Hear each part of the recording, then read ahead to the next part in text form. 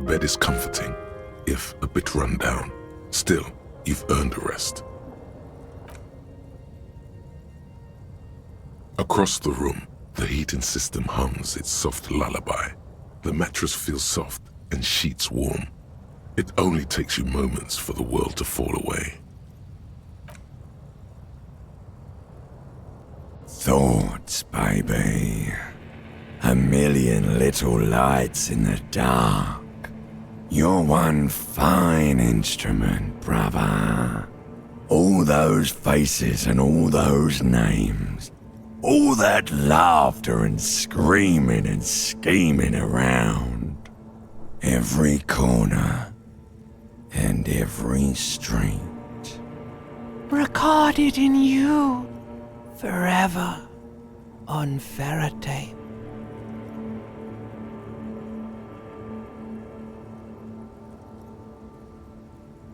No, you're spinning tapes at the discotheque. The great unceasing disco of the mind. The flash, the bang, the endless learning experience. On and on it goes, for untold hours. At the disco where you first asked her to dance. Rising, rising, above the dark curvature, the great wingspan of sleep, studded with stars. Behold, there are millions of them down there. The first time, the last time. The smoke in her mouth, the plotted flowers, the faces turning, changing. It's the world, Harry boy, and you're made of it. Every day you're out there, you make more of yourself from it. I'm afraid you can't be unmade now. You can never forget this shit.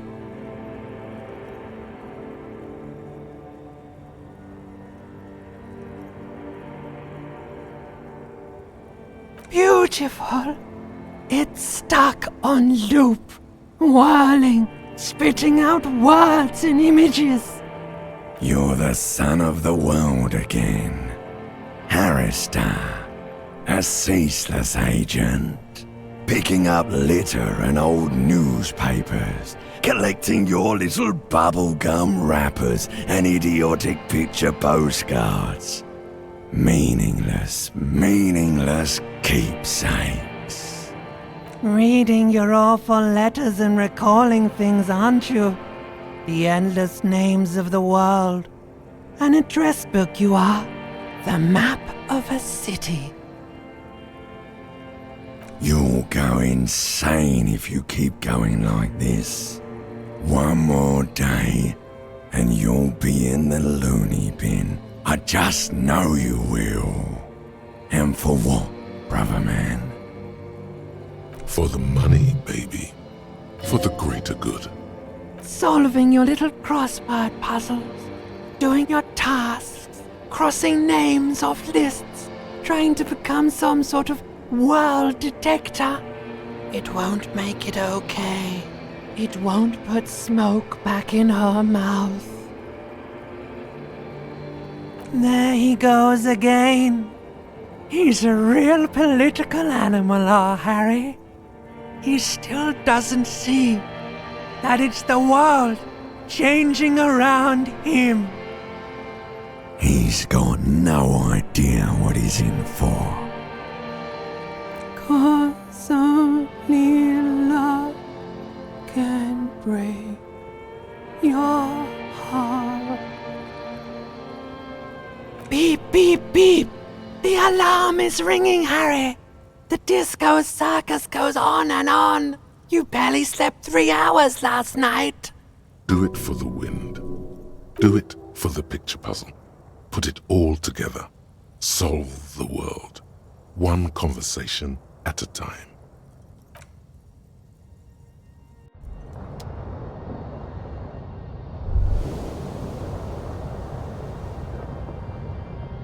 Good, you're up. Listen, there's something that's been bothering you for a few days now. It's a suspicion, or a feeling really, that things are not quite in hand around here. An earth-shattering deduction from your psyche.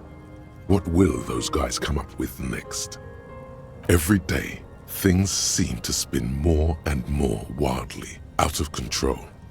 The center isn't holding, and despite your efforts to moderate and contain these energies, things only seem to be getting worse.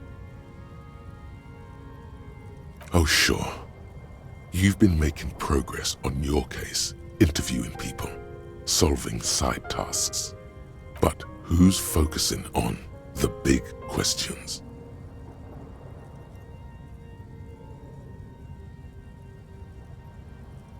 You've got to find out who bears la responsabilité. The most awesome, terrible thing. It is human nature to crave la responsabilité and to deny it. That's why it must be distributed across many different organizations, agencies, offices, and portfolios. Harry, you're thinking about this too narrowly. La responsabilité isn't concerned with trivial questions like who killed who. It's about the real issues, the human welfare index, the price of staple goods, the transition to real democracy. Whoa. This isn't some kind of dictatorship. You can't simply seize la responsabilité for yourself. It must be given by a legitimate authority, like a committee. Only the most even-keeled minds in Martinez, your half-brother, the lieutenant, is a natural place to start. Together, you'll be able to discover who has la responsabilité in Revachol, and if necessary, you'll have the wisdom and expertise to assign it among yourselves. Most likely, your findings will be collected in a report which will be carefully reviewed by your superiors. Once they've reviewed it, those same superiors will produce a set of recommendations to be taken up at the next meeting of the Standing Committee. Rest assured, no matter what happens, it will be done through the proper channels. Good luck. Your report is eagerly anticipated.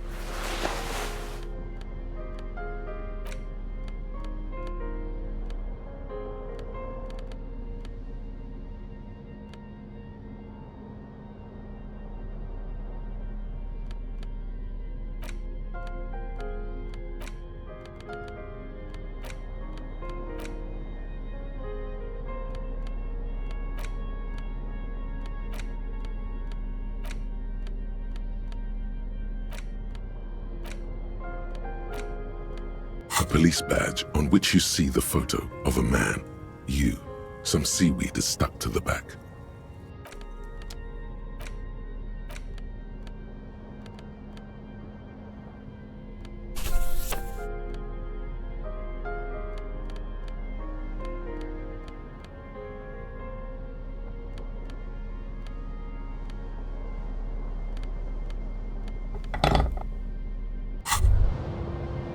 Why does art inspire you so much? Excellent question. Art is a diverse range of visual, literary, auditory, and performative creativity. It's an expression of imagination and technical skill. Additionally, it's history, criticism, and pure enjoyment. In short, art is the highest form of human communication, representation, narrative, emotion, and agency intertwined. Have you looked in the mirror lately? To be honest, you have the exact features of the modern artist, with that wild hair and those clothes. Perhaps you should try to write poetry someday and critique architecture. Of course not. It's autism, box drawing, masturbation with a ruler and a sextant or whatever they use. You should demean and criticize the genteel institution of architecture while extolling the virtues of the pure arts. Only the most experimental kind. Yes, you seek substance. No vapid representations and reproductions of social mores as made manifest in stuffy biennials. We're talking real living art here. Become the art cop. Half art critic, half cop. Quit being so indecisive. What are you going for here? Some kind of indecisive and camp aesthetic now? Strike a bold shape here. Go art or go home.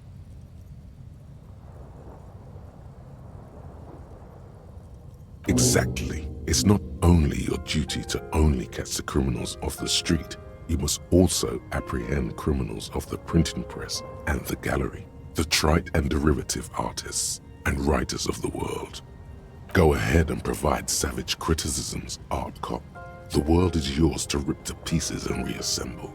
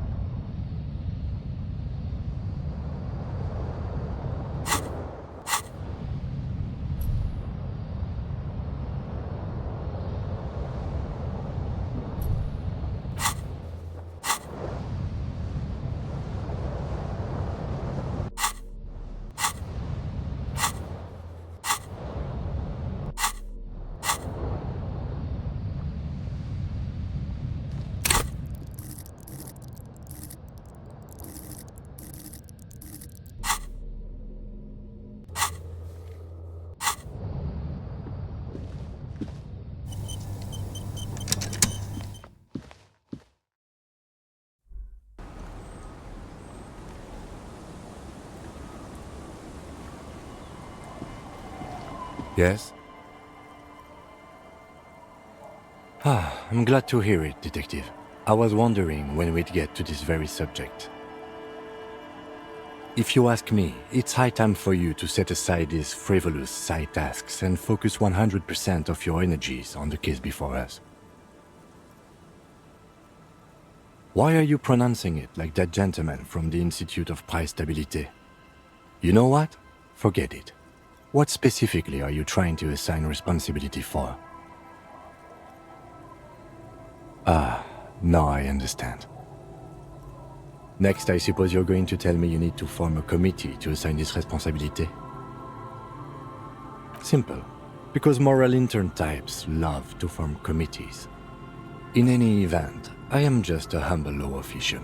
I may work under the moral intern's umbrella, but I'm certainly not qualified to serve on any committee. You know who might be, though? That Mr. Villedron, the gentleman you met in the young man's apartment. If I were trying to get in touch with the coalition, I would start by seeking him out. But first you might need to speak with his young companion. Now, was there anything else?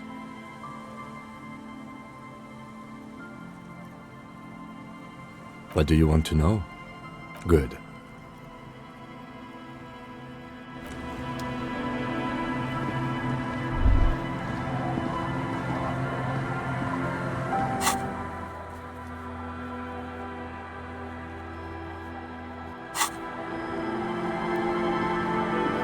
Our tenant, the policeman. I hope the waves don't keep you up at night. What can I help you with? I can wash it for you, but it's going to take about a half an hour. Think you can stay put for that long? Hell yeah. No, we must run around ceaselessly. It would be torture to stay put. I could use a breather before another rainy day begins. Well, hand it over then, and I'll see what I can do. Must say, I'm proud of this one. It's pretty nice underneath all that filth. I hope you take better care of it than its last owner.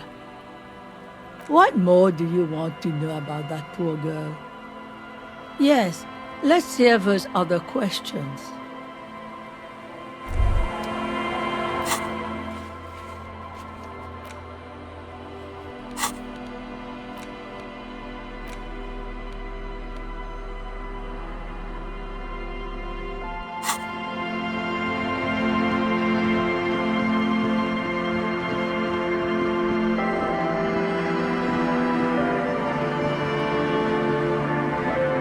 Tequila sunset.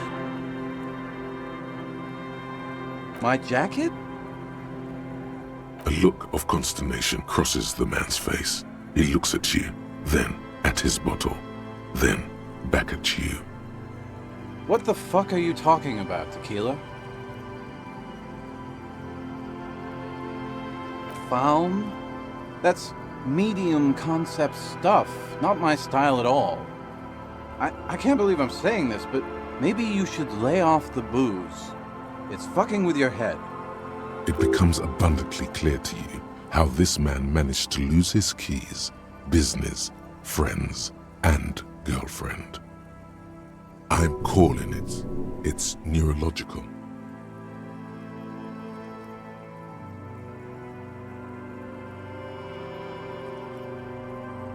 You know what? Fine. Maybe I can pawn it for some booze. Aye, good thinking.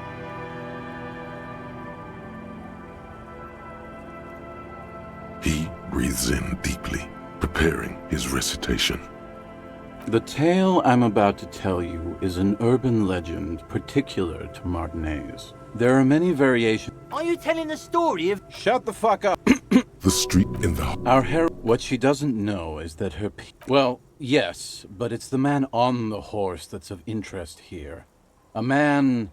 The pause is long and dramatic. With no head on his shoulders. I thought that he... Well, there are many versions. Yes, Gertrude Tell him about... Fuck, bro. What? I read the case file, but... Right.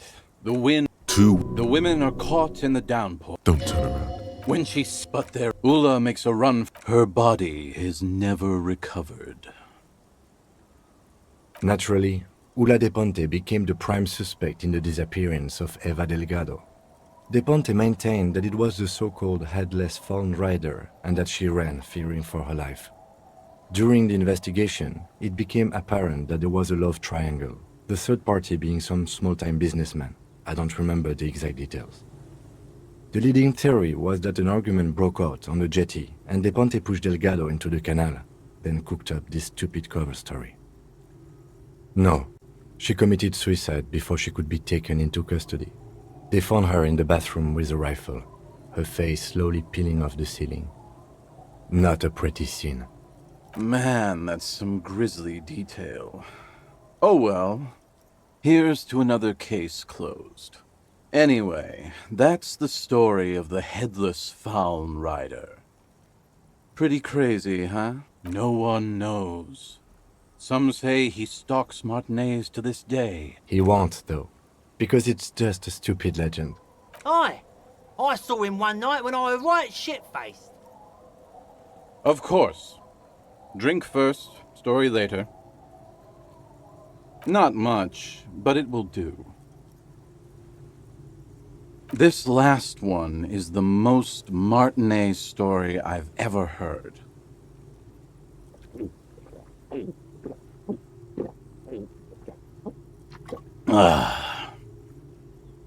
I've never heard it mentioned outside of here. At first, I thought it was a joke, to be honest. But I've been on the coast 8, 9 months now, and in that time I've seen at least 3 expeditions come through, searching for something. A shovel hits the sand somewhere behind the reeds, near an abandoned construction yard. The young men look over their shoulders suspiciously. The sound of their digging seems loud in the sudden silence.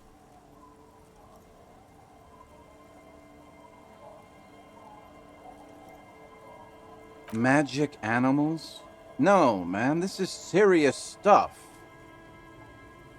No, Tequila. Most people already know where they live. It's guys like you and me that are the exceptions. Hey, hey! Fuck you, Tequila. All kinds. I've seen archaeologists, gangsters, even a bunch of ad agency types. I'm telling you, Tequila, this thing's got a pull on certain kinds of people. You know, obsessive types, people with predilections. Some of those expeditions come back after a week or so, looking haggard and dejected. Others don't return at all. The first time I saw one of these expeditions, I thought they were fucking with me. There was no way it could be true. It was just too high concept, even for me.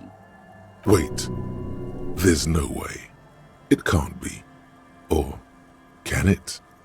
I'm not even sure I should be telling you this story, to be perfectly honest. You're in a fragile state, and it might be too much for you to handle. Okay, fine, I'll tell you. But I'm warning you, it's pretty out there. Our story begins at a legendary design studio, right here in Martinez. There was this designer.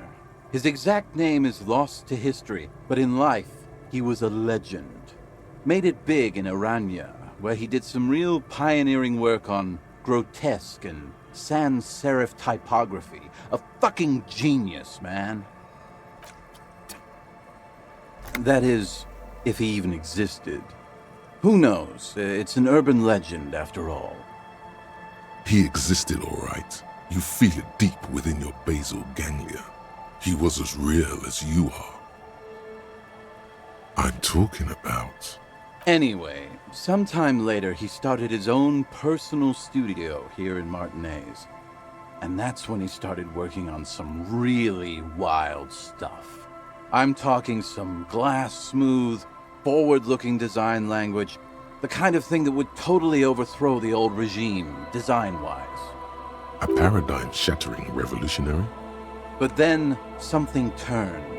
You see, it's widely known that nose candy and pioneer graphic design work go hand in hand. You know tequila, nose candy, the White Railroad, party powder. The kids on the streets also call it Snow Day.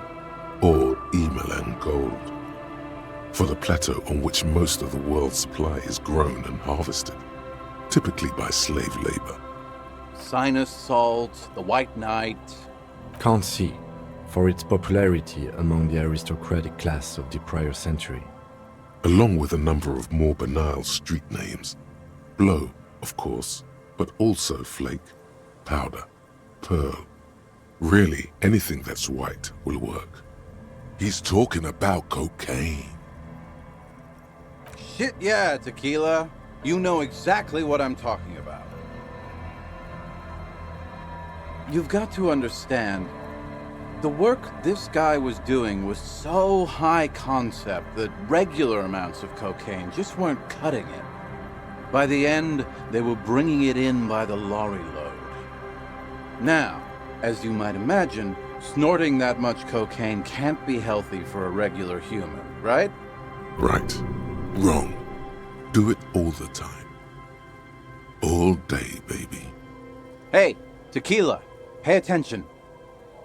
The story goes that one day he was balls deep in work on what he thought would be his pièce de résistance, an advert so minimal it contained neither text nor images, just pure white. Apparently the idea was too high concept even for this genius. He dropped dead right at his desk before he could finish. His last words are recorded to have been, "It's as white as a blizzard of cocaine." I know, tequila. I know. But the story doesn't end there. Supposedly, when they performed the autopsy, the coroner discovered nearly a quarter kilo of coke jammed into his nasal cavity. That's almost certainly anatomically impossible. Wrong again, nerd. Where there's a will, there's a way. That's right. 250 grams of blow had accumulated in there over the years. We're talking high-grade Saramaritsian pure. Not that cut-rate shit your grandma does. There are those who believe the designer was buried with this quarter key of nose candy still lodged in his sinuses. That's what those expeditions are looking for. The cocaine skull. The cocaine skull. Here's the kicker. This designer, this lead designer of a world-famous design studio, was born in Martinez. A local boy, Martin Martinez. That's why he brought his studio here, back to where it all began. And that's why they buried him here, too. Perhaps right under Ab's pipe there.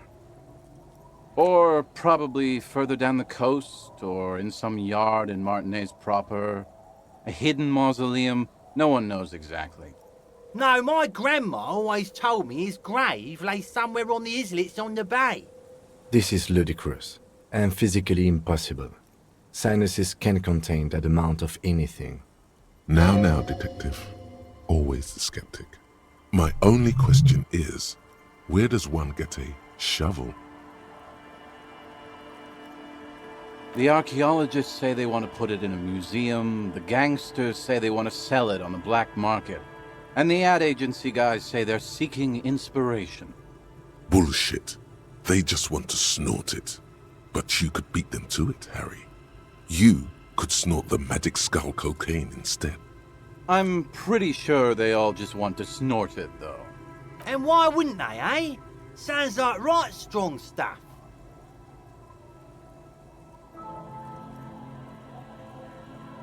Don't listen to him or his grandma.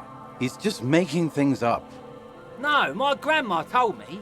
I've heard other people say it too. That it's underwater. Oh no, maybe it was the storm sewers. Or maybe it's in the air. or in an ancient step pyramid offshore. In a pyramid? Now that would be something. They're pretty vague about it in general.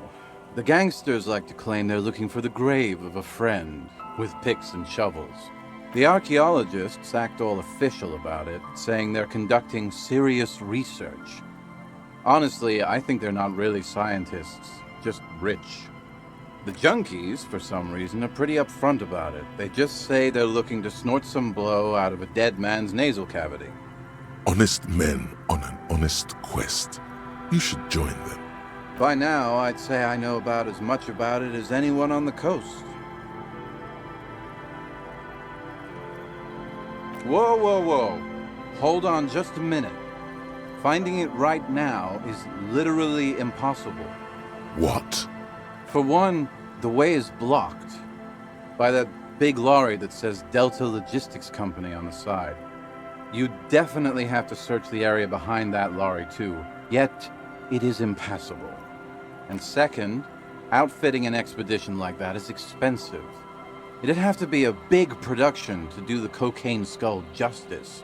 You need new gear, people who know what they're doing, all kinds of provisions. It's just not feasible within the economic and temporal frame of our current setup. Matter of fact, unless a bunch of money just falls out of the sky, we might never know what's up with that skull. I have to agree. We barely have what we need to solve the case we've got now. We can't afford to run around chasing after quasi-mythical pieces of drug paraphernalia. Besides, it would look extremely bad for the RCM to be caught up in something that has the word cocaine writ large on it. The PR is tricky on this. Wait, maybe there's another way.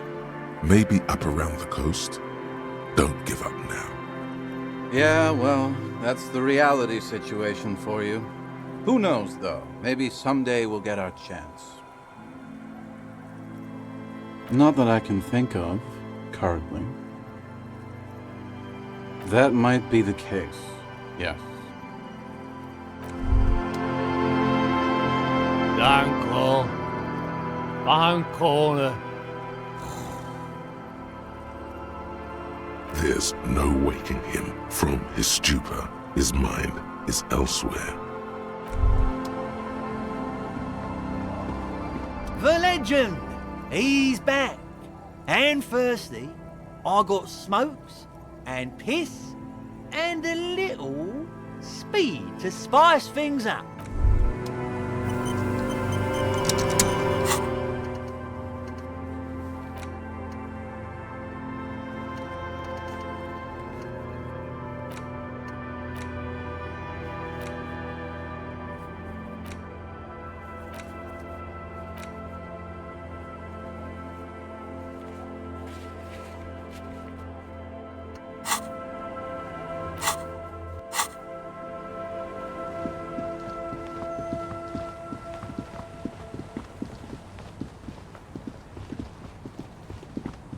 The scruffy-haired little boy kicks a stone while the other watches him do it. This one doesn't say anything, kicking the concrete with his worn-out sneaker. Lily's our mum. The stone kicker laughs suddenly. His head is too large for his shoulders. The other one laughs as well. Wow, so intellectually stimulating. The stone kicking isn't even of very high caliber. Anyone can do that. Yes. Yes. Yes. What bad people? I don't think questioning 4-year-olds without their parents present is gonna crack the case. Then we're definitely doing it.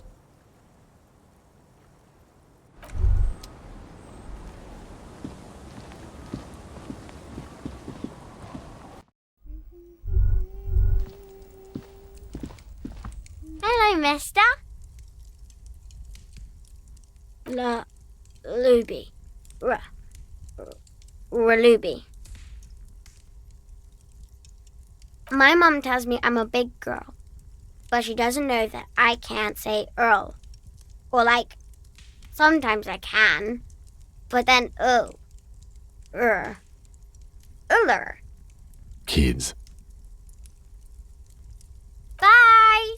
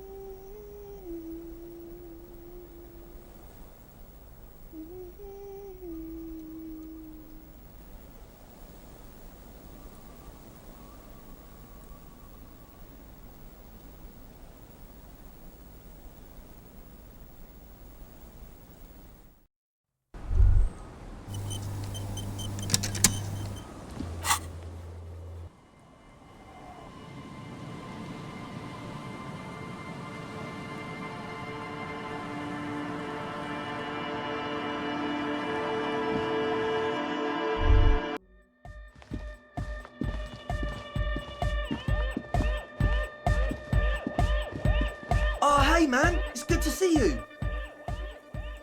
Goodbye, officer.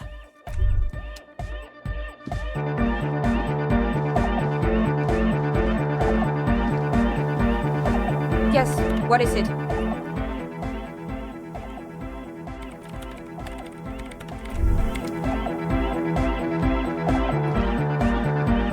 The mother of humanism stands above you, a precious and complex wax painting.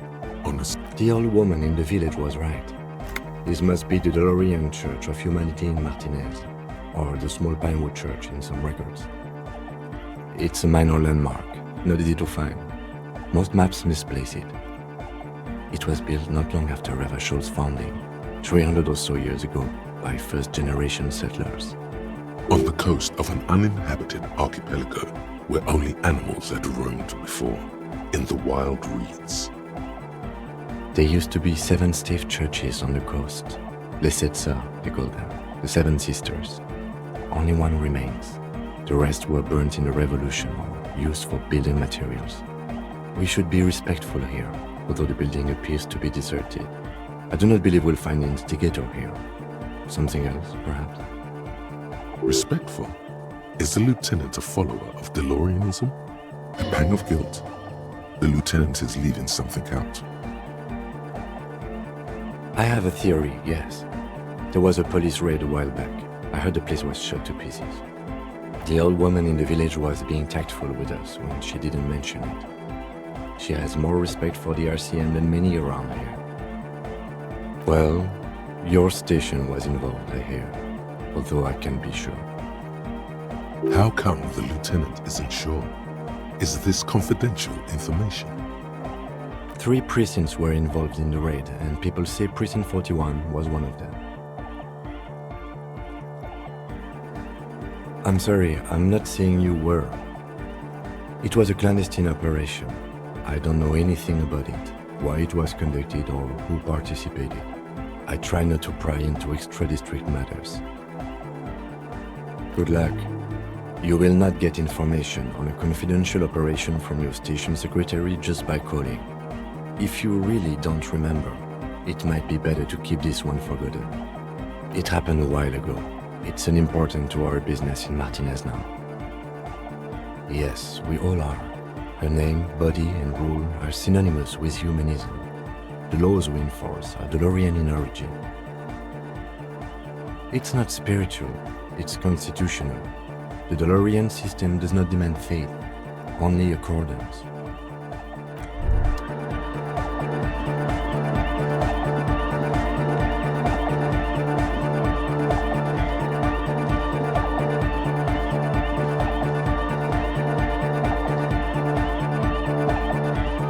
Welcome back.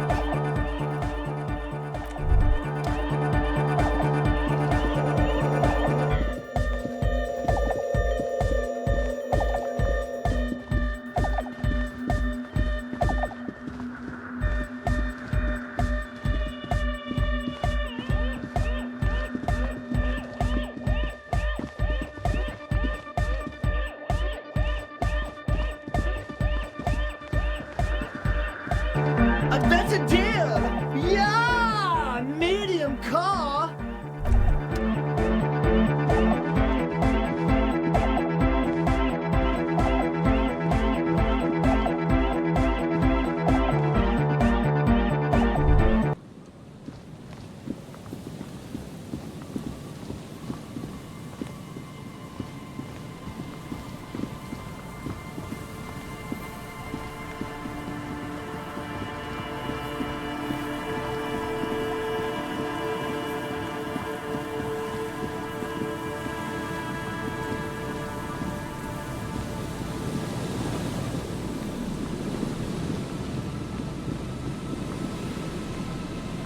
There's some tear.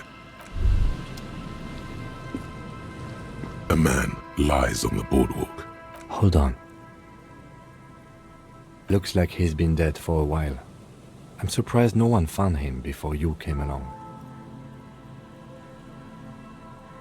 Looks like one of the locals. He'd have to know this spot to come here. You don't just walk over here.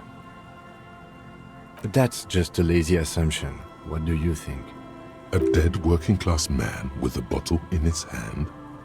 Don't deceive yourself. You know who this is. The woman you met at the book stand? Why do you think it's her husband?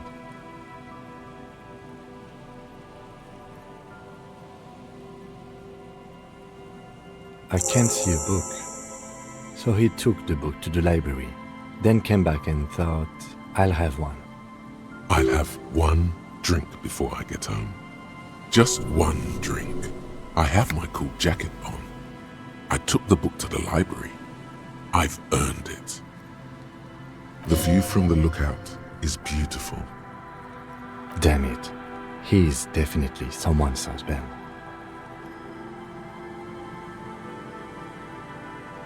Death by misadventure. He slipped and fell through the boardwalk.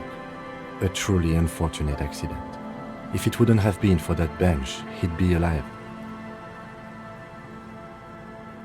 No, I don't see anything that points in that direction. For now, let's treat this case as a simple, albeit sad, accident, unrelated to the murder case. Yes, but what if there's a killer on the loose? 2 suspicious deaths in such a short time frame. A sequence killer? There's nothing that connects those 2 bodies. This is a completely different case, an accident. Yes, but I just wanted to make it clear it's not a sequence killer, okay? Oh yes. Some symptoms of acute alcohol poisoning could have definitely played a role here. Severe confusion, respiratory depression, unpredictable behavior. But I think that death arrived through head trauma, not liver failure. What about it? The deceased ate some kebab. It's probably from a nearby place, maybe in the parks. Sometimes a kebab is just a kebab. They'll seal this place off after the news reaches the coalition officials. I doubt that they have enough resources to actually repair the boardwalk. Not that sealing it off would keep anyone away. All it does is keep the city council's hands clean. It does seem to be a pretty straightforward misadventure, although there's still a question of identifying the body. From where I stand, I can see 2 options. We either take the case and follow the leads to identify the body on our own, or we report back to the station and leave this for our colleagues to handle. A field autopsy isn't necessary if the cause of death doesn't appear to be criminal, and this looks like a simple accident to me. I'd say we should just write down head trauma and leave it at that. Let's keep this detour as short as possible. The sooner we get back to finding Ruby, the better. Good call. The guys at processing can take care of the rest.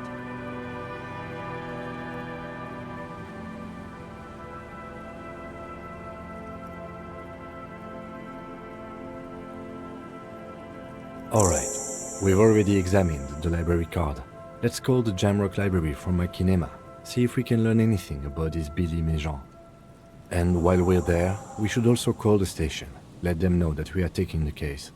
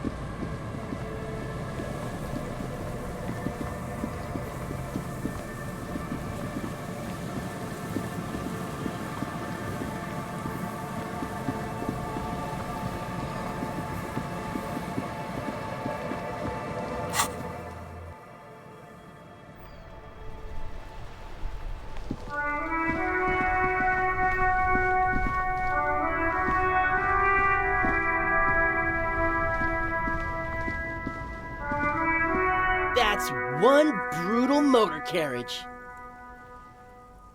If I were a real skull now, I'd jack it, paint it in palm tree livery, then bottom light it, neon style.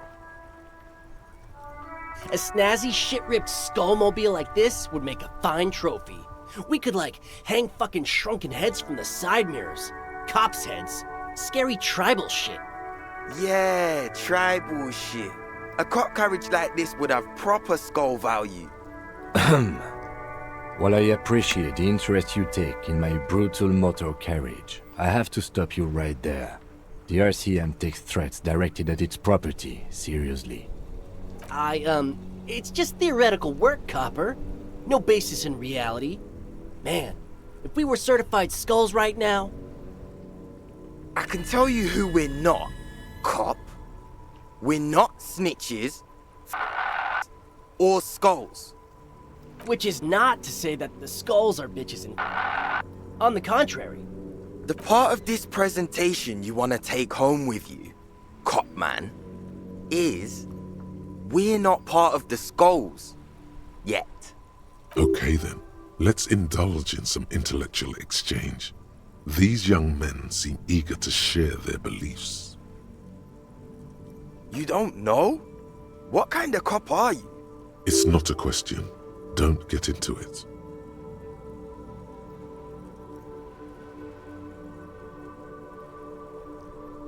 The skulls are the most vicious gang of the Besmertne. Besmatine, or the Besmati, the Immortals, are West River Sholian crime syndicates. The nastiest bunch of psychos ever. Jacking carriages and getting into high-speed chases. Possessing an infinite amount of fuck-all swagger, infamous for their non-verbal modus operandi. If a skull spots you, he will pull out his dagger and stab you without saying a word. The lieutenant's voice is as calm as usual, a testament to the violence and death he's witnessed through the sight of his firearm.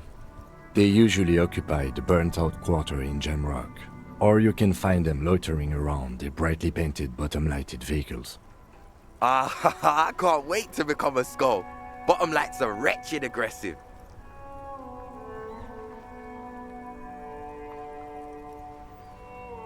Oh yeah, Cindy's a right proper skull. Yeah, a true artist of the future. Just like Arno van Eyck. By the way, if you see Cindy, give her our regards. For all their nihilistic posturing, these young men are not lacking in youthful idealism. Odd, there isn't a hint of hate in them. It's like they're piss and fuck the world out of some kind of moral obligation. The lieutenant on your left is unusually lenient toward them. Oh man, yeah. We're not fucking kids, man. Be wary of the abyss. Probably because of how non-verbal their mode of operation is going to be. It's a threat.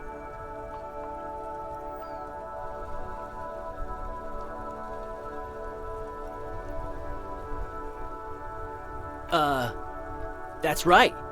You should back off and let silence rule supreme. What is wrong with you? Now you're just empowering these punks. This is ridiculous. Boys, do you know why the gang is called Skulls? Yeah. The skull symbolizes the embrace of death and nothingness, present in all of us. The vehicle of our future operations. Death and nothingness. They're called Skulls because when you are shot dead in the middle of the street, the skull is the only part the stray dogs want to eat. Just trust me and follow my lead.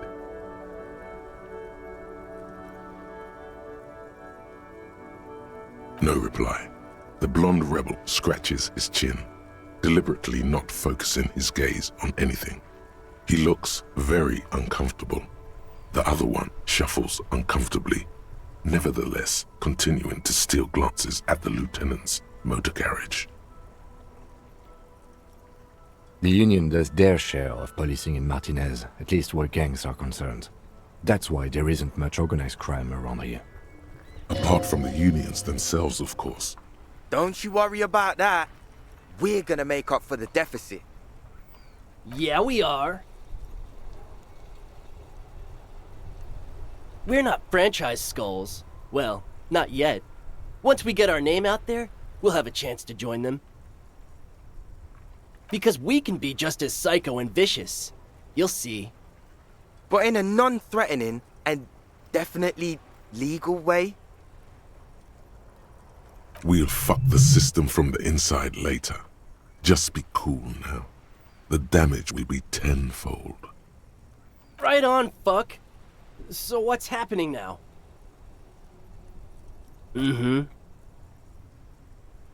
Murder?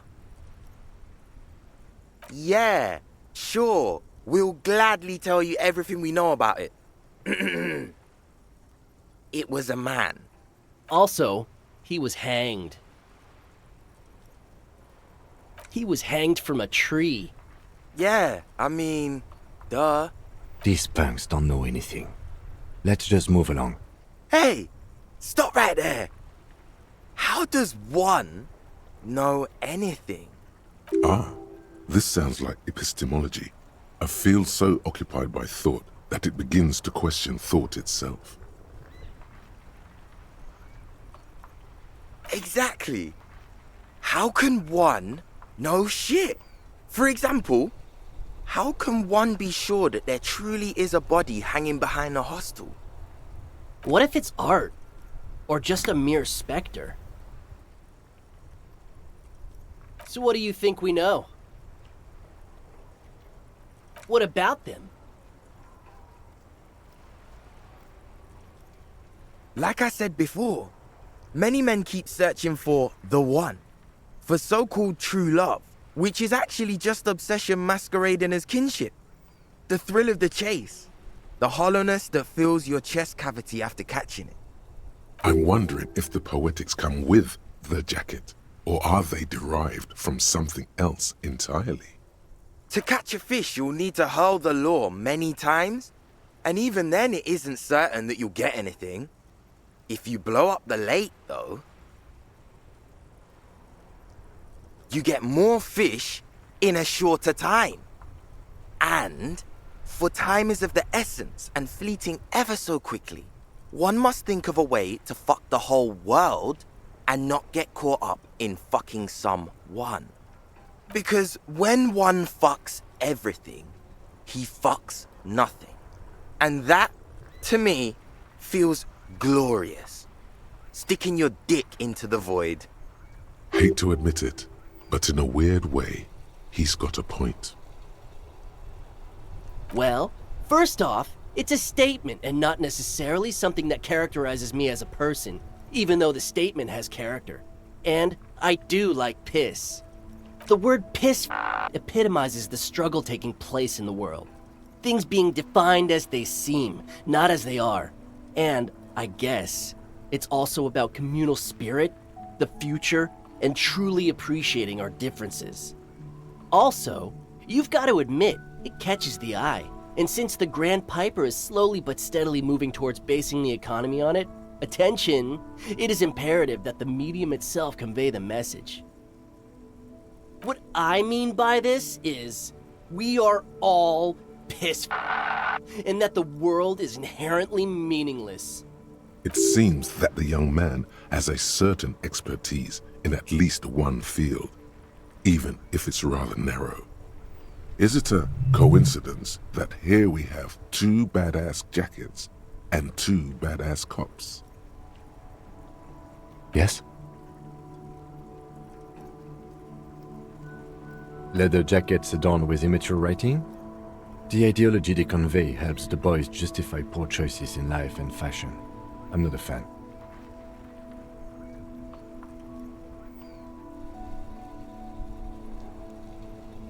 What are you implying?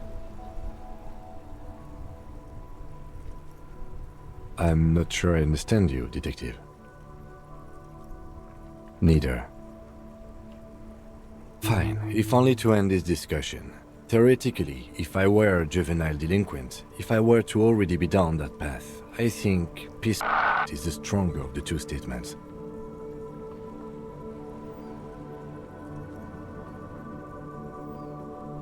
Seems about right, especially considering your heroic exit attempts. That's an origin story for a dynamic duo right there. So are we done here? Or you don't need us around for your secret whisper party, do you?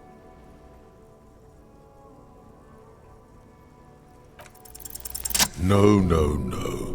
Don't ask anything. Be subtle and scary.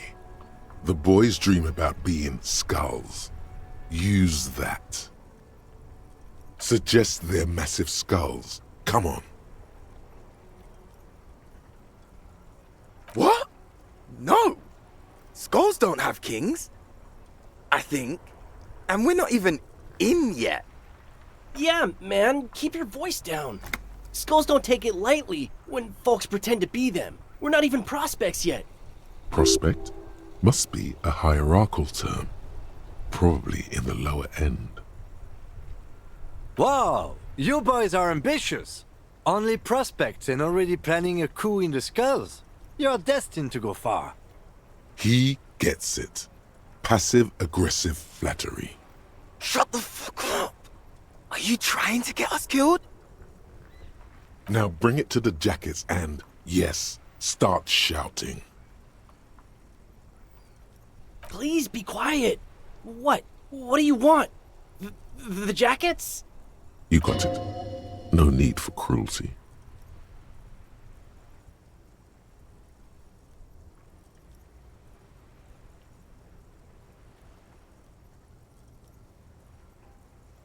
Oh, man. Okay. I get it. Skulls don't really wear slogans anyway. This was stupid. Fuck.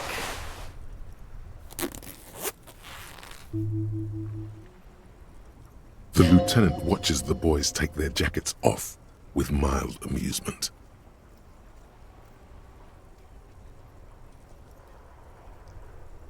I'm absolutely okay with not having either one, thank you.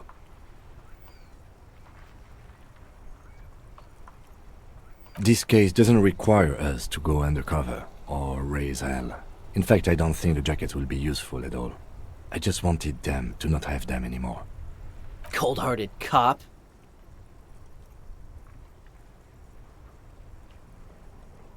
The need will not arise.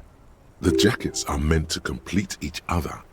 If a man was standing alone on a street corner with his written on his back, it'd just be an individual that has taken a liking to urine.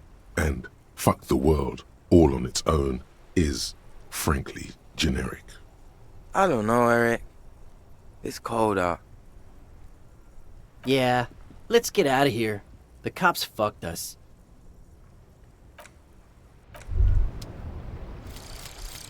Actual art degree. Trite, contrived, mediocre, milquetoast, amateurish, infantile, cliché and gonorrhea-ridden peon to conformism.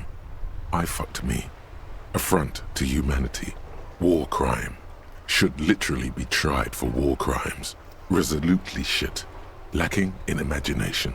Uninformed reimagining of lip-wristed, premature, ill-informed attempt at talentless fuckfest, recidivistic shit peddler, pedantic, listless, savagely boring, just one repulsive laugh after another.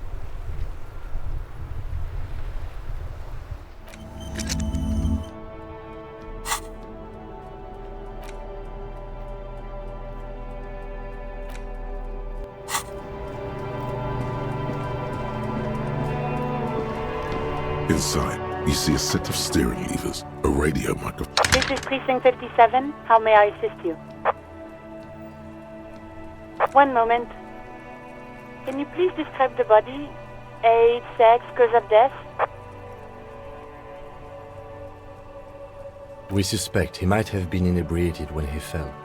There were bottles all around him, and traces of vomit on his shirt. Any signs of violence? No field autopsy necessary. You can hear her quickly typing in the background. What about his belongings? Did you examine his clothes? Any information on the library card? Good. You have a lead. Do you and Lieutenant Kitsuragi want to take the case, or should I assign it to someone else? I have assigned the case to Lieutenant Kitsuragi. Please follow up on this library lead to identify the man. We'll send someone to take the body to the morgue. That's all for now. Thank you for reporting in. Is there anything else I can do for you? I'm afraid they're closed. It says here that the library is open from 10 a.m. to 6 p.m. We should try again during business hours. Anything else, Detective? Just a moment, officer. 10-4, come in, officer. Over. 10-4, sir, glad to hear that.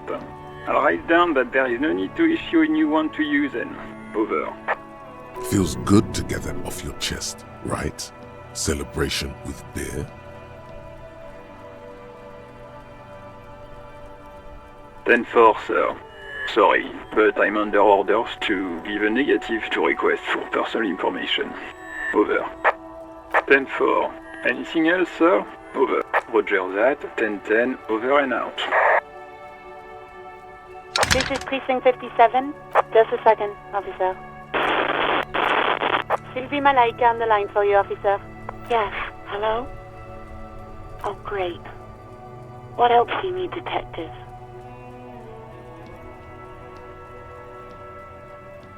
No, not me. Yeah, go on. You hear the call breaking up on the other end of the radio. Anything else I can help you with, officer? 57's over and out. In the cabin, you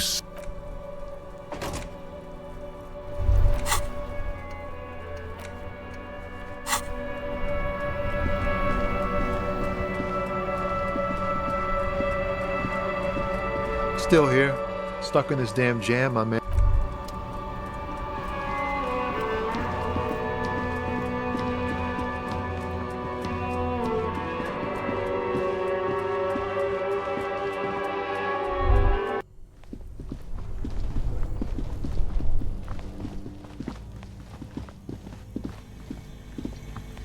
The bear's eyes are still glowing red. It's guarding over the freezing corpse hidden in... The bear's eyes are still glowing red. Your arm reaches out and your eyes close, as if by their own volition. It's dark all around. You feel cold, dead flesh through the latex glove. It's right under the palm of your hand.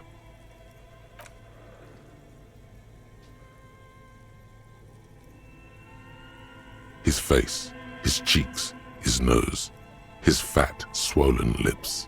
Like a rubber spider, your gloved hand crawls on his features. Everything is silent, all around.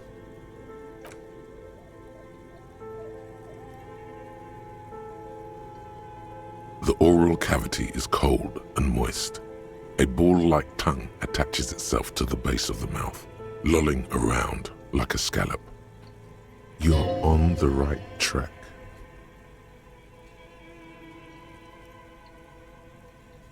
The tongue moves freely in the cavity. The mucus of the mouth is slippery, fragile, even through the latex. From the soft meat, teeth are budding.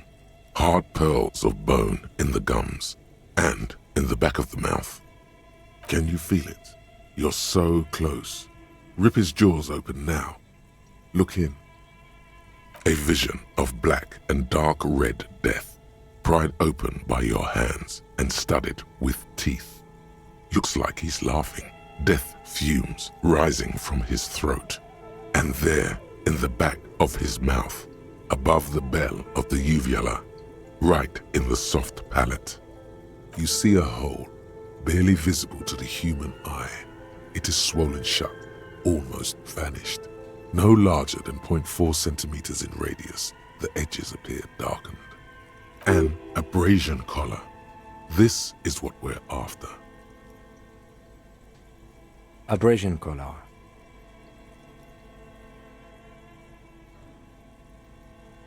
black trickle of liquid runs into his throat from the wound. Your index fits right in there. A tight tunnel of flesh opens up, tissue damage, wide enough for 2 fingers. As you push both in, you reach through his mouth, right into his brainstem. Yes, that's what this part is called. You've seen the drawings. You've studied them. The basal ganglia feels clumpy. The bullet has torn apart his reptilian complex. This man will never sleep again, never wake. Your yellow fingers slide into the remains of the limbic system. There is no resistance. It's gelatinous. The slug-like structures are damaged too. The tearing extends deep into both hemispheres. The lieutenant answers with the sound of his pen on paper. Your fingers are all the way in now, reaching toward the inside of his skull. The cavity goes further, but the entry wound isn't wide enough for the rest of your hand to follow. All the muscles in your body harden. Time to enter him.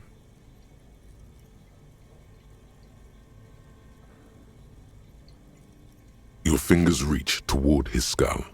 His cerebral cortex feels like jelly. Cold jelly.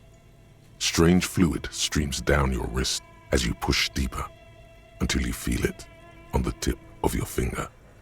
Sharp, serrated material. The edges cut right into your skin. This must be the bullet. The pain is barely noticeable under the adrenaline rush.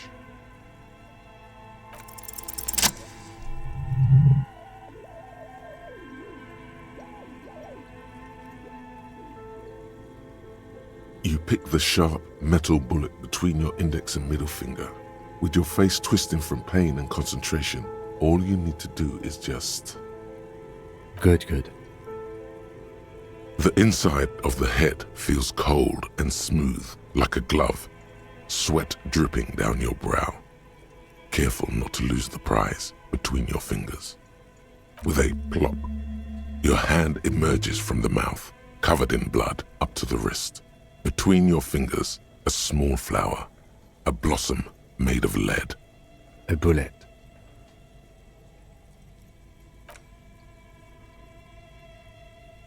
The bullet falls in the bag, leaving a smattering of blood on the plastic. He raises the bag under his eyes and says, A non-calibre. Rifled. Some kind of brittle alloy. Fractured on impact.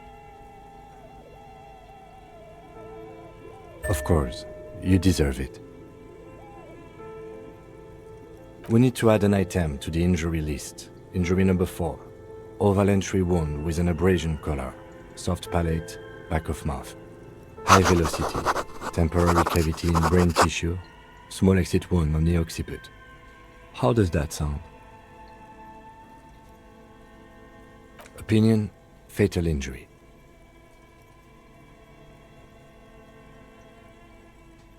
And one last thing. We should amend injury number 3, ligament mark. Treatment. It's obvious the Hardy Boys tampered with it. I had my doubts. There were no signs of a struggle on his hands. No claw marks on his neck. But still. His brow furrows while his eyes glaze over. The lieutenant looks regretful for not figuring this out before. Yes, we should take a closer look at it. I am certain it has more to tell us. This little thing could reveal much about the weapon that shot it. Oh, you really do.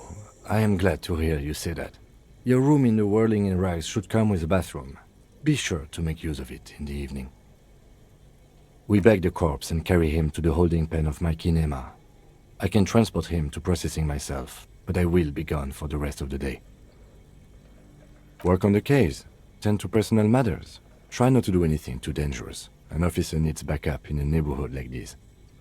I'll leave that choice to you. And one more thing. Great work, detective. The word lingers in the air of the basement. Far away, ice cream makers are buzzing, and the sea wind blows outside. Detective.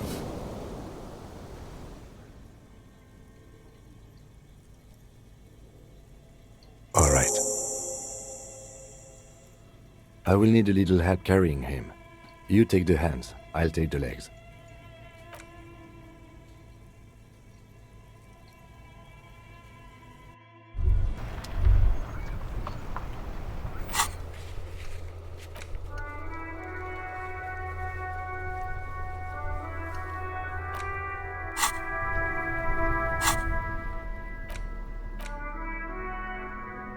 The bullet is safely sealed away in a plastic bag bearing the RCM stamp. Kim has filled out the label on the bag with the item number, case number, and date and location the bullet was found. Beside his orderly handwriting, the bullet looks especially sad, like a tiny, shriveled head of cauliflower.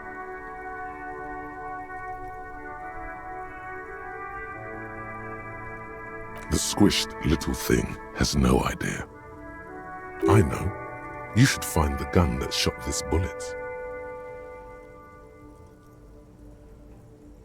That sounds like something a police detective would do. First, you should learn all you can about this little guy. Then find the gun that shot it and the person that gun belongs to. He used it to kill your victim. Neato. The squashed bullet has some sharp edges where the jacket has split open. It feels cold, even through the bag. You wouldn't ordinarily have cause to handle jacketed bullets. The citizens' militia uses cast bullets only. Little pebbles of metal loaded from the muzzle, usually in a cartridge. The jacket of the bullet is made of a yellowish metal. It has blossomed out to reveal a dark grey core. The base of the bullet is close to 5 millimeters in diameter. It's quite destroyed.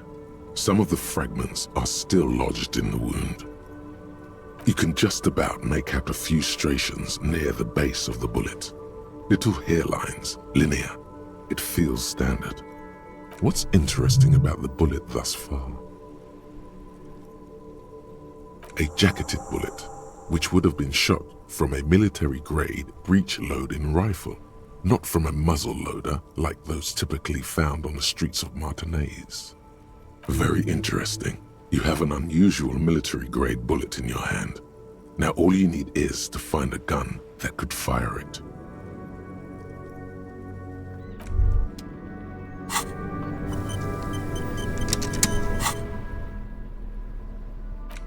The bullet is still safely sealed.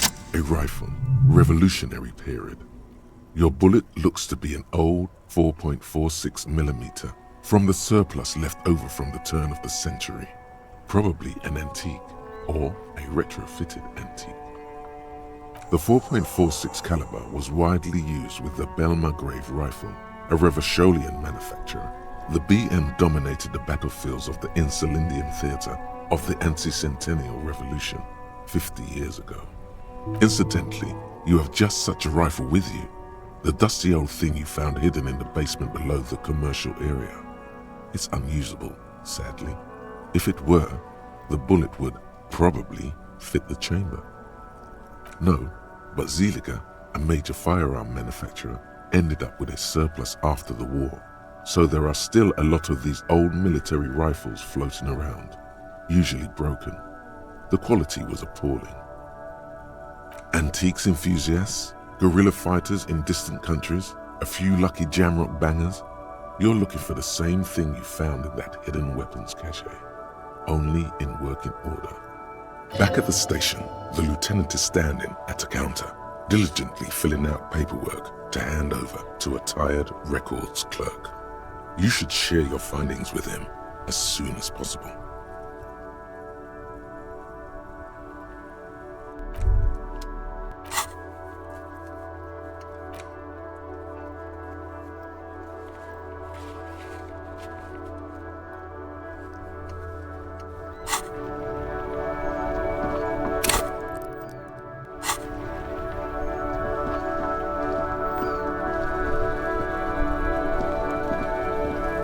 Still here, stuck in this damn jam, my man.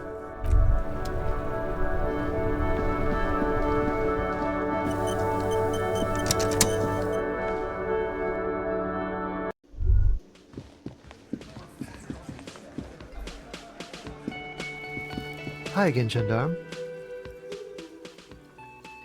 Bye-bye, gendarme.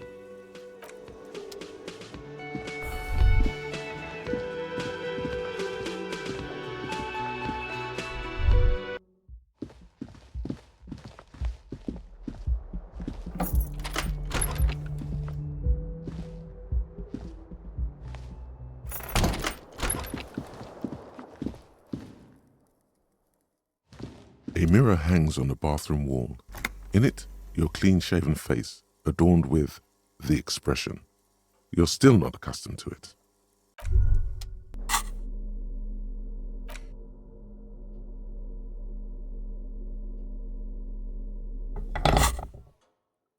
A mirror hangs on the bathroom wall.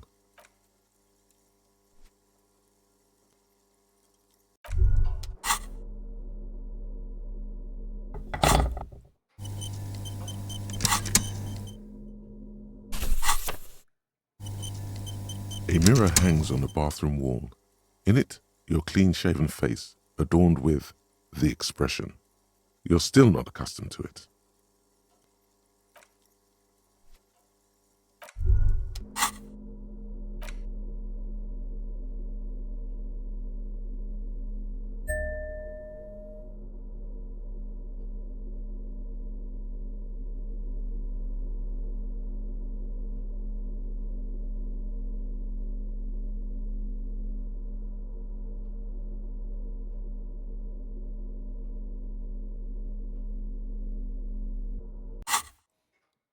A mirror hangs on the bathroom wall. In it, your A mirror hangs on the bathroom wall. In it, your clean-shaven face, adorned with the expression. You're still not accustomed to it.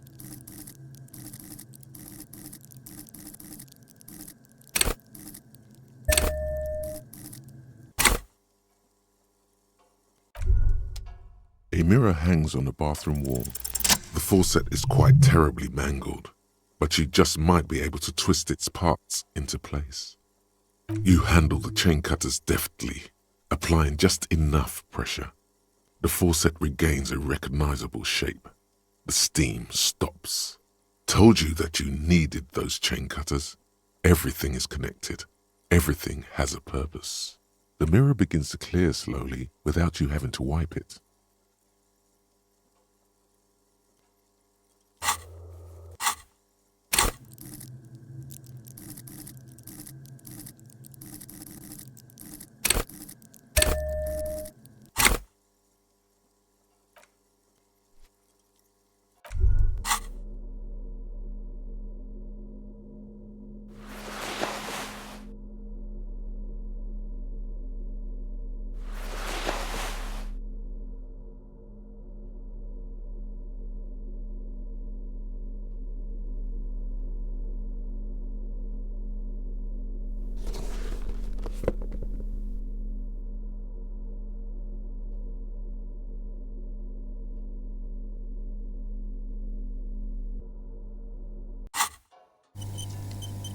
A mirror hangs on the bathroom wall.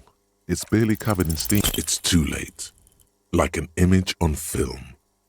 The expression belongs to your primary motor cortex. It would take a minor neurological miracle for you to cease producing it.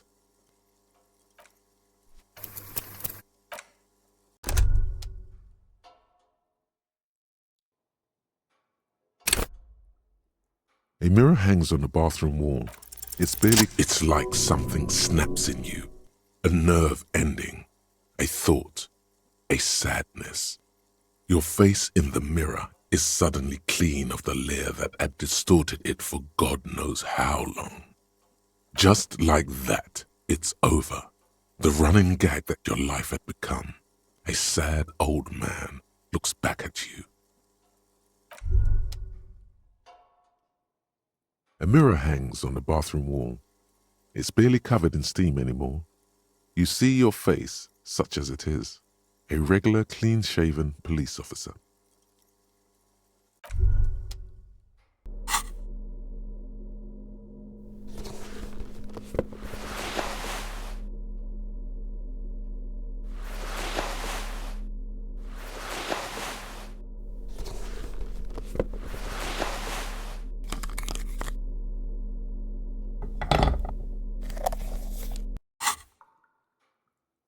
This is not the cleanest bathtub in the world, but it's cleaner than you are right now. Ah, that soap scum smell. It smells like life, at least compared to you. The bathtub slowly fills with water. The water beckons. The water doesn't feel particularly clean. A few beer cans are bobbing up and down along your flanks like sad duckies. You pause to think before letting your head go under. Hold it right there. Keep your head above water, or you'll lose all those pheromones Morel sprayed on you.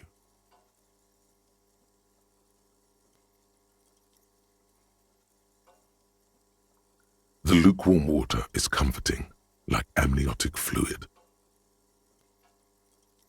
Now you are alone with your thoughts in the tub, but it's easier than being alone with your thoughts outside the tub. They're not even really thoughts, just assorted sensations, none of them acute enough to focus on. Your fingers grow pale and are covered with tiny whirls as the water cools. What are you doing? You're not some fat fish in a fucking aquarium. Time to get moving. You see the corpse. You can still smell the cadaver on you. It's going to take more than one bath to get rid of that stench. Then, houses along a narrow street. A video rental. Darkness on the planet's curvature. The waterline recedes as you stand. You are cold now. Your clothes stick to your still moist skin.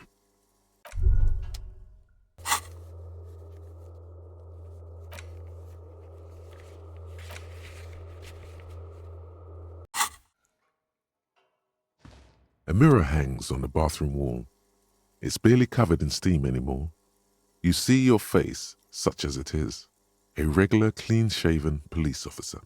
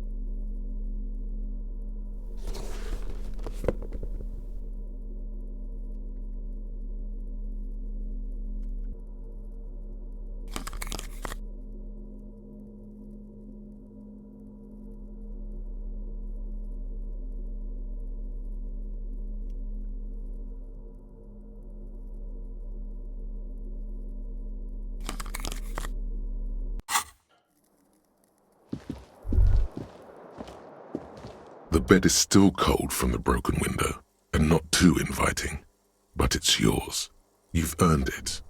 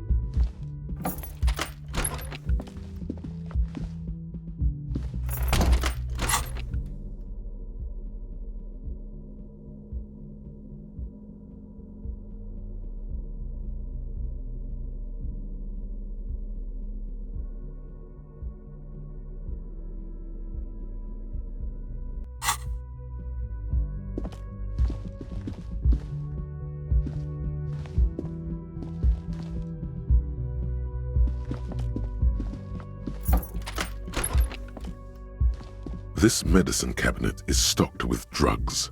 There it is, the orange sun wearing blister pack. You feel almost nostalgic for it.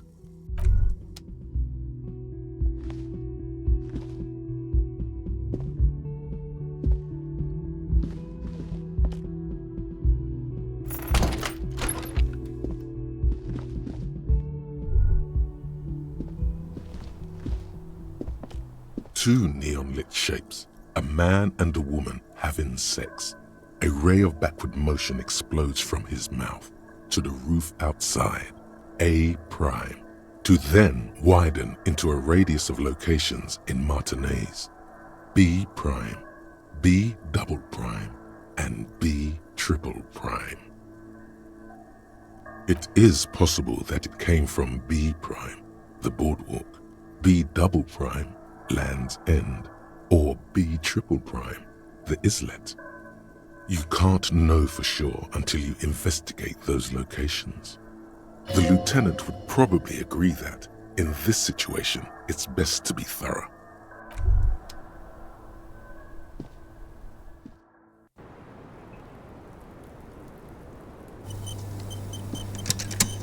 Officer, what brings you up here in the rain? Lies. Yes, we demand she be punished for deceiving us. We demand her anxiety.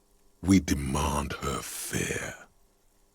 She slowly lights another cigarette and steadies her breath, as if in the presence of some tiger.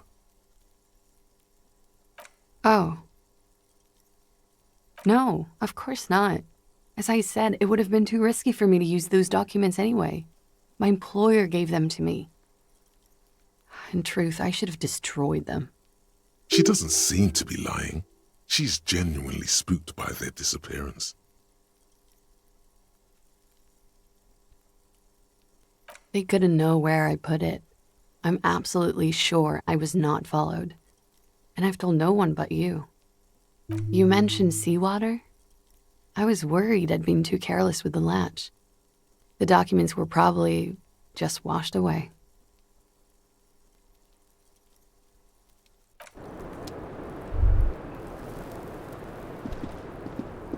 The same small, heavy door. No lock inside.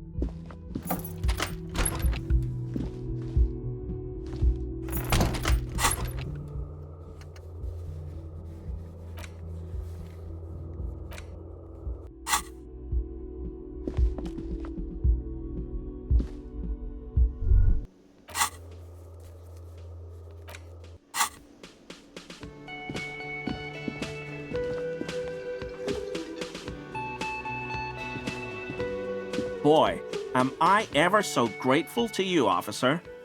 But I'm not the only one who wants to thank you.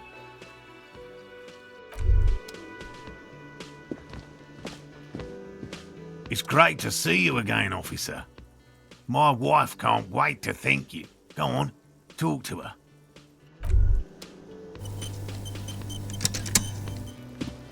Oh, sweetie, I don't even know how to thank you for finding my husband and helping him out. I hope we haven't been too much trouble for you.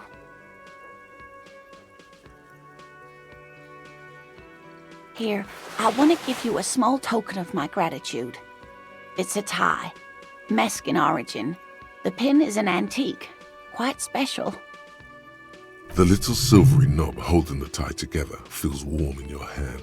It's in the shape of an avian skull with 8 eyes. You could ask her about this when you get the time. It's probably a cryptid, but the phasmid, of course, is more important.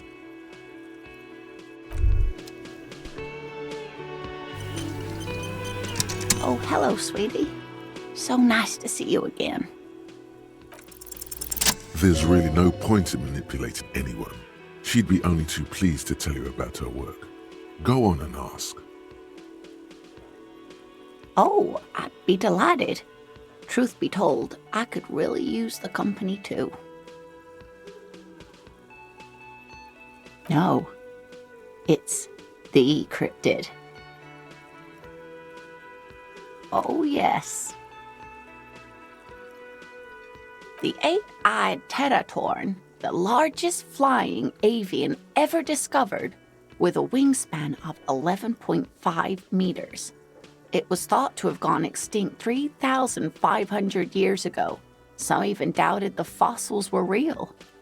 A mutation, they said. Until... Mutation? All of evolution is a mutation. Until it was sighted by renowned Gottwaldian explorer and naturalist Uwe Plattenkalk in 21. This renown seems a bit dubious. Your own catalogue comes up completely empty. But, of course, you are not all-knowing. It happened on a botanical expedition into the vast and unexplored Oamrau Canyon in southeast Ilmara.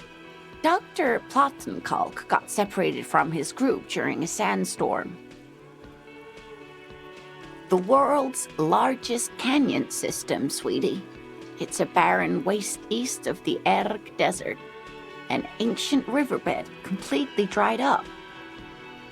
Alone in the blasted desert heat, the doctor wandered eastward, where man hasn't stepped foot in over 1,000 years, since the fall of Pericarnassus. He was lost, without any navigation equipment and desperately low on water. After a day or two, he noticed a bird high in the noon sky. A great black bird. It seemed gargantuan. Every now and then, the bird would dive down to feed on an animal carcass somewhere on the horizon. But by the time Uwe got there, the teratorn had taken off already, and the carcass was picked clean. This happened many times. Eat the bird, Uwe. It's the only way to survive.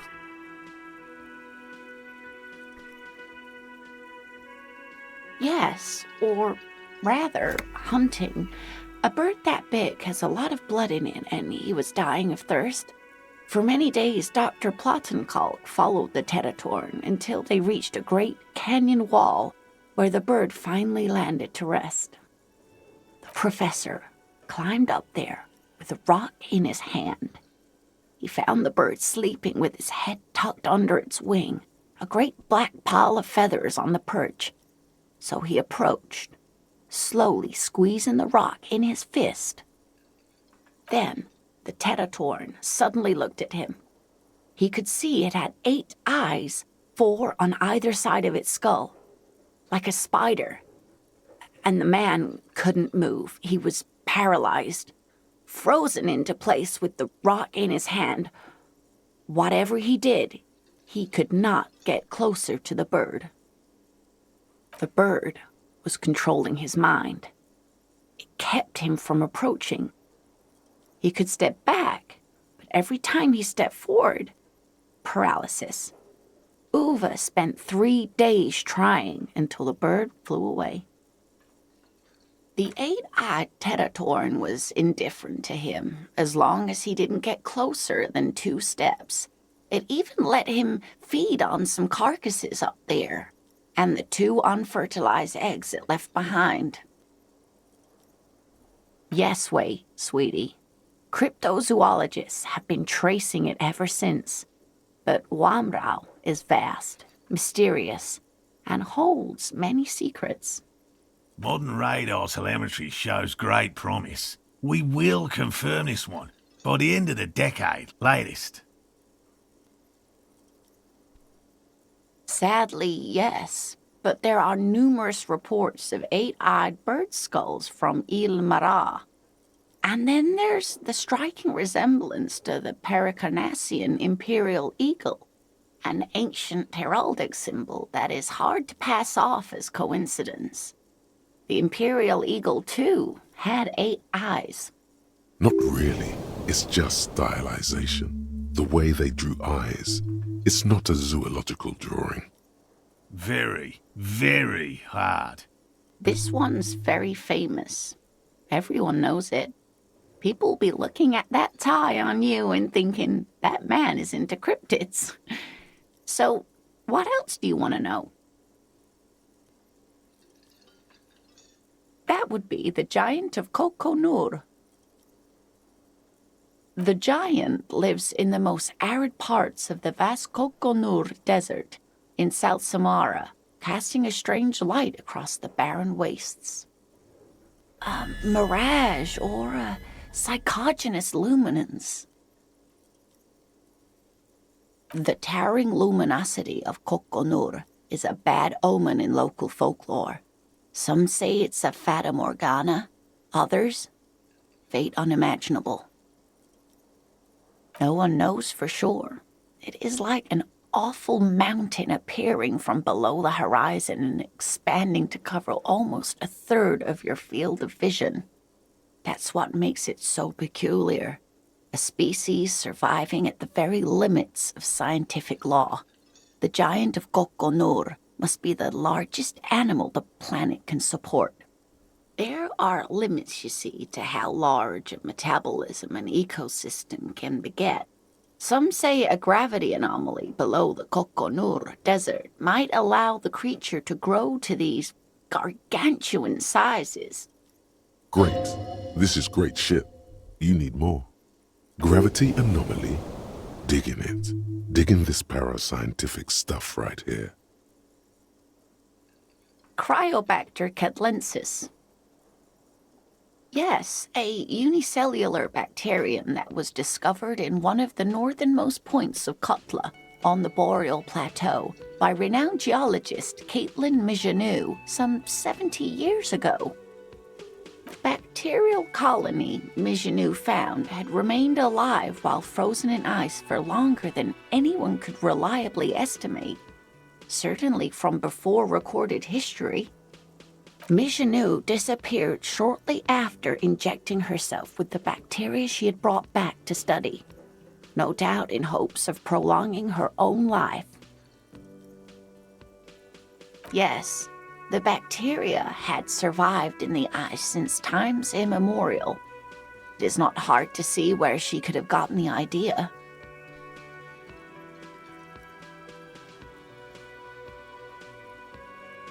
Yes, and she's quite mad, too.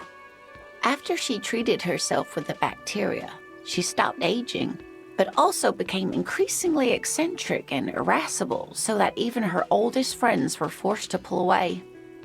We can assume that she has been living somewhere in the wilderness for decades now, all alone except for the Cryobacter catlensis coursing through her bloodstream. The gnome of Jeroma. Oh, it is. None of his victims survived. Grieving relatives never even found their bodies because the gnome's venom dissolved organic tissue. It was reportedly a small creature with webbed fingers and a protruding forehead and a gangly little thing. Quite scary to look at. A couple of campers found it when it was already dying. They heard an odd wailing in the woods and followed the sound. They were scared and wrapped it in tarpaulin to suffocate it. It still took the gnome of Jeroma an entire day to die.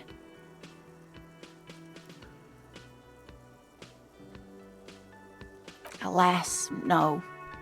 And the first scientist who got his hands on the creature's corpse put it in a jar of formaldehyde, thinking that would detoxify the gnome's venom. Instead, all the venom leaked out of the creature's teeth and into the surrounding liquid, dissolving the creature itself. A poetic end, perhaps, but a real loss for science. Alas, always alas, and then it was gone. Isn't that overly convenient? I understand your skepticism, but that's what happens with things that are rare and stand out. Their disappearance is most memorable, and they are least likely to be found again. What an interesting question. And the answer is yes, there are. The Col de Mama d'Aqua, or thin whisper of sound. And that's precisely what it seems to be. Self-replicating sound waves, invisible and intangible. It's very afraid of us, which makes it incredibly difficult to track. Col de Mama d'Aqua can also be translated as a whisper light and low. Yes, that's another translation. They're both quite lovely, aren't they? Although the low part is a little ironic. The Col de Mama d'Aqua makes, or rather is, such a high-pitched sound that other animals, including humans, can't hear it. It could be everywhere all of the time, and we wouldn't know. Many scientists have asked the same question. Some have claimed that it isn't itself a sound, but a tiny corpuscle that emits sound waves. But there's no evidence to support this theory. Plenty. It's the evidence that led to its discovery. In the 1920s, a group of Areopagite ornithologists, that is, scientists who study birds, were trying out a new recording technology for capturing sounds outside the range of human hearing. When playing back recordings they had made in the foothills of the Ea mountain range, they noticed certain anomalies, patterns that seemed random at first, but on closer examination were consistent with the waveforms of songbirds. The scientists soon discovered they could track and even predict what appeared to be feeding, mating, and migration patterns based on sound waves in a strictly delimited range of ultrasonic frequencies, even higher than those of the highest-pitched bat calls. They realized that they had discovered a new species and called it the Col de Mama d'Aqua, after the Paracanassian name for the voice of God, which is said to be very silent. They grew quite obsessed with these little birds. Even though they couldn't see them, they could distinguish among individual birds and even began to name some of them. Sequester, Time, Joscan, those are but some of the Mama d'Aqua they followed individually. It could be. As I said, it could be everywhere. And we wouldn't know any better. It could be ringing all the days of our lives and nights. Maybe it's predatory. It's not. Don't worry. If it were predatory, we would have found it by the damage it inflicts. I wouldn't be so sure. What if the damage is also invisible? That is a sad story. A group of university students assisting with the field work in their enthusiasm for the project, and no doubt because they were preoccupied with impressing their professors, nearly drove it to extinction. They tried to communicate with it and had no other means but sound. So they started sending out sound waves at frequencies they thought might match the Mama Dakwas. And what happens when a sound wave meets another sound wave of the same frequency, dear? Psst. They cancel each other out. Psst. Exactly. And these tests were performed so recklessly that when they happened upon the right frequency, well, they wiped out most of the population. Great regret washes over her, a wending cloth. After that, the corpuscle appears to have migrated elsewhere. There have been recordings of anomalies similar to those spotted in Ea, but they've been few and far between. It's impossible to confirm the presence of any stable Kulta Mama Dakwa population anywhere. What about what? Of course, dear. Oh, you don't want to hear about some old woman's ramblings. Ramblings? Nonsense. Your description of the phasmid is the most precise I've ever heard. But, darling, I didn't even get the size of it right. Measuring things is important. How did she get the size? You were a child, my dear. Really. It's extraordinary what you were able to describe. Now go on. Tell our friend about it. He's proven his interest in the field. Well, it was summer. I was building a racing track out of sand on the beach near a tall stand of reeds. Quite a tall one. Many times my height, I remember. When, all of a sudden... I'm getting ahead of myself. I was 5.5 in Betancourt in the suburbs. My grandmother had a summer home there. She'd just started forming memories. Real memories. Not the billowy haze of infanthood. The strangest moment of my life. I looked up and one of the reeds moved. Not like a plant, but like a living thing. It stood up and looked at me. Its body unfolded like some antique toy. I've never seen anything like it. She had no fear, just surprise. I didn't know this can happen, so I reached my arm and touched the thing. It felt just like a stalk of reed, but it moved, swaying, towering above me. After a while, 20 seconds, a minute maybe, it left, went into the reeds. I tried, but I was only a child. There was mud and high water. I couldn't see it anymore. I was just standing there knee-deep in mud, looking around me. Where did you go? Don't go. I ran back home to my grandmother and asked her if reeds could walk, and told her they were looking at me. Of course, she just laughed at me, but I knew what I'd seen. For years, it was a story I told at parties when I wanted to impress boys, that sort of thing. Of course, most people just took it as a strange, amusing anecdote. So did I, honestly. But then I met Morel. We were on a date. Can you imagine? She tells me a story, and it's the most detailed report of the Insulindian phasmid I've ever heard. The sounds. She told me it hissed. It did, yes. Like reeds in a gust of wind. The way it moved, the colour, how some of its limbs were white, like marble.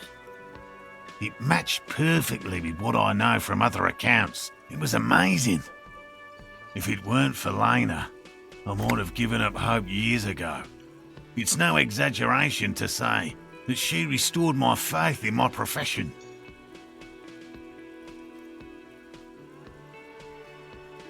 Our first, yes. Not all of them. There is some white coloration reported, along with beige, where the camouflage ends. It's hard to say how big things are when you're quite small yourself. To me, it seemed to be taller than I was then, but That's probably not the case. What if it is the case? How could she? Who imagines this? She didn't know about the phasmid. This is the main thing here, what makes it a confirmed sighting. She had no previous knowledge of the insect. So she couldn't have made it up, or imagined it. That's true, yes. I'm almost certain neither my mother nor my grandmother knew of it. It was only when I started telling my story as a teenager that boys would tell me, "Lena, you trying to tell us you saw the Insulindian phasmid out there in those reeds? Get out of here." They just give me a cider and ruffle my hair and tell me to stop dreaming. But I saw it. You're welcome, sweetie. I do appreciate the chance to relive it whenever I get one. It was just such an impossibly sunshiny day. So warm. And she could get up and walk right into the reeds on her own, into the mud, anywhere.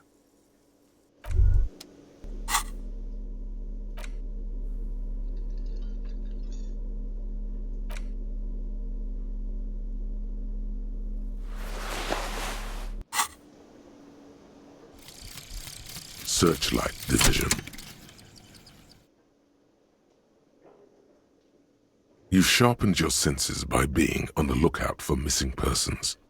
Now you notice more of what's happening around you. Perhaps, when you're done with this case, you can join the Searchlight Division of the RCM and find every Revacholian that's ever gone missing without a trace. There is undoubtedly a backlog of such cases, because you never know. A missing person could be just around the edge, barely out of sight. Fairweather T500. Remember that weakness you were looking for in the ceramic armor? Like, maybe it can only stop small, fast projectiles, but a large, slow-moving pry bar would shatter it? Or, if I run an electrical current through it, maybe it will melt. Or, personal favorite, frequency something something radio weapon? None of that would work. You need to shoot the part of the enemy that doesn't have Fairweather T500 on it, because the armor itself is invulnerable. Good news is, so are the armor pieces on you.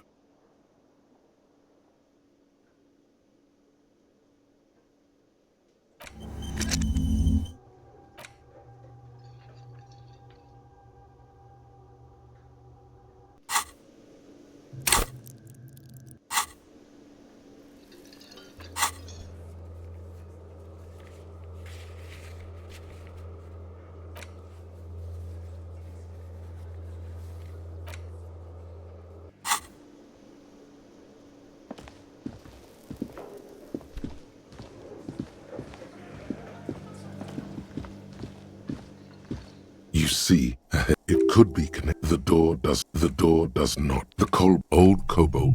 It leads to a... The man ponders his cooking utensils and gives you... He looks up at... Shrugging is an international...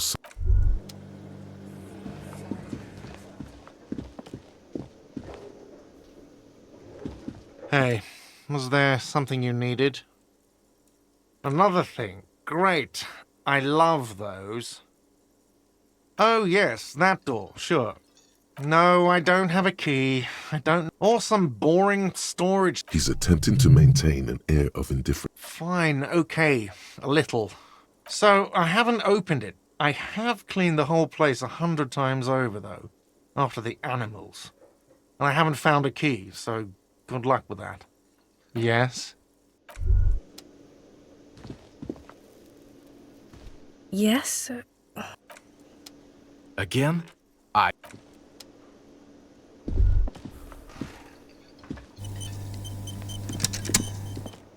again, Gendarme. Oh, a committee. How interesting. And if I may ask, Gendarme, what is this committee about? He's all bemused skepticism. He doesn't actually care what you want with his friend.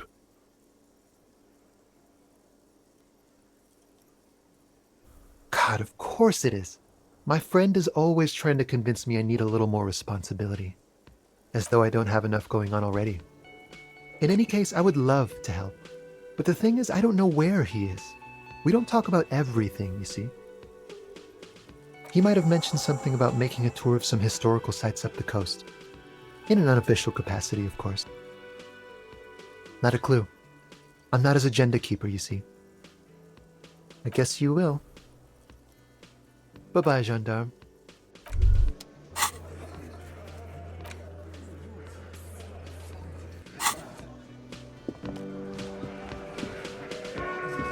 The Coppernado is back. What do you want? Yeah? What? Anything else you want, Cobb?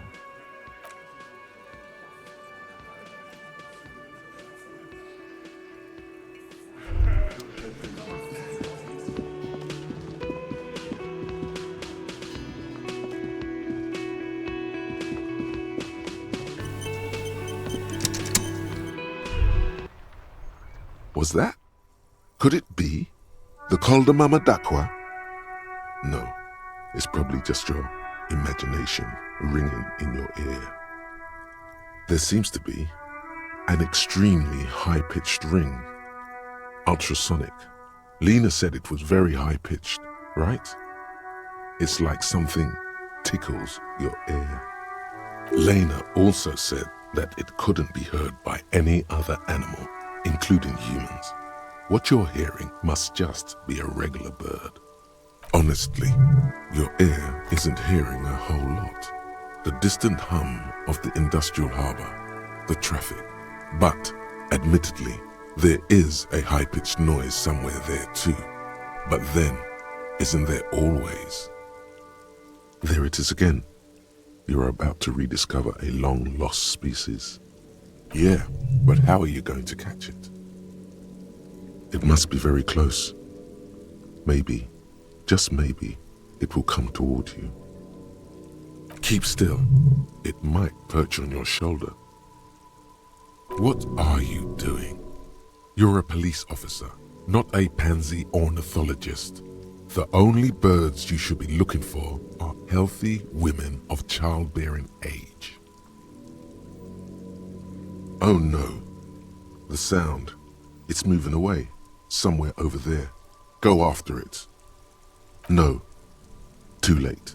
It's gone. There is no ringing anymore. Just the sound of the streets. Keep your ears peeled, then. If the species really has migrated to Martinez, you're sure to hear it again.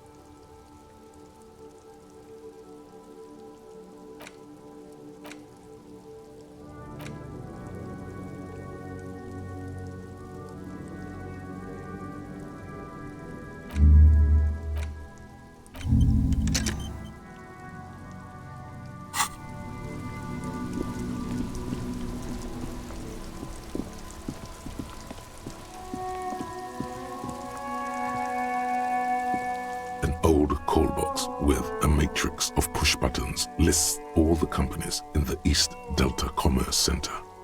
East Delta Commerce Center?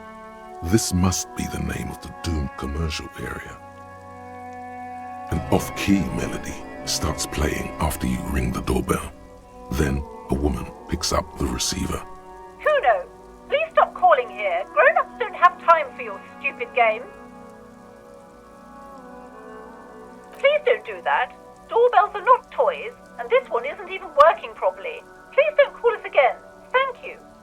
A single beep indicates that the line has gone dead. You ring the doorbell, but no one answers. What an ominous name for a hair salon. Doesn't bode well for anyone's hair. Just seeing the words Andro Orlando gets your hackles up. Its very existence is a threat to your masculinity, to say nothing of your hair. All you hear is static, but no one answers the call. You ring the doorbell, but nothing happens. You wait for a minute or two, but all you get from the call box is silence. No one answers the call. Looks like someone has melted half the plastic off with a lighter. The doorbell doesn't work anymore. You hear static from the intercom speaker. It sounds as if someone has picked up the receiver but isn't saying anything. You can almost hear them breathe. Yes, hello. This is Tricentennial Electric. Have you come to place an order?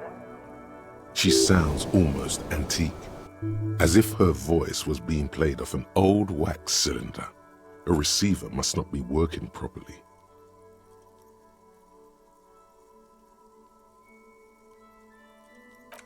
My God. It's you. My God. I didn't think I would hear your voice here. It's a woman, and she knows you. Your heart beats faster. No, something's wrong here.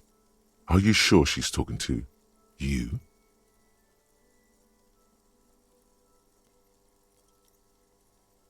Michelle, just please.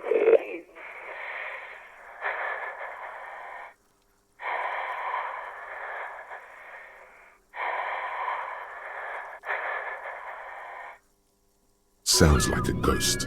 Wind blows through your clothes and you feel detached from your surroundings. Inside the building, a cold memory hangs.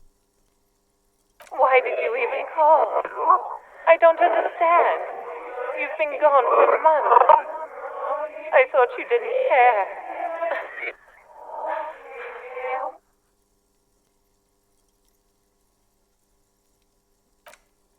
Ever since I came to work here, it's been different.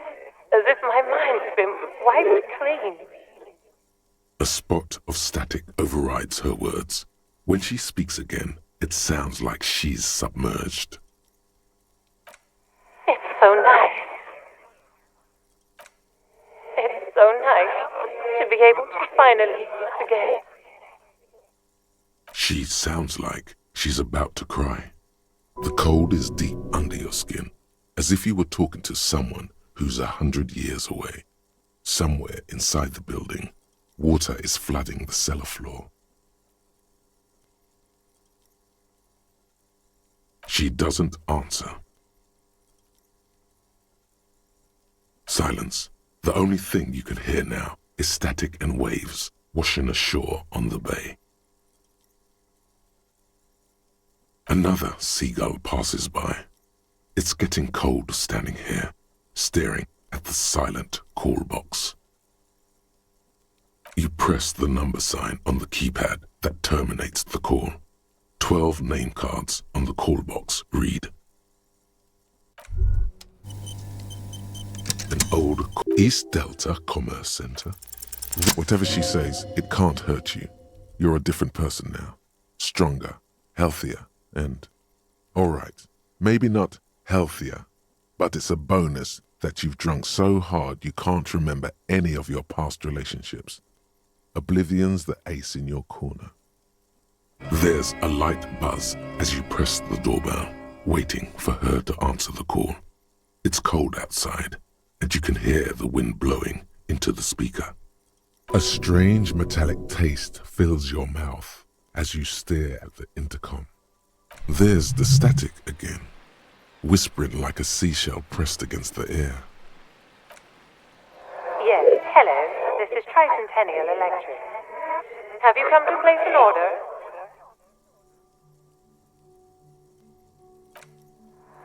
My God. Here come the bad vibes again. Relax. Distance yourself from it. It's you. My gosh, I didn't think I would hear your voice again. Wait, is she...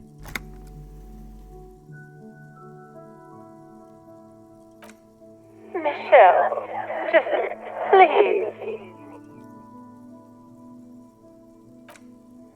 Why did you even call? I don't understand.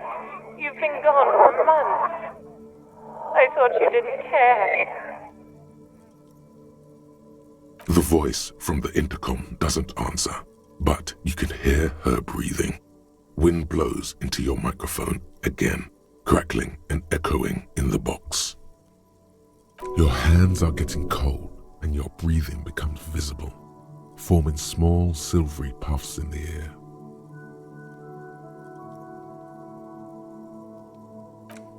Ever since I came to work here, it's been different. As if my mind's been wiped clean. It's so nice. It's so nice to be able to finally forget about you. And then it hits you.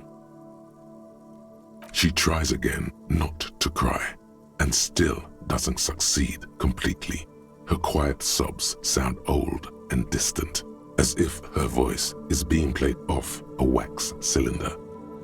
Real or not, your mirror neurons react.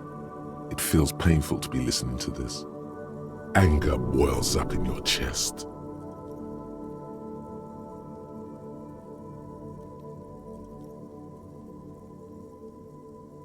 Her sound melts into the static from a long-distance phone call. From time to time, you can hear people talking in the distance, but can't make out any words. This is where you hung up the call the last time, but the recording is still going. A phone rings in the office with an old-fashioned chime, and someone walks by in a pair of heels. The static is like a warm blanket wrapped around the sounds. No one replies, but the static grows stronger like rainfall. Then a female voice speaks out, completely different from the one before. Glorious and total somehow, crawling inside your head. Her words are too cold to comprehend. She smells of sodium lights and rain streaks on car windows. Eyes like pilot lights watch your shape in dark hallways, guttering. The strange and alien thought pattern ends. You're left staring at the electronic doorbell. Silence. No one's home at Fortress Accident. They have failed. Silence. No one answers the doorbell. Nothing happens after you ring the doorbell. They don't want to talk to you. Silence. No one answers your call. This button looks new, but someone has removed the name card. Nothing happens when you try to ring it.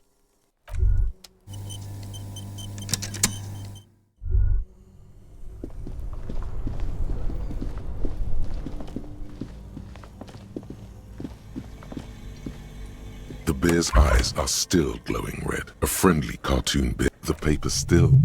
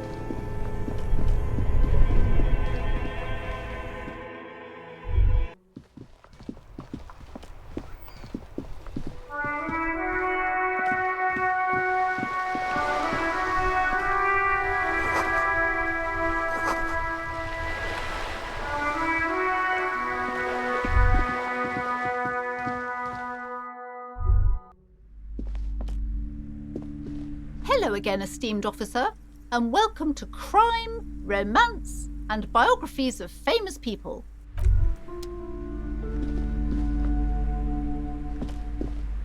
Hi, Ace Detective. Are you here for more books?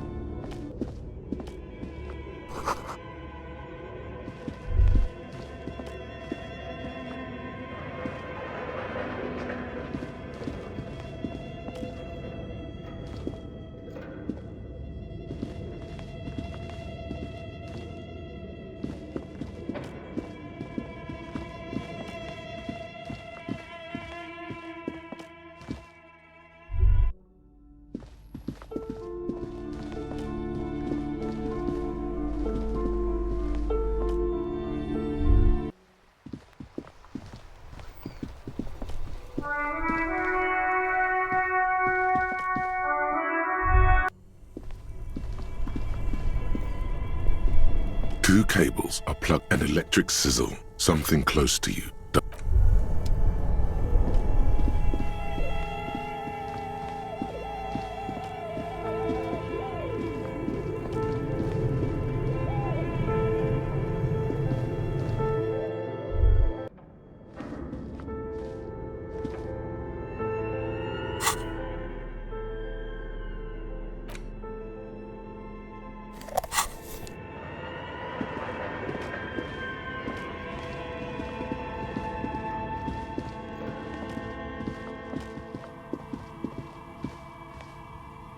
Oh, it's you again. Are you looking for a die? Very good. That will be 7 real for one custom die. One universal die for Wirral Untethered. It feels icy. Just holding this die in your hand sends a jolt of cold down your spine. Through the dark resin, you can make out a nugget of bone hewn from an alligator's jaw.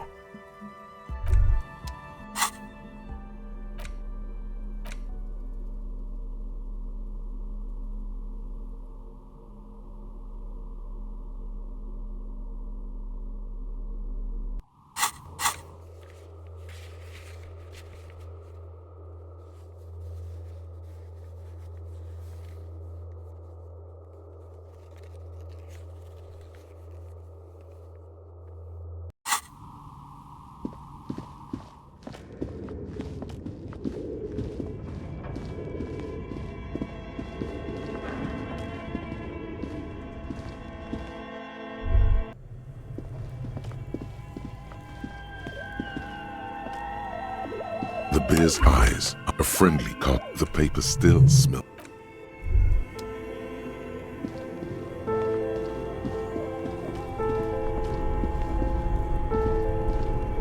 Both cable, somewhere.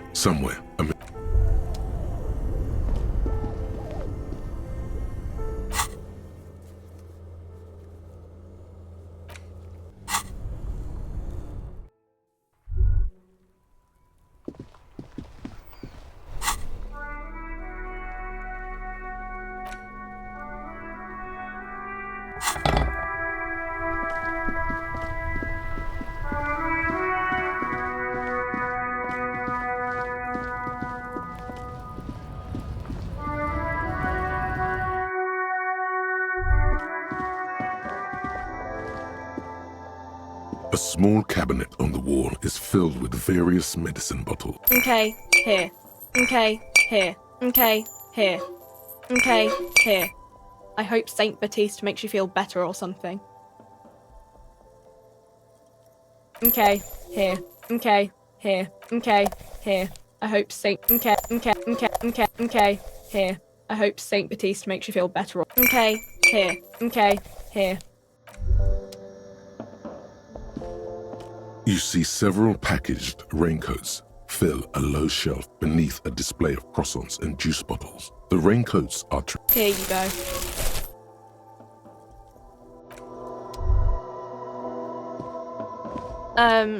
Is this about the questions again? Because I don't really know anything. Wow. I didn't know you worked for the union, sir. Anything else I can do for you? No, you don't work for the union. The union works for you by supplying you with cash. Blow the whole thing on speed and gin right now. Speed and gin. Great combo. Ask some local dealers, maybe. A colorful display of cigarettes and alcohol. The bottles there, in that dark green glass, all in vain. The great flowing river of warmth, wine, alcohol, beer, alcohol, love, alcohol.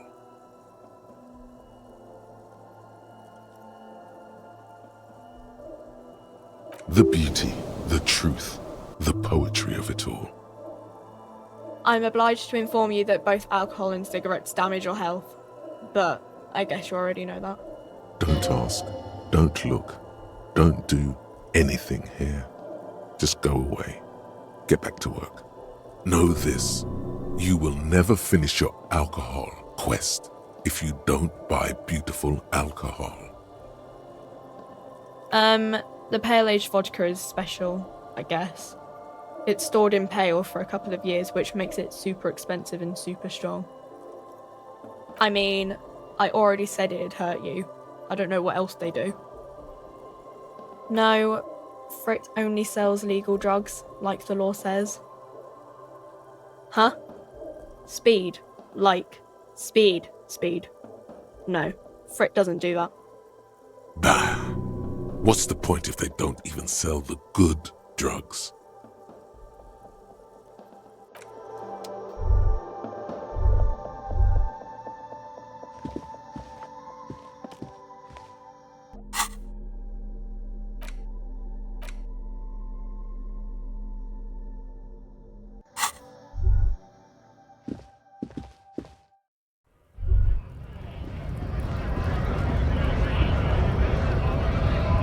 Right to work!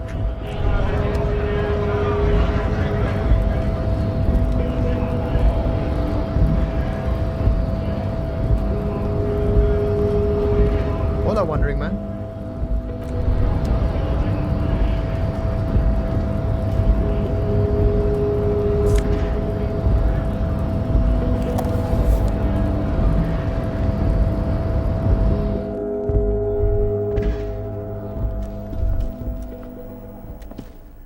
The payphone hangs mute.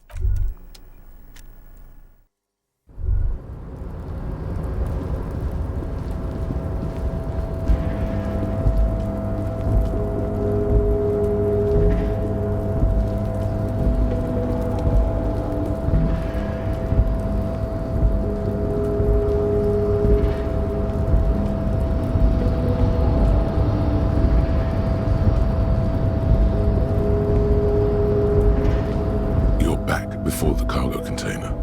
Its draw has not lessened since you were last here. If anything, it seems to have grown slightly.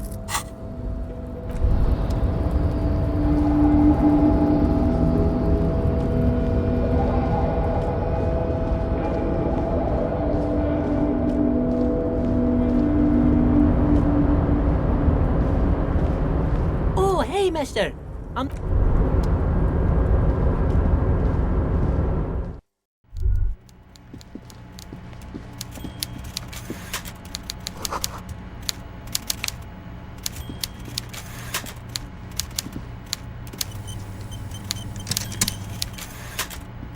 Mr. Dubois, I hear the meeting with Titus was a glowing success. That's such a relief. Titus can be a handful sometimes. Now, what can Everard Clare do for you today? The Golden Boy returns once more. Wonderful. Simply wonderful, Harry. Of course, I already knew this. My friend, the mailman, confirms the letter is on its way. You've done a great thing today. You've given the children of Martinez a real future, Harry, and I feel I can finally trust you now. You're in my inner circle. We can talk about anything. The strike, the murder, your lost gun, nothing is off the table.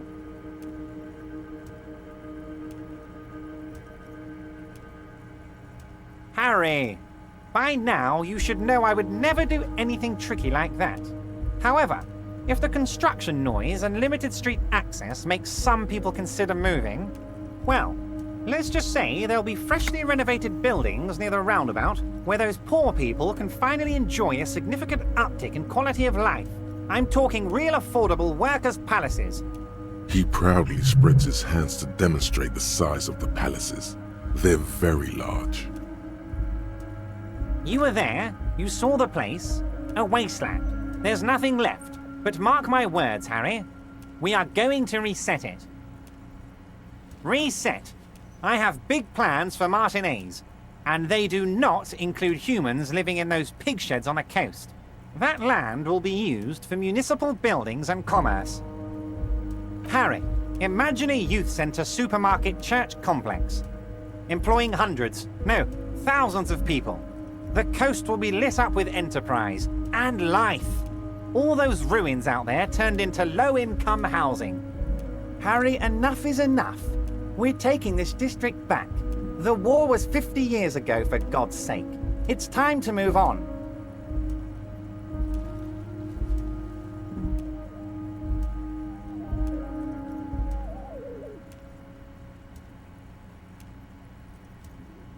I accept your salute, Harry. All of it is true. I've got the centre, I've got room for a retail complex, and in 4 years I'll get the church too. The wheels are turning, Harry. The wheels of progress. This post-war limbo, I won't stand for it. There are kids practically playing with their own feces out there. It cannot go on. There is true indignation in his voice when he speaks about the state of things, and even a touch of pain. The pain is true. He's seen kids do worse than that.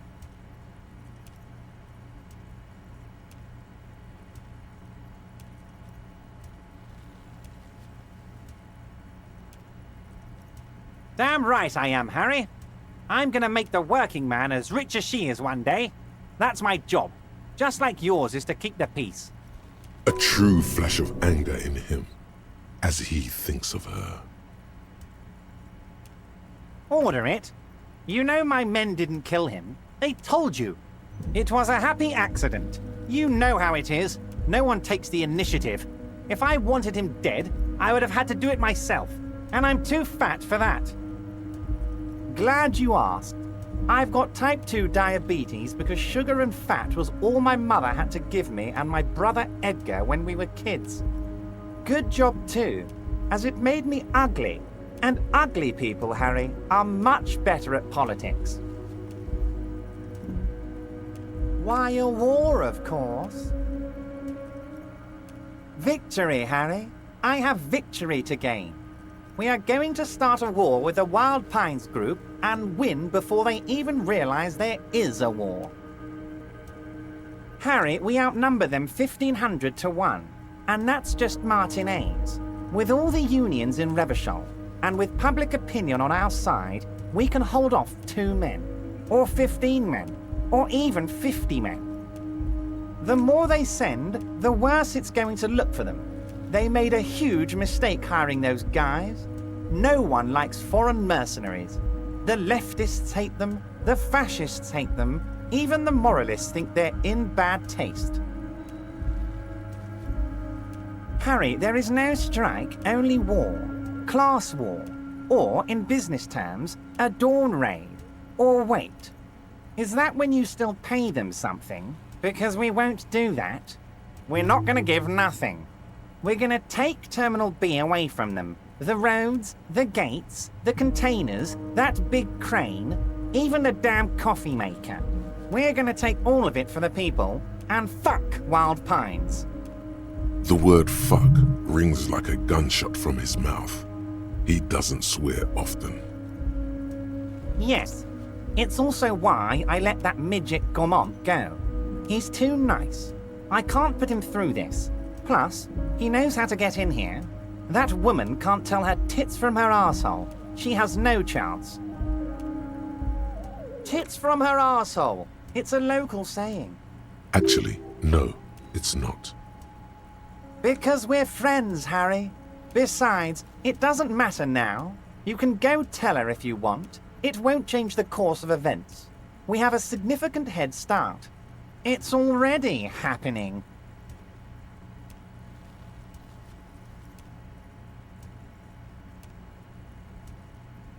$2,372. Plus yours truly, of course. 2,373 is a sizable contingent for a labor organization in Revachol. And they're all well motivated, at least the ones you've seen. Oh, you mean what sort of goods are going to be flowing through? How am I going to replace all the contacts we'll lose once the poo-poo hits the fan? The clients will ditch us. Harry, we've thought of everything. We've been running back channel negotiations with all the major clients. I think the company will be unpleasantly surprised to see how many of them stay loyal to Martinez and to the new competitive contracts we can offer. With renewed zeal sparked by communal ownership, the men will be shipping those containers double time. You'll be surprised to see how fast things go without parasites latching on. We'll have our hands free to pursue bold, exotic new revenue streams. Haven't you seen the crates outside, Harry? There's all sorts of fun stuff inside them. I mean, heck, this one has you, me, and my novelty swordfish clock. Did he just deflate slightly? Was there something he wanted you to ask about? Maybe you should come back if you learn something relevant and ask again. You should definitely come back here and ask again if you learn more about the Union's dealings. There's something he's not telling you. No idea. Could have been his own mother for all I know. If you ever find the guy, give him a big fat kiss from Everard Clare. Couldn't have done it without him. A guy, huh? I don't. I told you it could have been his own mother. I'm pretty sure it wasn't anyone from the Union. Maybe it was the mob. Or maybe he killed himself because he was a closet socialist. Truth is, I simply don't know. Harry, I've got to be honest with you. Your gun was found 2 days ago. Withholding this information weighed heavily on me, but it had to be done. An old woman has it, and let me tell you, Harry, word on the street is she's a character, so watch out. This must be the woman who bought the gun from Roy, the one he described as terrifying. Yes, the same one. I see you've done your research. The pawn shop made the gun easy to track. Crazy stuff, Harry. Selling your gun like that? Wild. Anyway, the neighbors of this old woman contacted my men because they trust me and the Debardeurs Union. Apparently, she was waving it around at the entrance to her building. Waving the gun around doesn't sound good. None of this does. As I said, she's a character. I didn't have time for details. It sounds like she's unstable, but don't worry. No one got hurt. It sounds like a very disturbed and desperate individual. Unfortunately, I don't know anymore. You're gonna have to go in blind, Harry. But she's an old lady. How dangerous can she possibly be? Oh, and she calls herself the Pigs. There it is again. The Pigs. Like Roy said, not good at all. I already have. Tonight, starting 10 o'clock, near the old fish market on the coast. The one on the boardwalk, a little past the fishing village. Be careful, Harry. I would never set you up for anything dangerous, but you did ask for this. Now, back to the fun stuff. She will be there from 2200 hours till 0200 hours. Great, Harry, great. I think we have truly built a bridge between Martinez and Jamrock today. We have united the RCM and the Debardeurs Union. This has been so great. I'm sorry we don't have more fun things to do together, but if you ever feel like bouncing something off me, my door is always open. I'm always happy to educate. Very nice, Harry.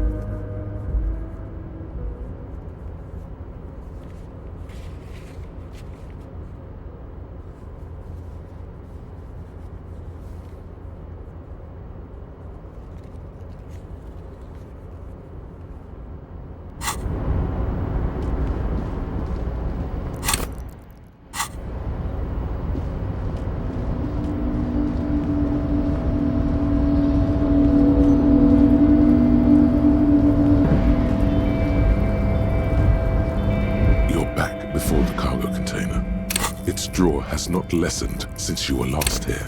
If anything, it seems to have grown slightly. You're back before the cargo container. You're back before the cargo container. Why are you even trying to open a door with rhetoric? Who understands anything you do?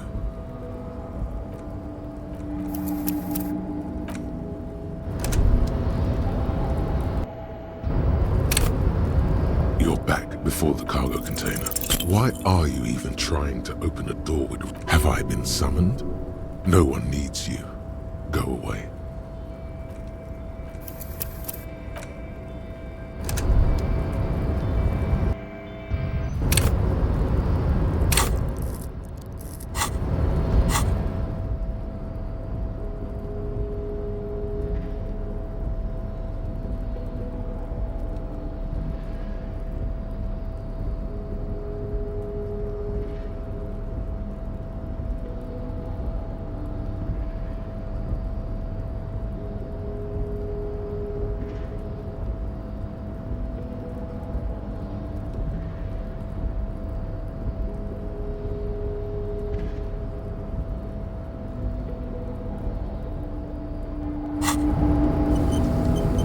Back before the cargo container. Why are you even trying?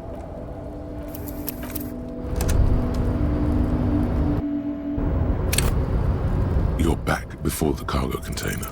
Despite the dirt that surrounds and trails you, a beacon of light emerges from deep within you. The door stands silent. Try again. Just like that, you hear a click, then a rattle. Some mechanism unlocks itself inside the door. Ahoy! Come on in!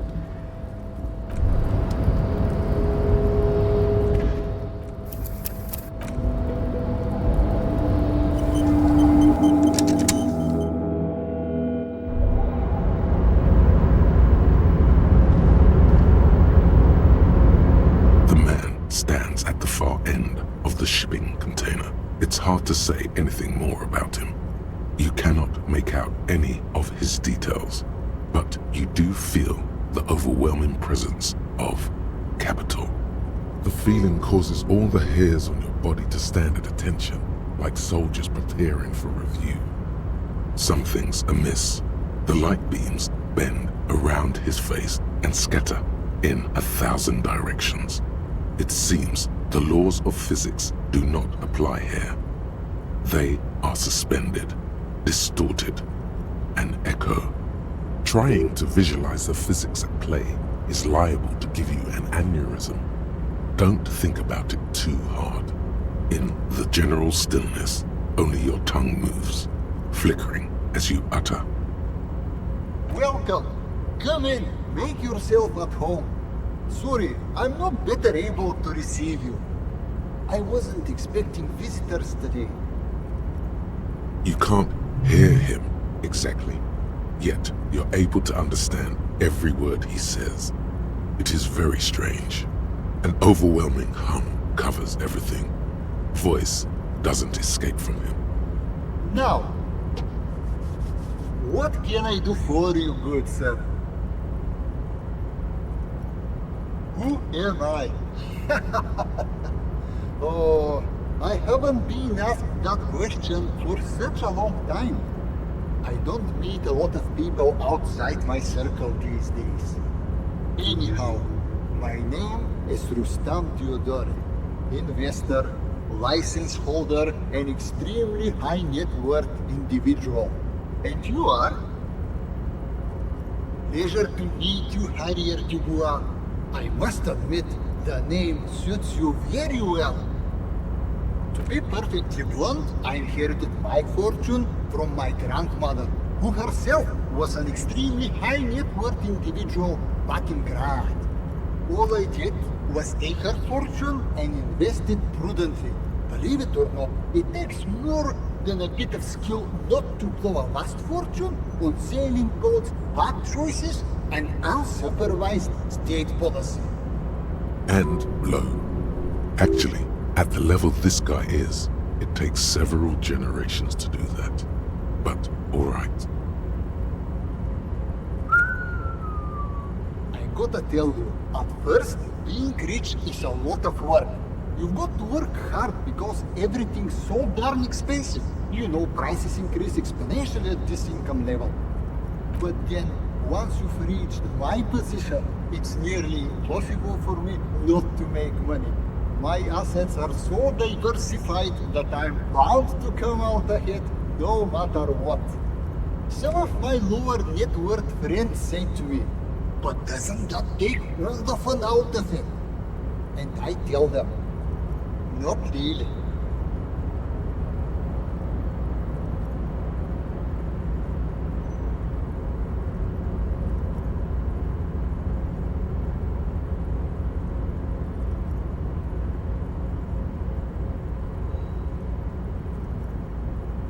Sure, and they benefit when I buy things to stimulate the economy. Do you know how many jobs it takes to build and maintain a racing yacht? Dozens, at least. Of course, in the future, it'll all be automated. But my point is this. Every man gets what he earns. It's the height of tyranny to take that from him. Capital makes one speechless, does it not? Blinds like the sun that rises from beyond the horizon after a gloomy winter. Hey, all this talk about money has made you lose the thread. What is going on with the light in this place? That's what you need to ask him about.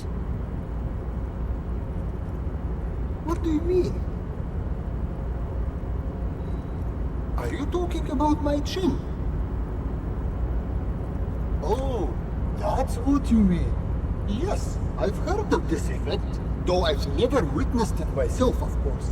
It has something to do with our Weiss-Wiesemann coefficient.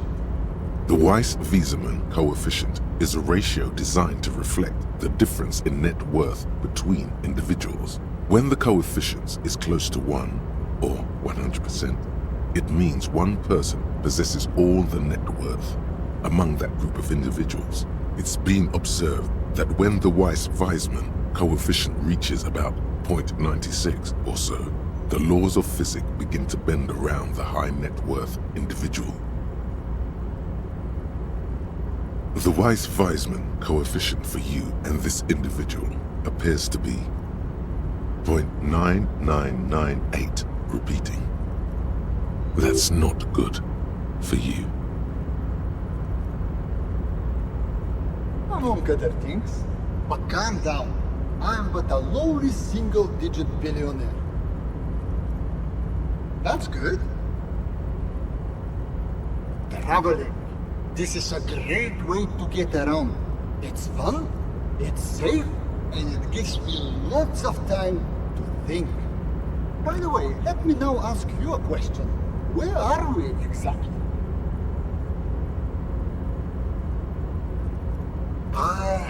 Herschel. I remember walking its streets as a teenager. There used to be a bowling alley in Stella Maris. I wonder if it's still there. It's a shame I can't get out and explore myself. One of the downsides of being an extremely high net worth individual is that mobs of low net worth individuals are constantly banding together to ask for money.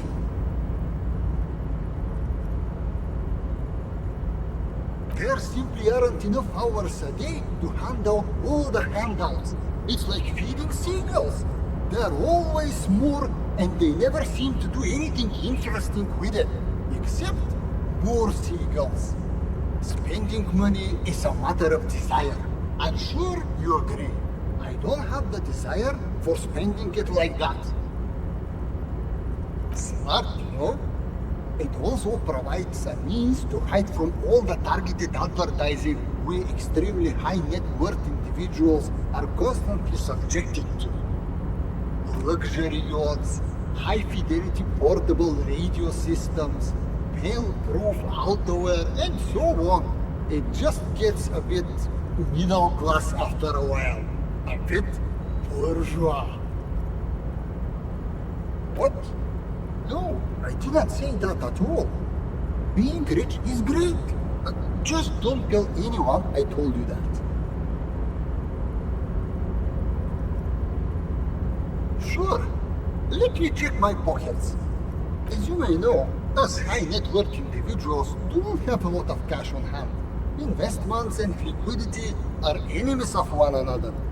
I think I only have coins for coffee machines. Here is 3 real.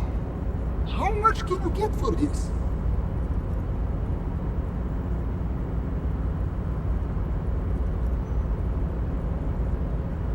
Yes, I'm sure. You know, maybe you can make that money grow. Come up with an investment plan. How's that sound?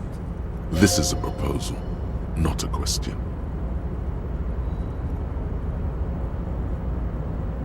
Thanks for stopping by. If you ever have an idea you want to pitch me, I'm all ears.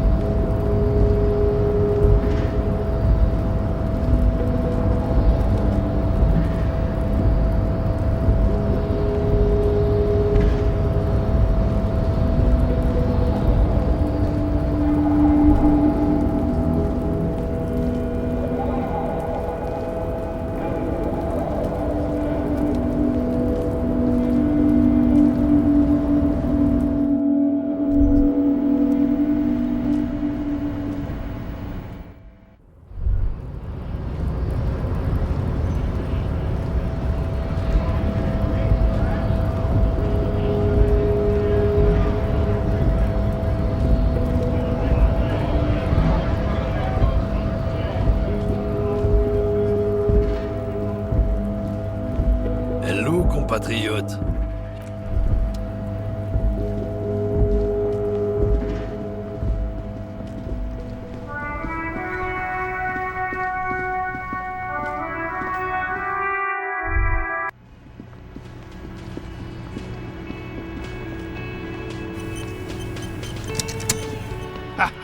Nothing like the gratitude of a good woman.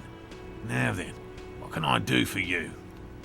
He tries to play it cool, remain professorial, but inside, This man is itching for some news on those traps. Good. Okay. And? Completely empty?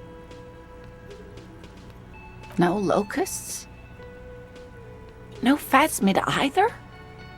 That's not ideal, but I definitely left that one stocked. Right from the campsite? Just means the Insulindian phasmid is even more clever than we thought. She's engaging in a well-known self-deception called motivated reasoning. You should correct them. Yes, the Phantasmadeia picked off the locusts and escaped. This is good news, though we'll have to reconsider the design of the traps, make them more secure. Another trip to the reeds.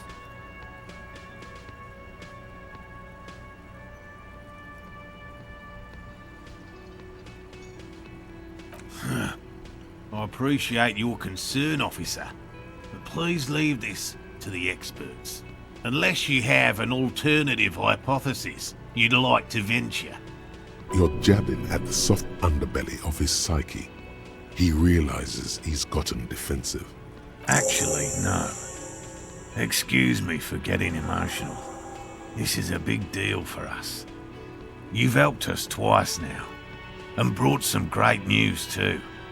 My gratitude, and the gratitude of the Société Cryptozoologique de Ravachol, is yours. Heartfelt gratitude.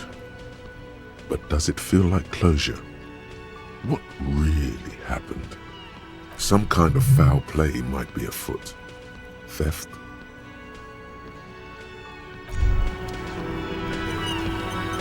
Hello. Lena and I were just... Consider the way the empty trap was disturbed, as though shaken. Most likely the hands of a young person. Hands small enough to fit inside the trap, too. You should ask the red-headed boy, Kuno. A little hooligan. But what would a child want with bags? Oh, my dear Morel, you've been an old man for too long. Kids love to torment insects almost as much as they love to torment old folks. Oh, you've been such a dear to us. Please let us know whatever you turn up. I have a feeling we're getting so close. Well, I see you've got all the help you need. I'll see you tonight at my place. Let's play suzerainty, but no more field trips for me. After this is your last chance to talk to Gary. Really, Gary? We're getting somewhere here. I'd love to play suzerainty, but... Lena, I'm sorry, but you're not getting anywhere. It was some kids. I know the little mutants around here. Leave anything out in the open and they'll steal it, even if it's bugs. Morel, it's been fun, really, but I need a bath and I have deliveries to handle. When this tea is done, I gotta run. No need to apologise, Gary. You'd be more than helpful. We'll have to take a rain check on that game of suzerainty today, though. We're gonna follow this through. He keeps the language unemotional, but it's in there. Disappointment. The first man to break formation is always a blow to leadership. This is bigger than he lets on.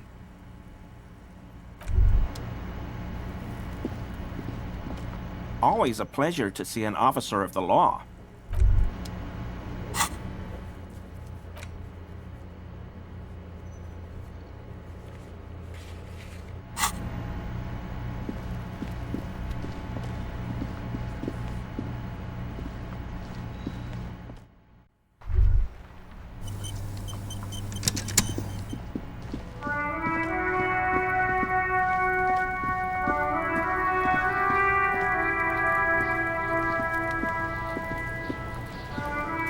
Kuno care? No, Kuno doesn't give a fuck about bugs. So he knows locusts are bugs. Oh my god, I told you that shit is lame! Shut up, see. Now they're gonna take you to lame prison! She sounds like she's about to cry. out of disappointment at Kuno's newfound lameness. Deny everything, Kuno. You need to lawyer up. Kuno's not gonna say anything without his lawyer present. Lame. That rings some bells. Could this be connected to Night City? AKA the City of Rage? Yeah, that's pretty lame. Sounds like art. Oh God, Kuno, no! It's gonna happen now. They're gonna make you lame. Stop it, see? No one's gonna make anyone lame. Kuno's got this under control. There's definitely something going on here. You should check out Kuno's shack, the one with the pig's head. Kuno doesn't fucking care.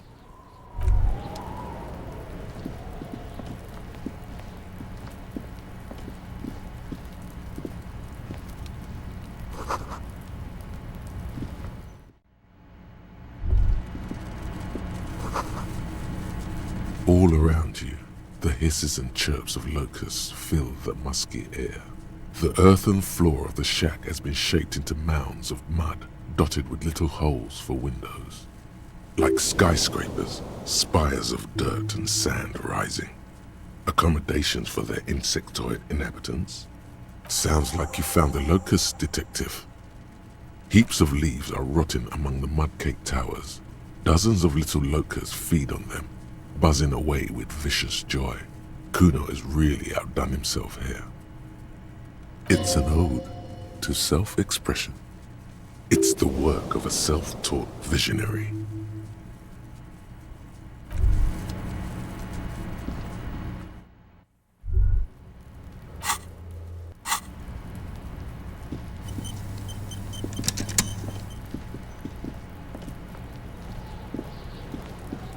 Fuck does Kuno care?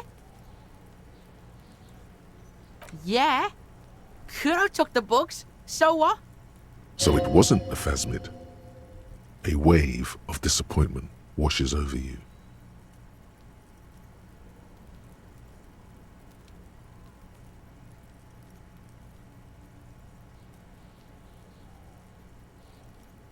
Yeah, well, Kuno's all you got, bitch. It's not Bugtown. It's the city of locusts. Locusts aren't just bug shit. They come out of the sky like a fucking shadow. Shit descends. Stop! Locusts coming down like a shadow. This must be the Night City he mentioned when you asked him where he's been. Yeah, Locust City. City of Rage. City of Lights. There's a tug of war over the name of his fantastical city.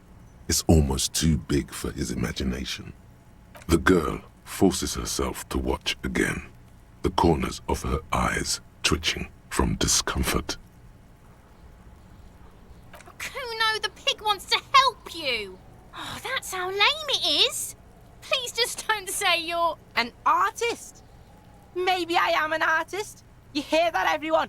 I'm a fucking artist now. Did he just say I? Kuno usually calls Kuno, Kuno.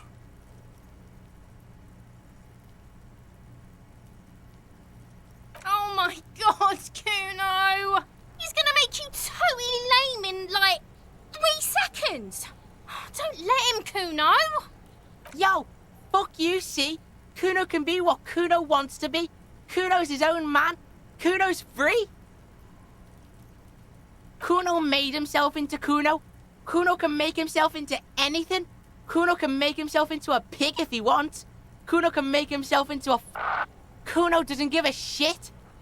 Don't make yourself into a pig, Kuno. You'll have to take me away. In it, you hear snow melting, dripping from the eaves. Someone closing a window.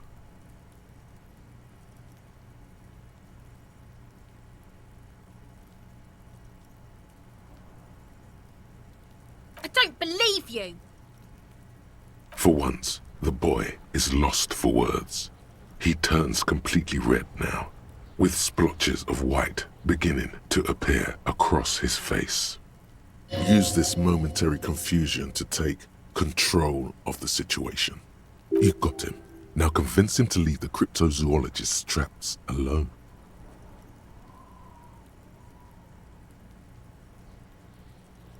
It don't mean anything. It's shit. Kuno just likes to focus. Kuno likes to concentrate on shit. Build shit when he's zipping hard. Fuck. Pig, you really shouldn't have fucked with Kuno City. Now it's all fucking lame. Kuno's gonna let the fucking locusts die.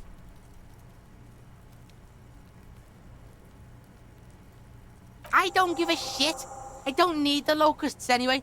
Shit is all lame now. C was right. The girl's face appears again, above the fence, just long enough to make eye contact with Kuno. The fuck are they trying to catch anyway? With the traps? He recognizes the name. Bitches think Kuno doesn't know shit. The fuck out of here. Kuno's tired of this shit. As you leave, you notice his usual rooster-like swaying posture has changed.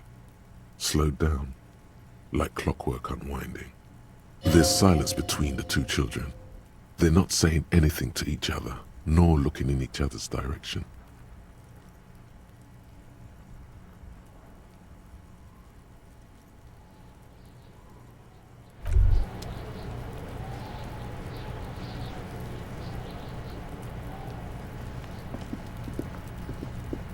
I'll die before I squeal, pig.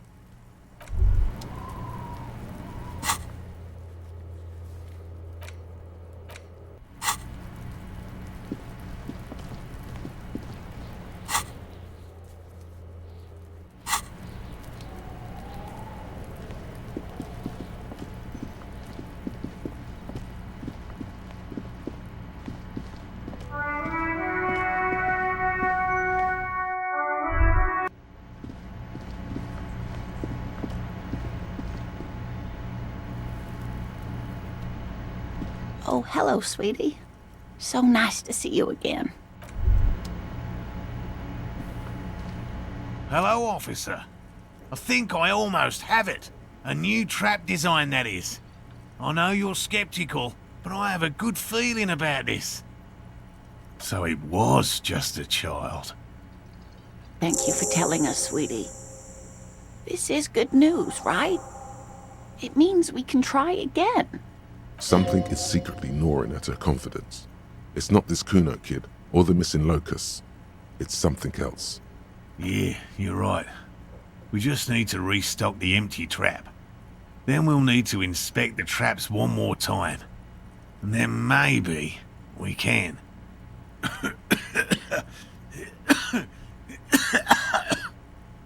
He has a 38-degree fever. His resilience has given way. Darling, I told you to take it easy. You're getting sick. Maybe it's time to go home. You're right.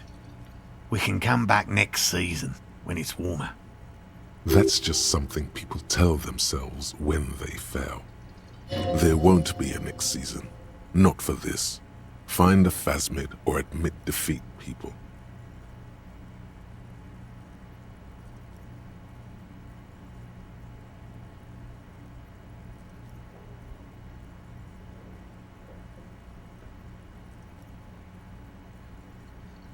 Really? It's too much, officer. What Morel means is we're grateful for your help. Here's a fresh batch of locusts. They should slide right down the funnel. And thank you again.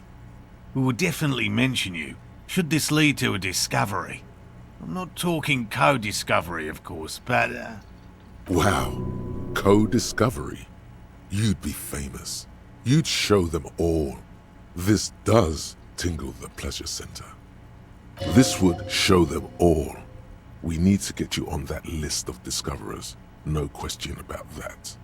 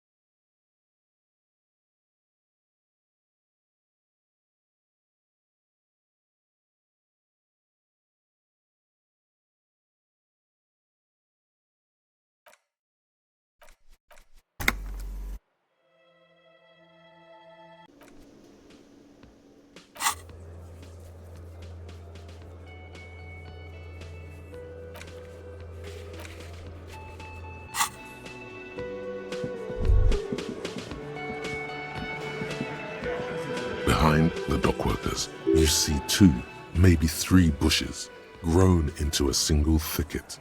Over, there's a yellow ribbon tied to one of the branches, light yellow, faded with time. A tiny splash of color in the blackness of the thicket, hanging from it, a bronze key. Someone hid the key in the bush and attached a yellow ribbon to make it easier to find. It's close enough to the latch up there. One can slide it open and just take it.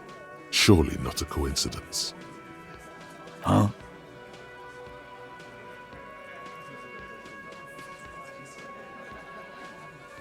I'm not your janitor, cop.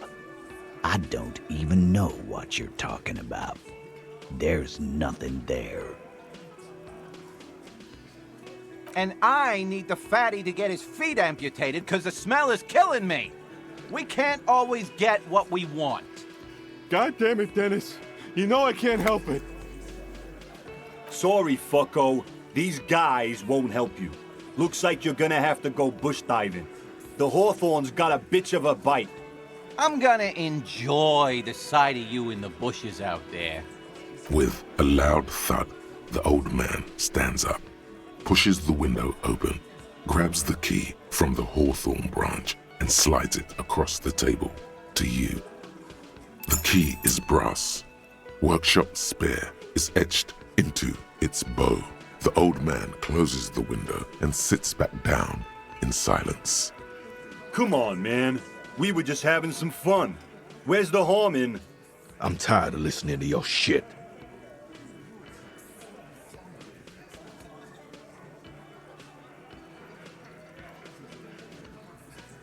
Don't thank me.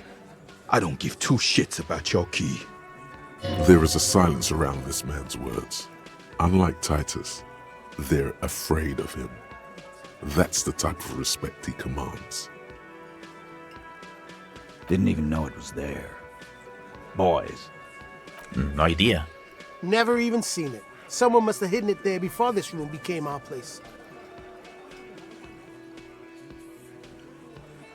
That's an older building.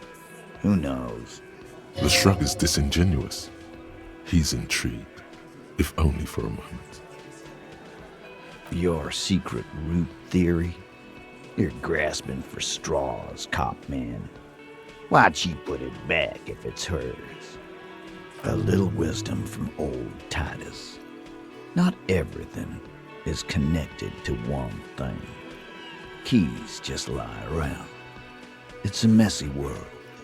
It's said without aggression, as genuine advice.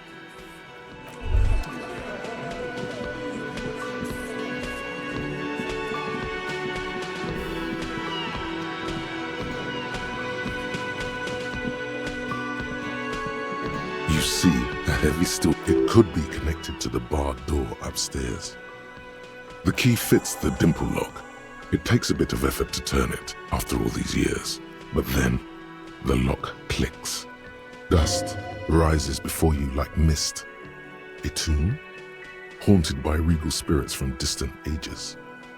No, smells like engine grease and cut wood. A workshop.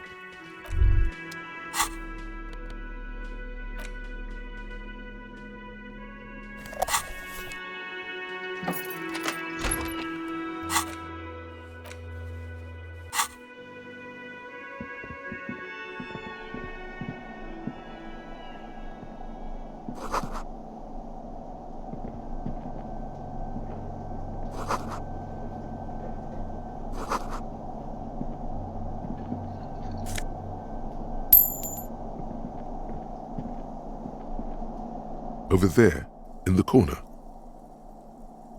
Not just any pinball machine. This is the pinnacle of pinball.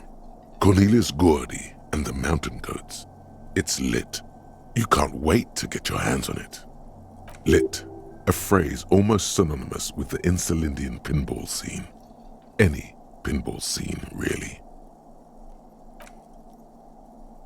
Cornelius Gordy and the Mountain Goats reads the golden lettering on top of the back box.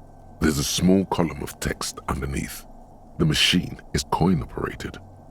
Get the game on, Fingerboy. Those flippers are ready.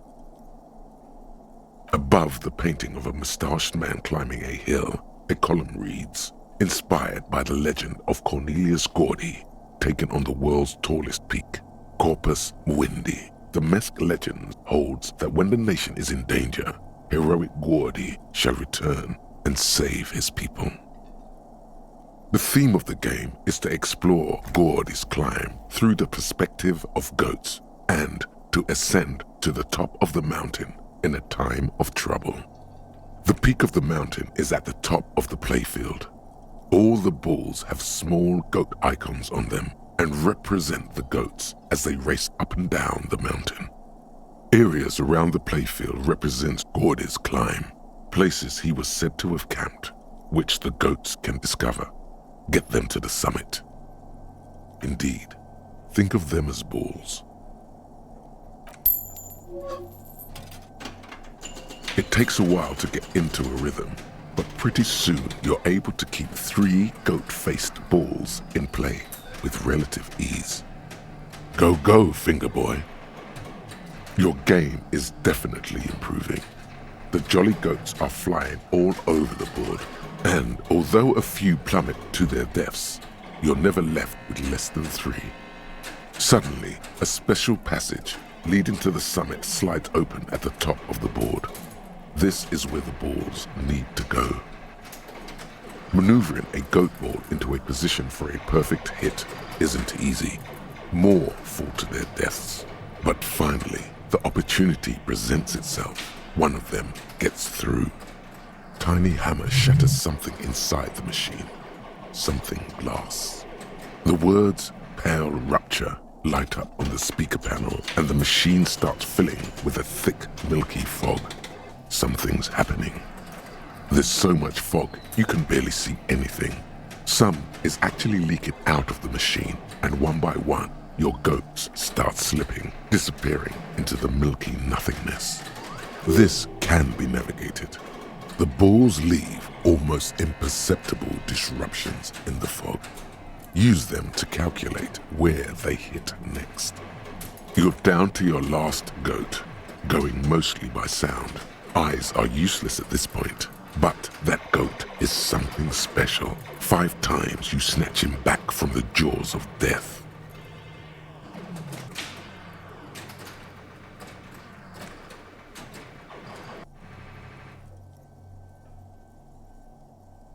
There goes nothing, finger boy. The machine is dead and silent. It needs serious maintenance before anyone can play again.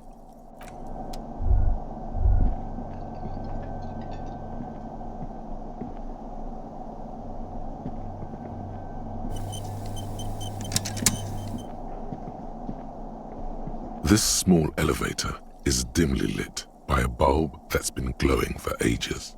The latticed cage is open, inviting you to step inside. Smells of nougat and sweat. Your head brushes up against the ceiling. There is a control panel to your right, and just enough room for 2 people to fit in. The maintenance card under the control panel reads, "Last maintenance, 10th July, 88. There are large rectangular buttons, monter, descend, and an international call for emergency assistance. That third one appears to be broken. A small steel plaque reads Halter 800. Halter is a Koningsteiner lift company who went out of business a long time ago. The deep scratches on the floor suggest it was used as a freight elevator for transporting heavy machinery and 1 man.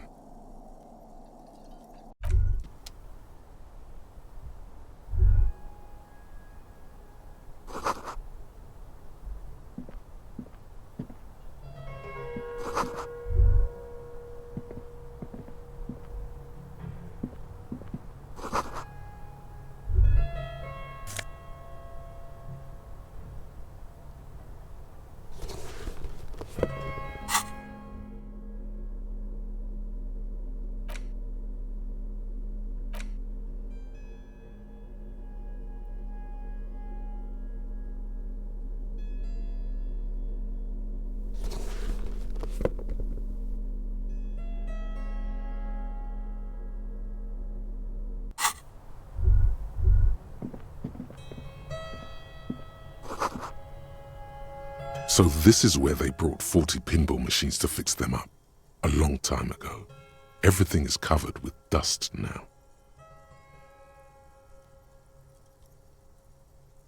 Yes, Martinez North 22 used to be a pinball arcade. A creak. Some dust falls off a shelf.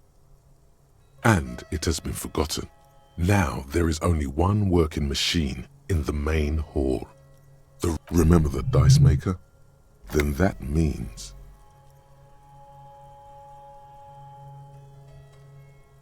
As the dice maker said, yes, it all fits. Not that it has anything to do with the case, but it is a nice connection. But then it went bankrupt. Your skin crawls from making the connection. Yes, a creak, and it has been forgotten. Now there is only one working machine in the main hall. The rest is lost to dust. As the dice maker said, but then it went bankrupt. Yes, pinball hasn't enjoyed a heyday for 15 or 20 years. Yes, it would mean that. And God would not like that. He should probably be made aware that his establishment is part of the neighborhood ghost story.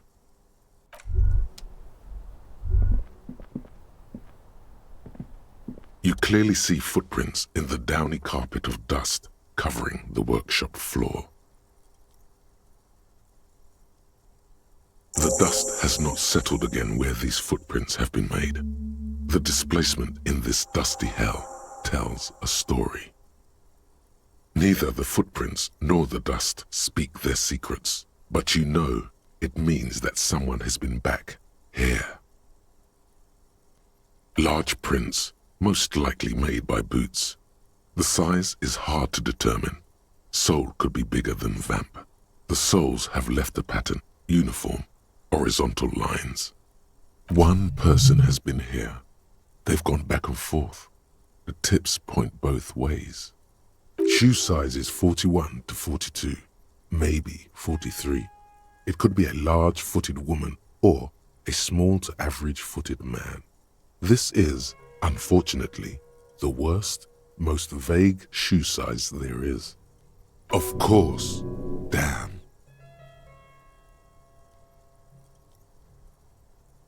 The footprints go up the length of the room and back down. That is all they do. The footprints are of one type. They do not congratulate you for correctly recognizing what type they are not. The footprints do not speak. They simply exist here, a product of the dust, just as the footprints outside are a product of the mud and apparently different shoes. The footprints are still there. They have told their story.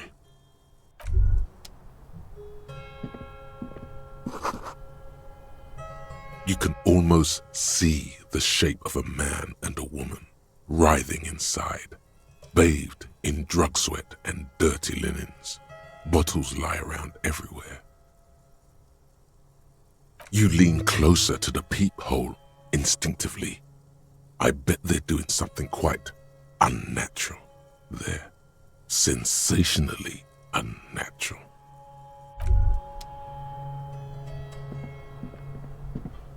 This is the inside of the barred door you've seen before.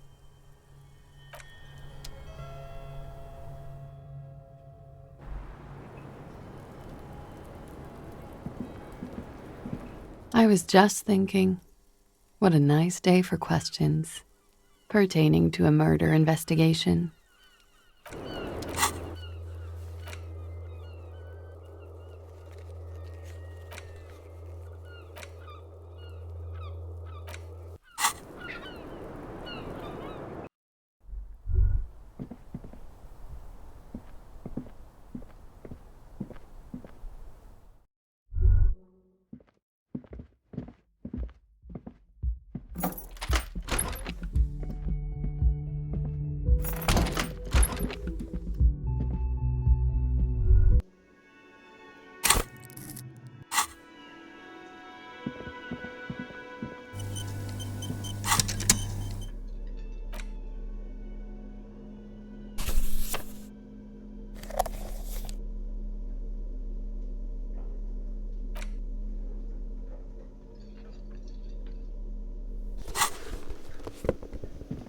Hey, was there something you needed? Another thing. Great. I love those. What wall? I'll have it fixed at once. Thank you for letting me know. I assure you, the Whirling does not abide spying on its guests.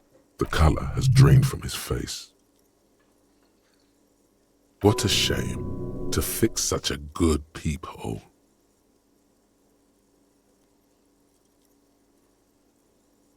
Absolutely not. Fuck you for even implying it. It wasn't me. It wasn't my staff. The establishment will look at it and ascertain what it was. Thank you. I'll patch it up personally. Was there something else about the establishment? I hope not. Oh, okay. Well, I did hear you make noise back there, so good for you. He's really holding himself back here. It takes a lot of willpower not to ask. Obviously, he's been wanting to know what's behind the door. Okay, what is back there? Ha! I knew it. I've always wondered where those machines by the door came from. And they told me there was some kind of pinball thing here too. I knew it. Were there any back there? In working order, I mean. No, I was just wondering if you found pinball machines there.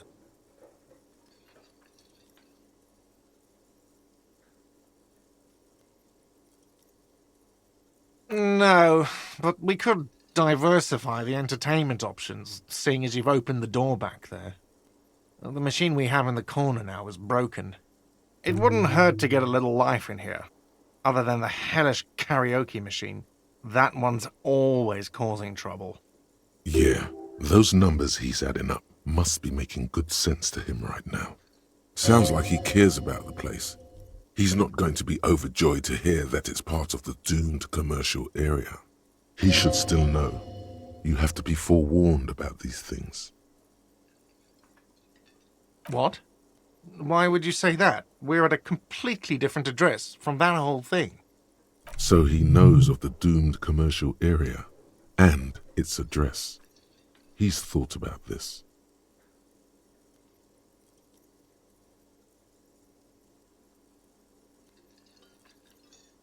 Everyone knows of it. I've been working here for a long time, and that intercom has never been used by the Whirling. It's a sign of the Whirling in Rags not being part of the doomed commercial area. If anything, we're revitalizing this neighborhood.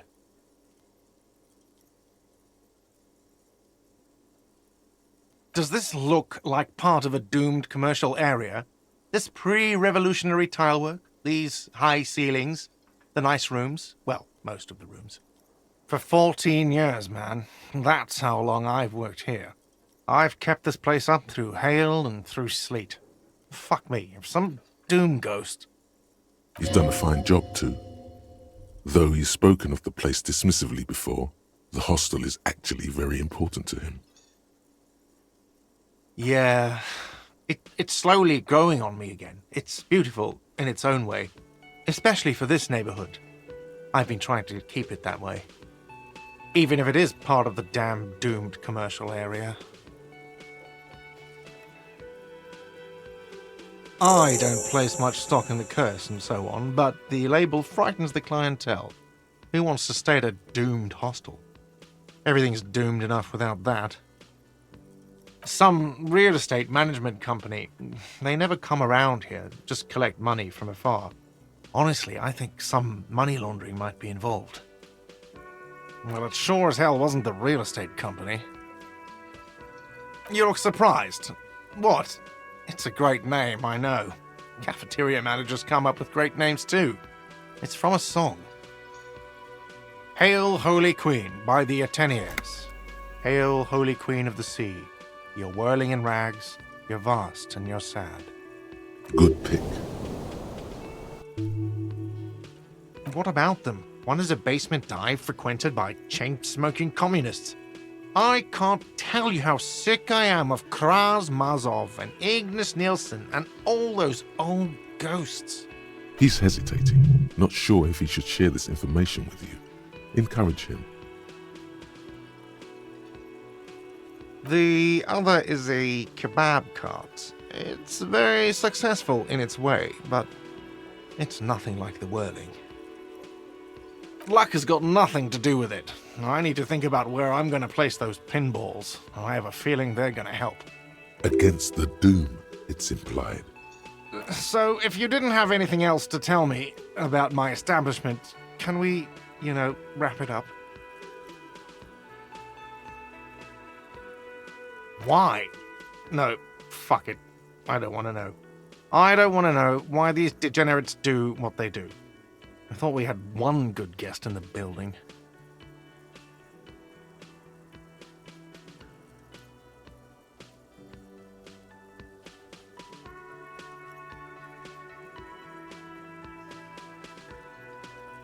Yeah, neither do I. Thank you for telling me, I guess. Good thing she pays for her stuff on time. I'll forward her the bill and be done with it. Yes?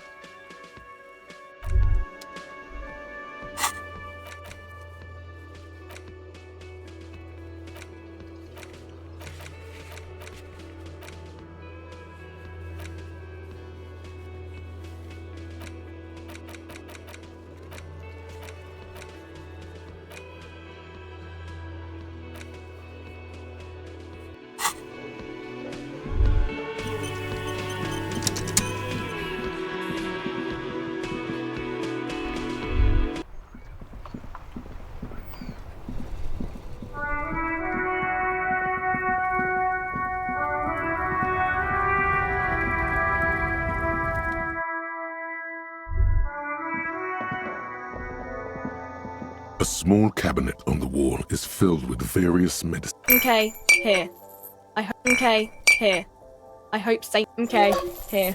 I hope Saint Baptiste makes you feel better or something.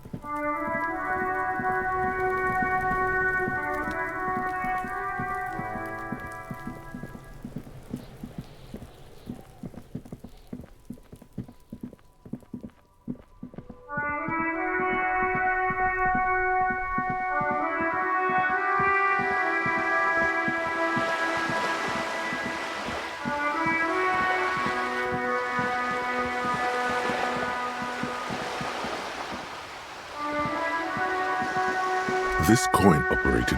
Your money disappears into the curtains, the lenses. Its leaves ripped from it.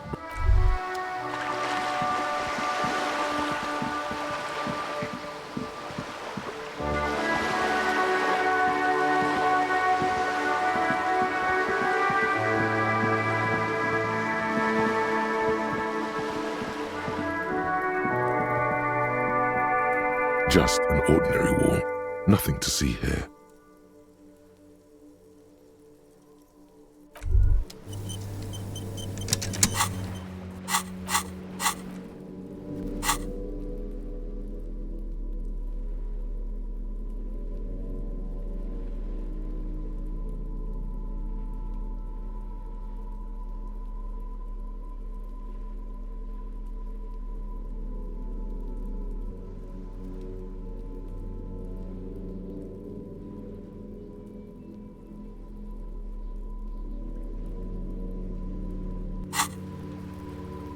Just an ordinary.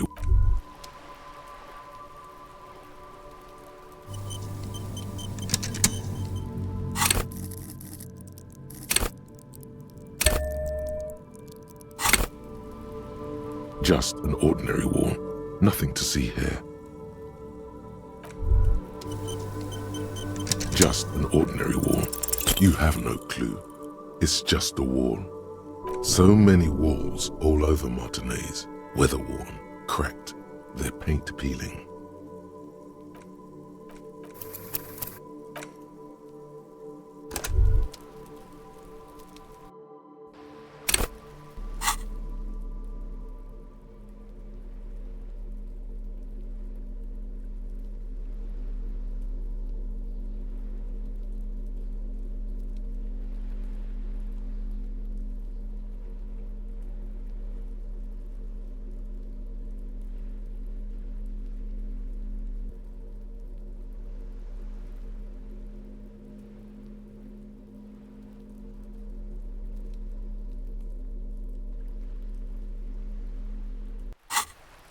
Just an ordinary wall.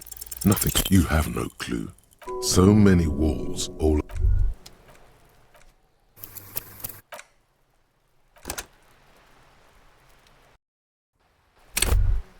Just an ordinary wall. You have no clue. It's just a wall. So many walls all over Martinez, weather-worn, cracked, their...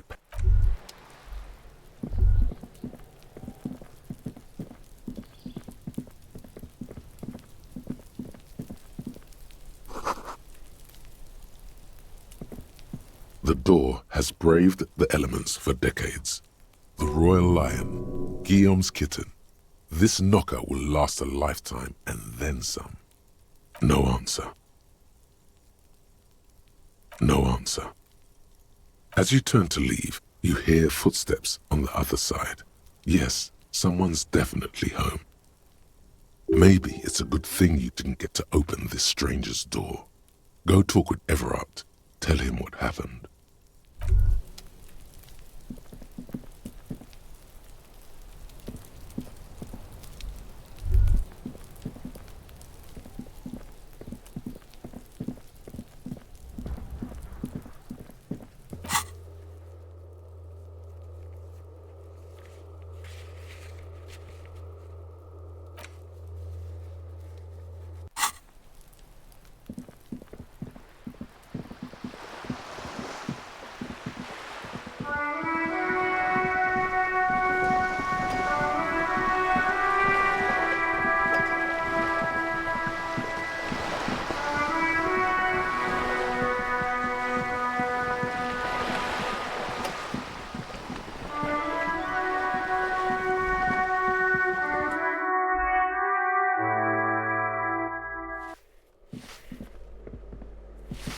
Give me a moment.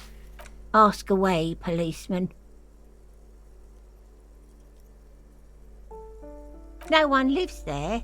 It's been empty for months. Impossible. I would know if someone had moved in there.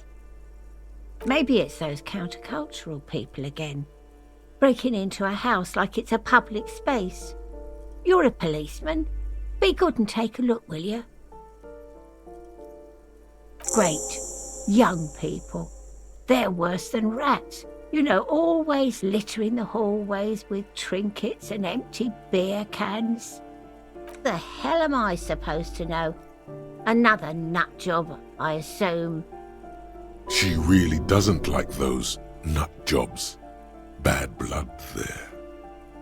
Some lunatic lost his mind. All kinds of morons pass through these halls.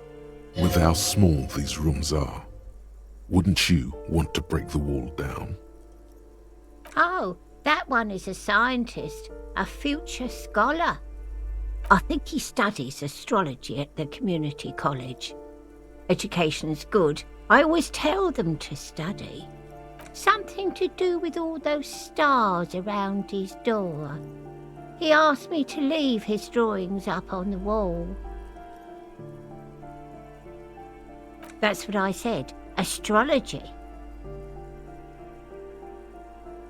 I don't want to talk about Deweeters. Addicts. All of them. And sometimes I hear them screaming. They don't like me cleaning behind their door. Think I'm listening in on their fights. So she doesn't. Not after that one time. There's a that one time here. It didn't get physical. She heard something she doesn't want to hear again. No one likes them in this building. It's only because of the kids they haven't been thrown out. I don't like talking about those people. She mumbles some kind of a response.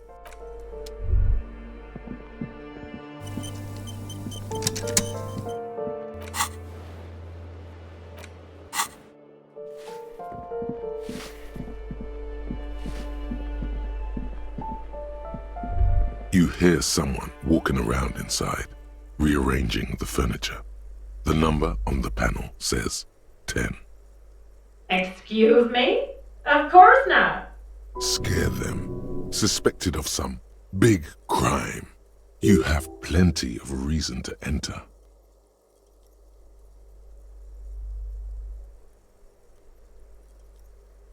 Oh, come on. Well, that was easy.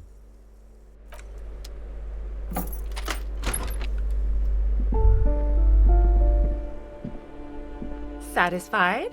My name is Marielle Charpentier, and I'm an agent with Martinez Realty Associates. I am not breaking in, as I have every right to be here. The keys, see? Boy, there are a lot of different keys there. More than 20 at least. Her voice is really cheerful, despite her obviously hating you. Do you want to see my ID as well?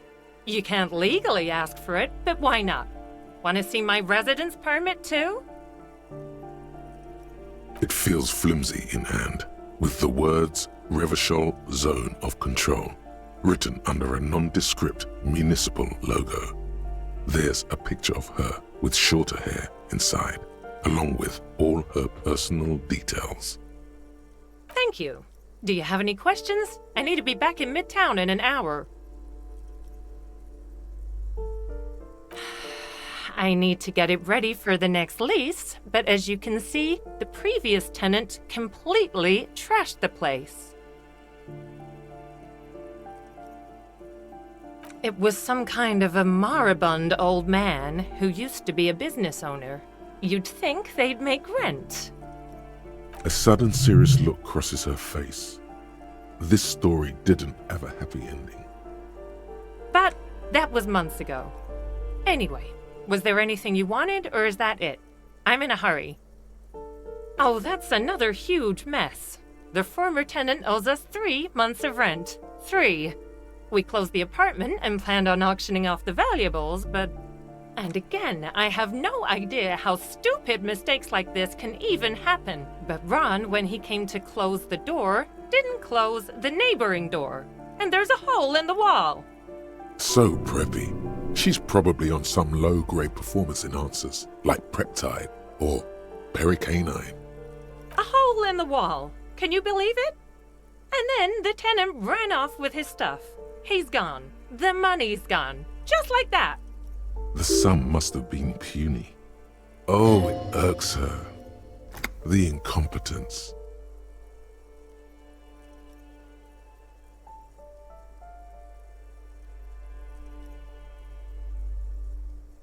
These apartments are perfectly fine. They have gorgeous architecture, a million-real view of the bay, good ventilation, neighbors, life, spark, and they are affordable. I'll tell you, Martinez has a future. In a few years, it's going to blossom with artists and creatives and those radio computer wizards. The radio computer wizards are invested with magical economic powers. Well, it does not disappear from my hands. No, I don't let it. Don't ask me what happened with the wall. I have no idea how we're going to find the time or resources to fix it. Both apartments are now unrentable. Both. Of course.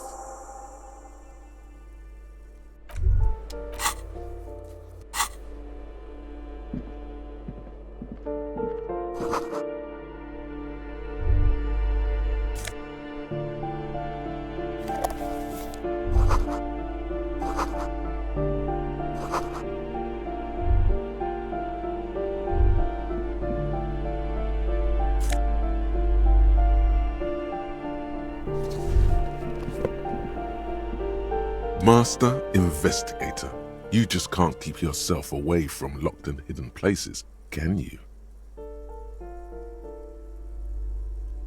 Attaboy, the world's secrets were made for you.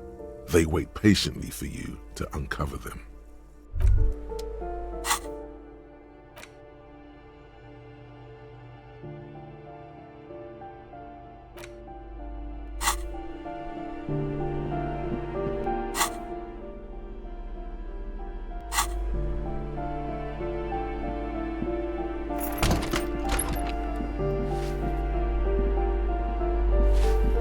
Give me a moment.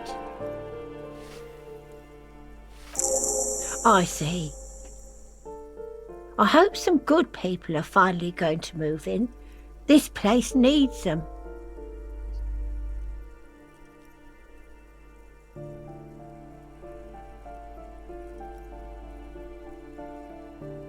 Yes, well,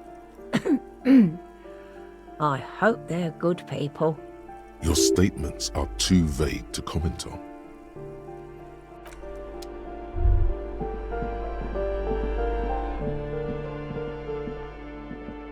This door has been closed with a padlock. A chalk-drawn number on the board says, number 11. No reply.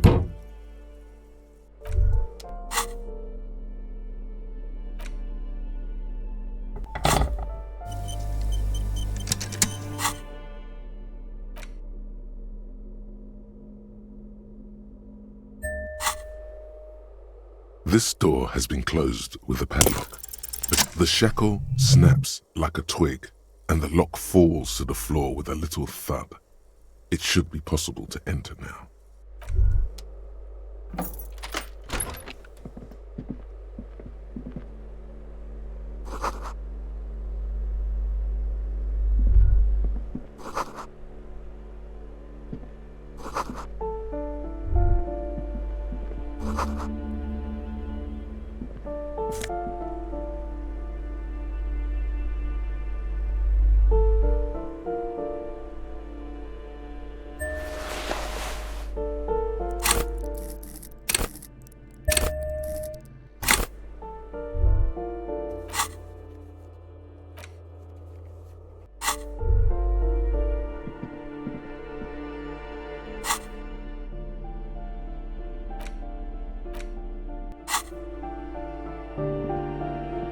A plaster-cast bust depicts a middle-aged man with impressive sideburns.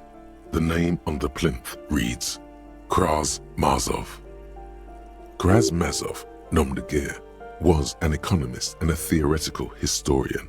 He was a leading figure in the Grad side of the turn-of-the-century revolution, where he headed the 9-day government. Mazov is considered the father of scientific communism, Mazovian thought, or Mazovianism. A poor communard, from the looks of it. The room is barely bigger than a closet. The bust doesn't reply. The hallway behind the door is empty. No one heard your words. The bust doesn't reply.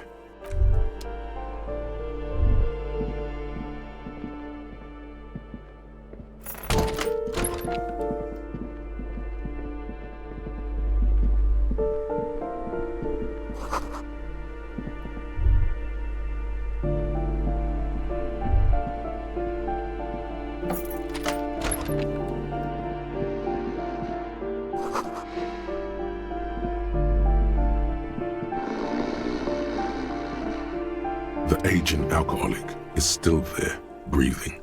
The air in the room is stale. The pile of blankets grunts. It's hard to say if there's anything left you could do. A coronary artery bypass graft? Take out his liver and replace it with a new one? Somehow undo 20 years of neurological damage from stimulants?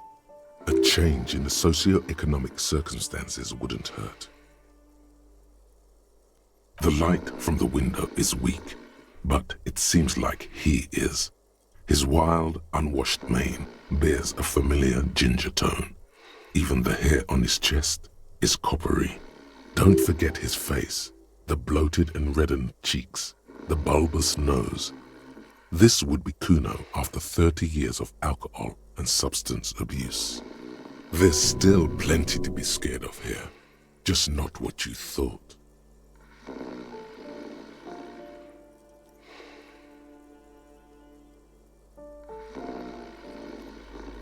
No response. A pair of half-open bug eyes is staring back at you from the dark, empty and frozen. It's clear that the person behind them is not awake. His half-open eyes give him the look of a dead man, but he is in there and not enjoying himself. Fucking Kev.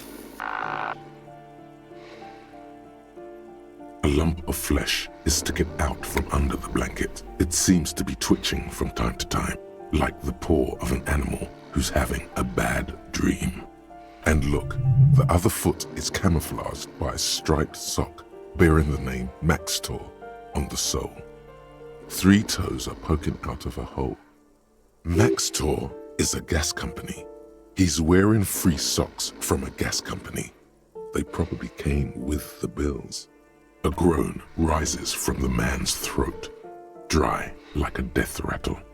He's trying to say something in his sleep.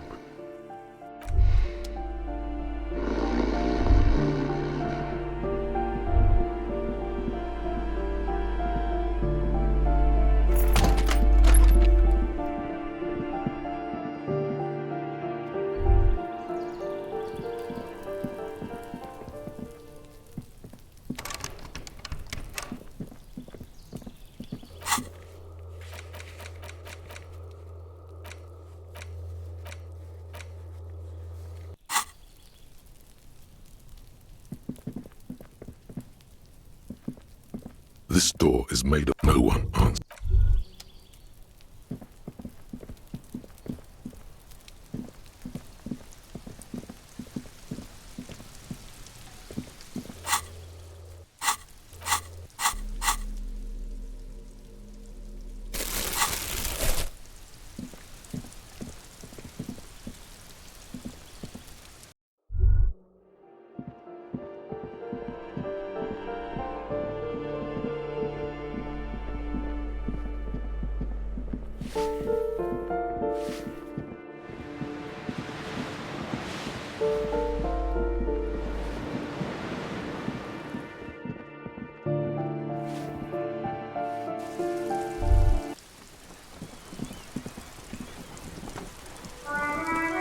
Ruination has come.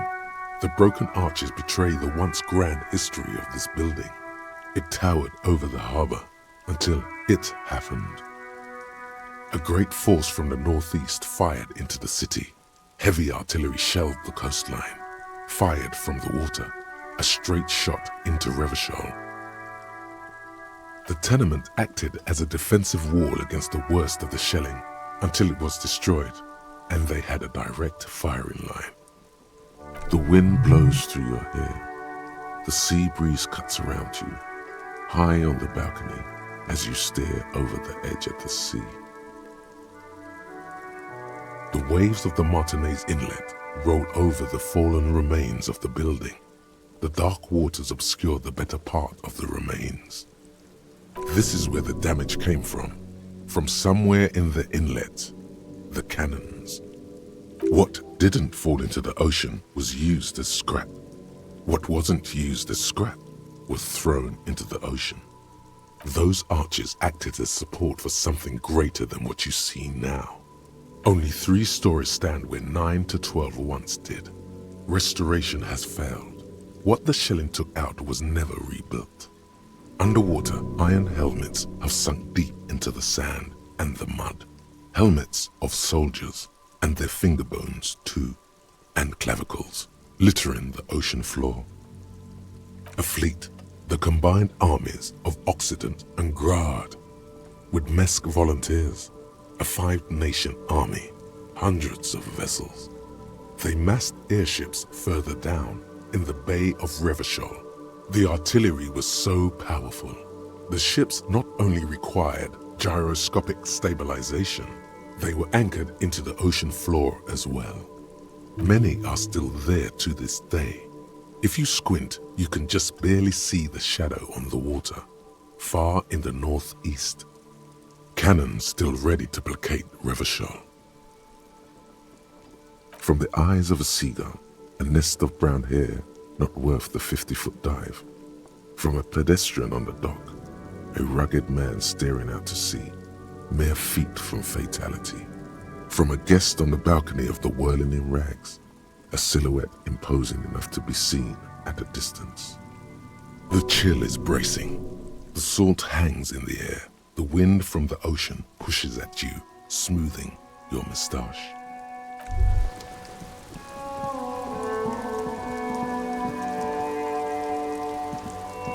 Hello again, officers. Have you come to admire my mural? I don't believe it. I've never known those boys to have manners. The bemusement in her voice doesn't fully mask genuine tenderness. There'll never be skulls, but their hearts are in the right place.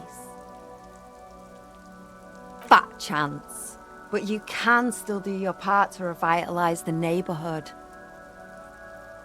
She throws you a conspiratorial glance, then presses her finger to her lips and squints up at the sky, as though straining to hear something in the distance.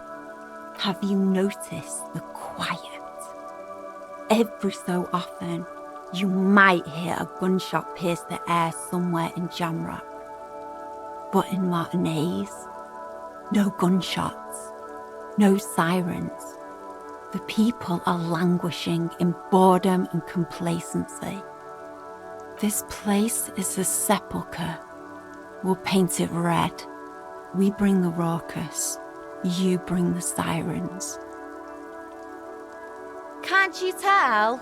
I haven't really... Have you ever... We rarely... She wants it to be something true. Yeah?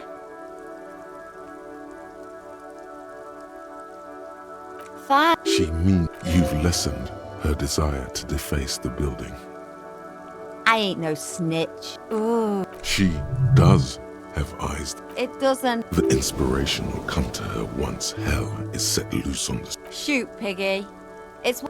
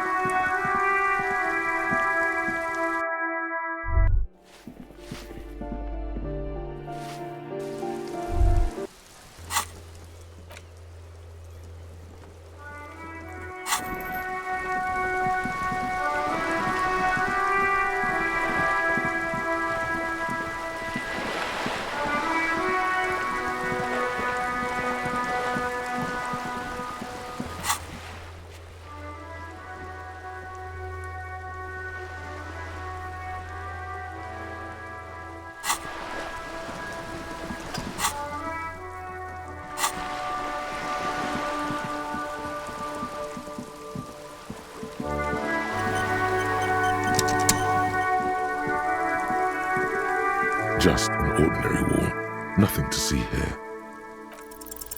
Yeah, why? It's a wall. An ordinary wall.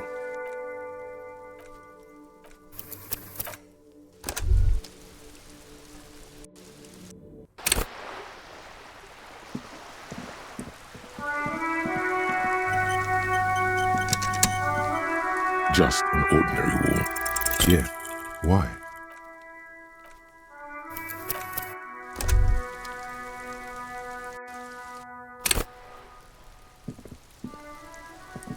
Just an ordinary wall. Yeah, why?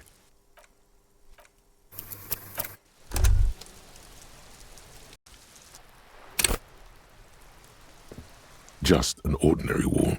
Nothing. Yeah, why?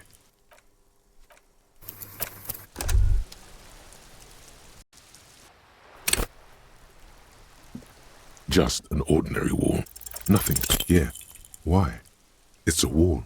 An ordinary wall.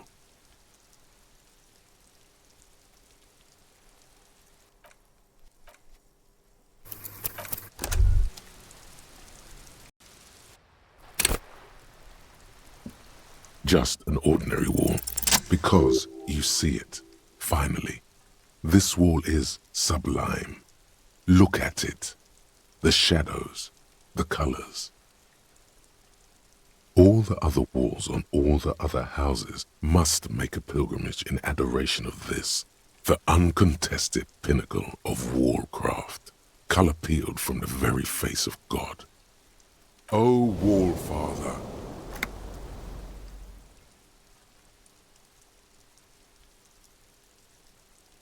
Absolutely. Now you just need the materials.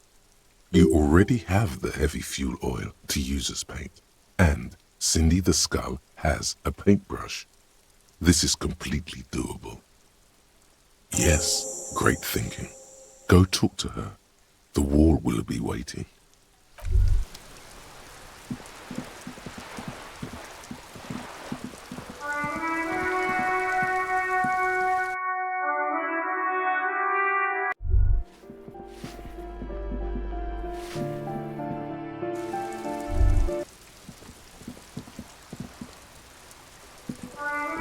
Hello again, officers. Have you come to admire my mural? What for?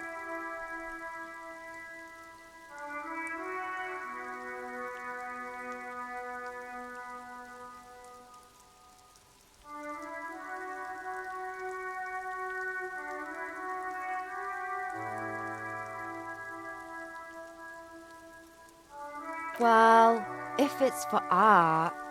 But what kind of art are we talking about?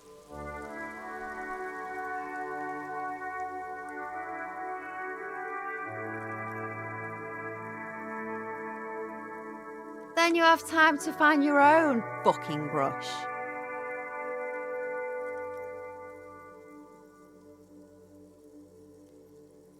You're about to cry internally, aren't you, Piggy? Oh, pathetic. Just give up. Art isn't for you.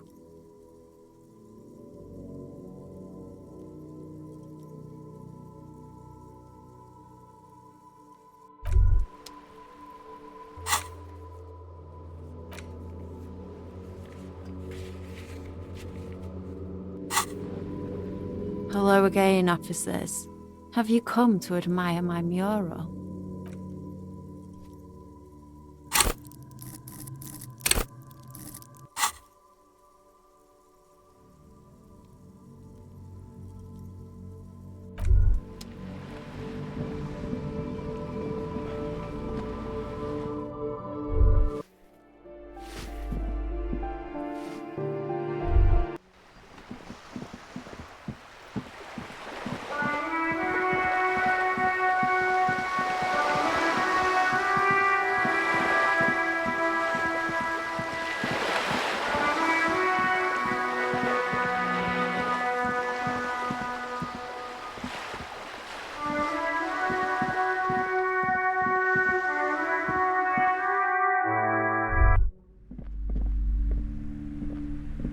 Hi, Ace Detective. Are you...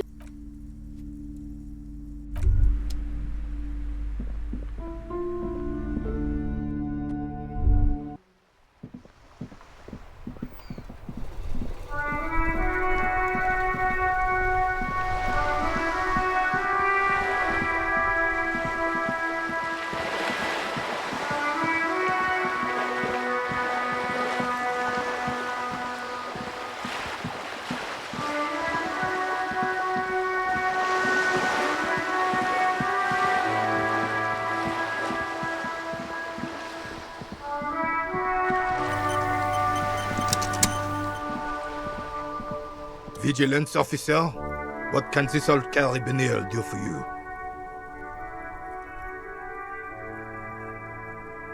There's nothing for you to understand here. It is not her death you are investigating.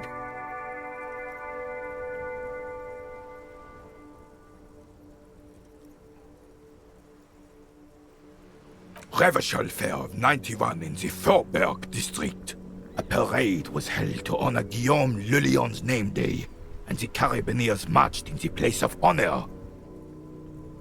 This was the happiest day of my life.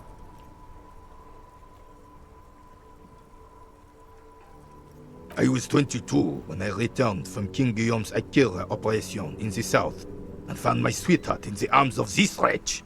The Akira operation was a 7-year campaign, during which suzerain Guillaume's army forcefully united the people in the southeastern part of La Petite Continent, collectively known as the Akira tribes, under the Revacholian banner. I won her back, but while I was dealing with some issues. You were like a dark cloud sucking the joy out of every living thing around you. And you hurt her. Dark cloud. That sounds unpleasantly familiar. Those days and memories are gone. The old soldier says nothing, but when his glance quickly runs over Gaston's face, there's an odd look in his eyes. Could it be guilt? There's nothing for you to understand here. Absolutely not. She died of pneumonia in her bed at the age of 79. This is highly usual. His face is motionless, like... It is such a pleasure to see you again, officer. How may I head the citizens' militia? Sweet of course. Sure, officer. Thank you, officer, for being a consummate professional. A man so principled about his sandwich calls for a principled approach. Time to get political. Too late. Daddy's already fighting the bad fight. Make it stick. Say one of these fascist or communist things or fuck off. Whoa, easy there, Goldmouth. He doesn't have to say anything. Re-engage cop mode and bail out, if you like. All right. Let's hear them, officer. Wow, so someone's been a little boring. Yes, my standard liege. Someone's seen all sorts of wild ideas pop off and thought, I'll take the boring one. The regular, please. The brown.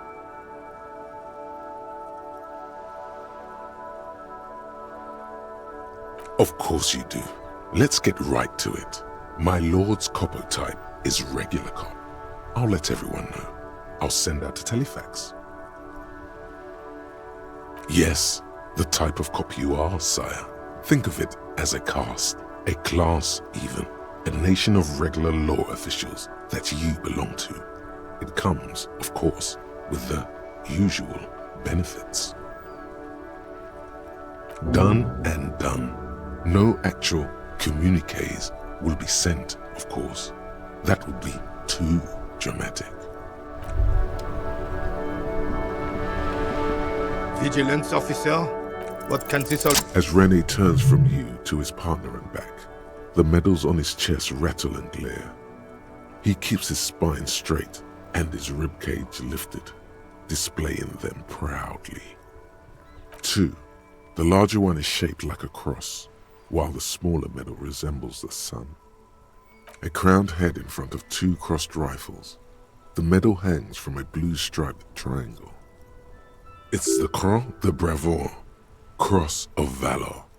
The cross was the highest battlefield decoration in Suzerain's armed forces, awarded for exceptional bravery in the line of duty, in service of King Frizzle I. A small blue star inside an orange sun.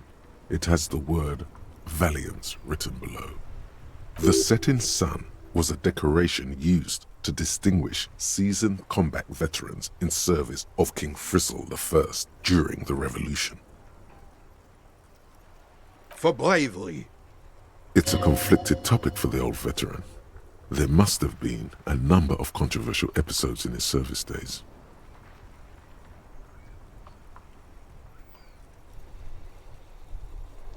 For doing my duty in the heat of battle.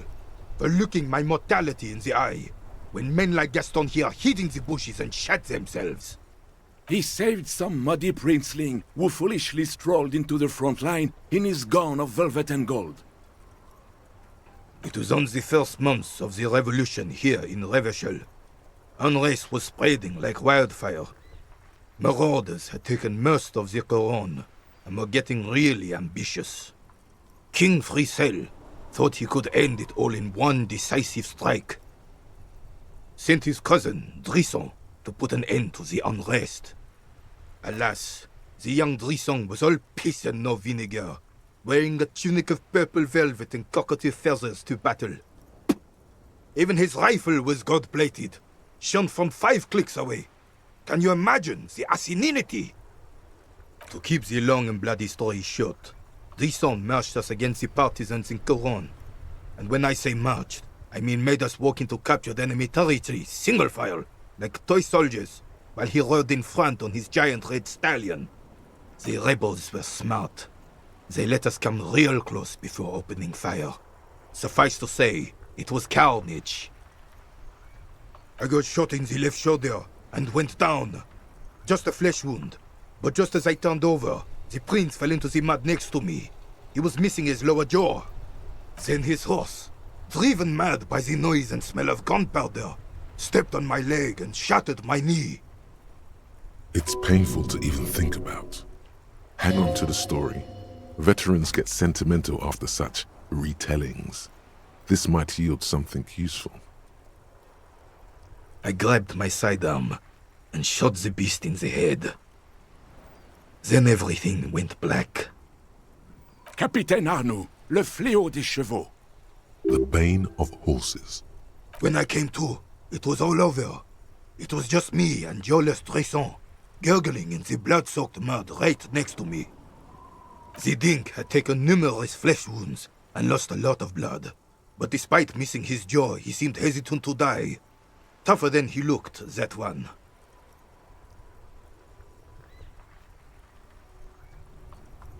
So I grabbed the dink and started crawling. Kept going until the 59th Cavalry picked us up. Through some miracle, we both survived. And the joyless freak convinced Frisel to give me a medal for not leaving him to die in his own blood. Piece and shit. He was the commanding officer and I was on duty. Just doing my job. Shouldn't hand out medals for that. 13 months later, I received the Sun for distinguished service.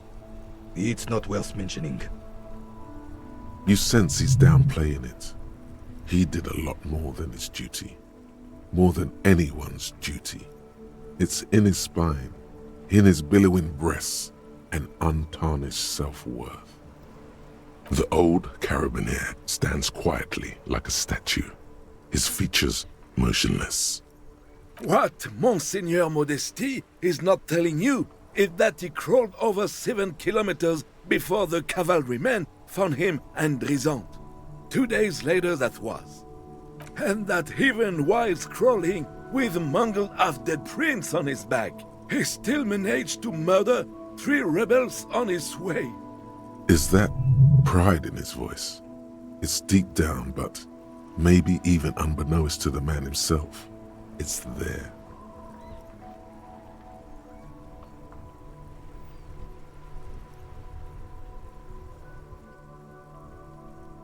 Sorry, officer, but you're reading me all wrong. I'm a man of peace, and these kinds of bloody heroics are only impressive to men like René himself. Certainly not to me. How did you find the story to be, officer? Maybe, but also bear in mind, officer. They don't hand this out for anyone with a service record. Oh no, you have to get shot. Repeatedly. And you need to get your hands bloody too. Really, really bloody. Do not speak of what you know nothing about, Poltroon. Duty is something you will never understand. Bah! There were many such stories in those days. Many such men too. True Revacholians. Men with backbone. Oh yes, René, yes.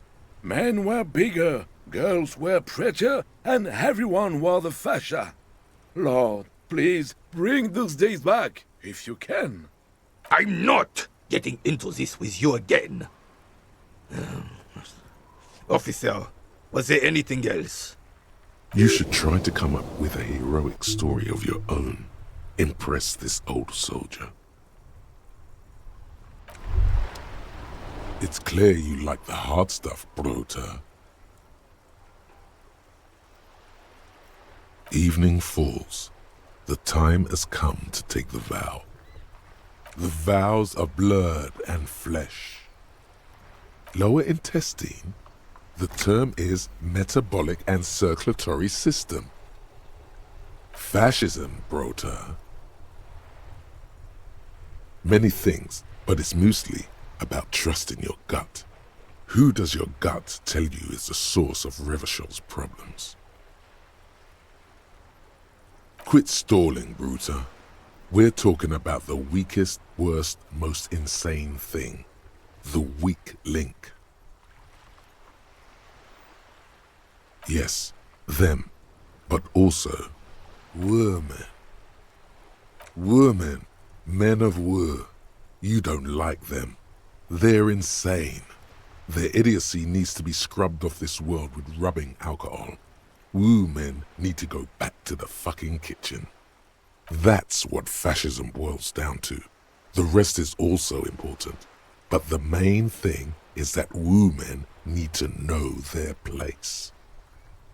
Stomach truth. You're having a stomach truth. Because you've said the hard things that others won't say, the good things, you've said them many times. Okay, yes, let's call it that. Good thinking. That sounds much better. Traditionalism. You like the sound of that.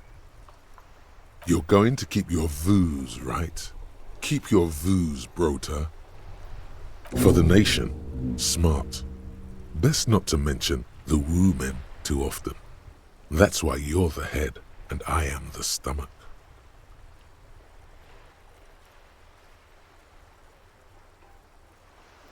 Of course you are, Bruta. Of course.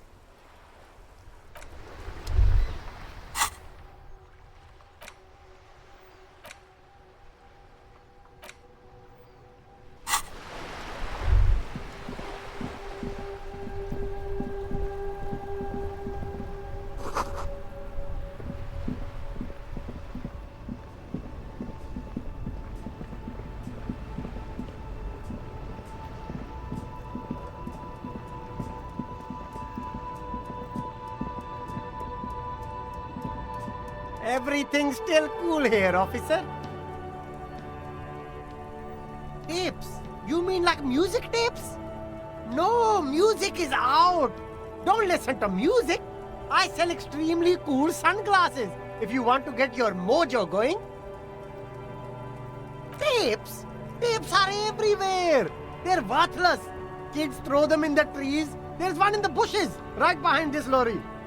No one would ever throw a good pair of high-quality plastic sunglasses in the bushes, mister.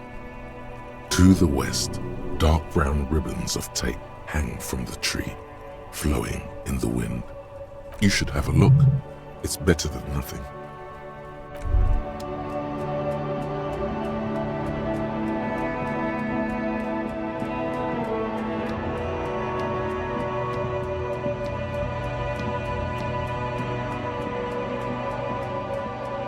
The hawthorn tree on Rue de Saint-Gislain. Bronze-colored ribbons of magnetic tape are caught in its branches, fluttering in the breeze. Just like promised, you've stood here for what seems like eons, guzzling the sickly fumes of lorries and carriages. Patting the tree reveals a small sticker which has almost been worn to oblivion. It reads, RCM Emergencies Desk, number 8102. Underneath a slogan, mankind, be vigilant. You tree-hugging pansy. The bronze ribbon twists around and within the branches in an intricately natural pattern. But there's something. There's a twisted logic in this mess. You see the ends of the ribbon, the way it flows, how it twists and turns. It's all starting to make sense. It'll be easier to remove now. With slow and deliberate motions, pulling, bending, and unraveling, you manage to extricate the magnetic tape from the branches. It curls up into a mess inside your pocket. If only you could find a way to re-spool it so that you could hear what's on the tape. Maybe Roy from the pawn shop can help you with this.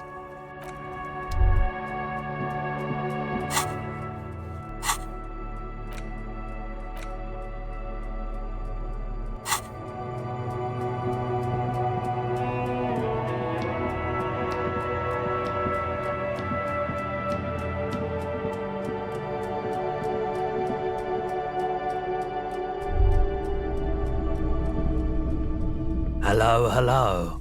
Let me know if I can help you with anything. The Koldima Madakwa. Sorry, I would never have guessed that you were that interested in ultrasonic sounds. Or birds for that matter.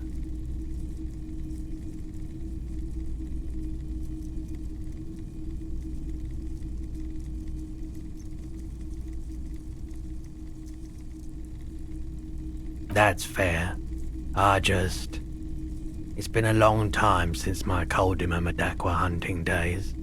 Once knew a group of young musicians who decided they didn't want to play music anymore and started looking for all kinds of interesting sounds instead. This was before, you know, lost touch with them after all of that. Cool or not, one of them was obsessed with recording the Koldima Madakwa. And he was one of those passionate people who know a lot about all kinds of strange things. So he got the rest of us to join in his search. We thought we did. We got together all these recordings of unusual sound patterns, compared them, cut them up and combined them into the Symphonia Koldima Madakwa. That really wasn't the point. After the Symphonia, we moved on to the sounds of office supplies or something like that. And I doubt any of us would have been any good at pushing papers. Unfortunately, I don't have any recordings from my old life. None at all. But I do have a tape with some ultrasonic sounds that might be what you're looking for.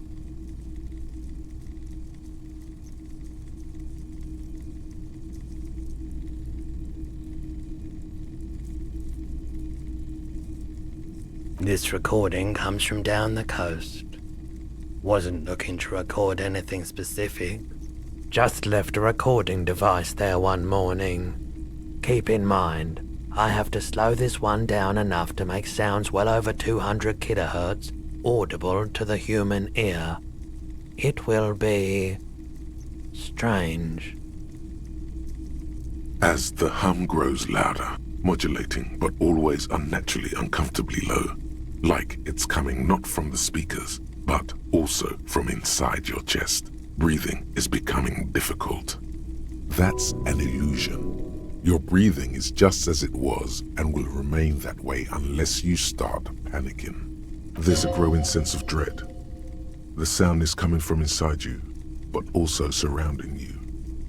It feels as though someone is standing just outside your range of vision and watching you, doing this to you. He nods to you, reassuringly, just as more diverse, higher-pitched sounds, some random, some appearing to form patterns, hit your eardrums. Seabirds most likely, gulls and such. And skewers, but shh. That's it. The signal in the noise. The thin whisper. A low range of sounds is easier to handle with a focal point, but still troubling.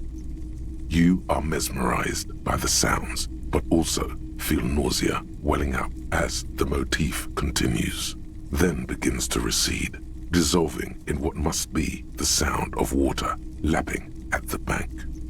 You know, now that I've listened to it on these new speakers, it's not the Koldima Madakwa. Wrong patterns, wrong photons. Probably some insect trying to sing higher than its predators can hear. Still, fascinating, aren't they? Early morning sounds. The Coldima Madakwa. Sorry, that's fair. This was before. You know, cool or not, we thought we did. Unfortunately, I don't have any recordings from my old life.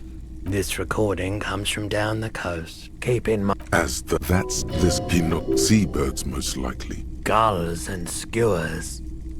That's it. A low range of... You know, now that I've listened to it on these... You mean Reese Pooley? Yeah, I do, but I'm not some Mr. Fix-It. I'm a pawnbroker. If you want to pawn the tape, sure. Although it looks pretty... worthless. Just explain why you need this so much. He's bound to understand.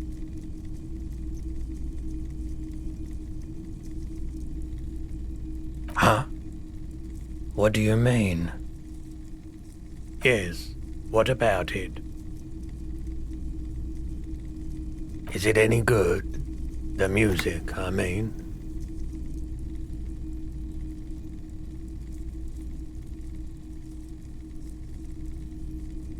Man, you're really invested in this.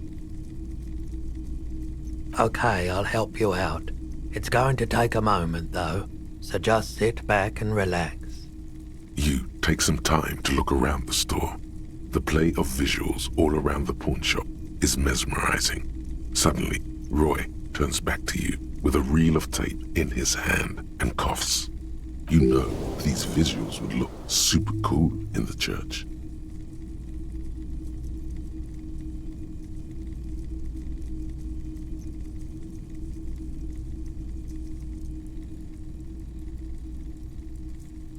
Yeah, it was. Respooling isn't that difficult, although I had to mend the tape in a few places. Anyhow, it's yours now.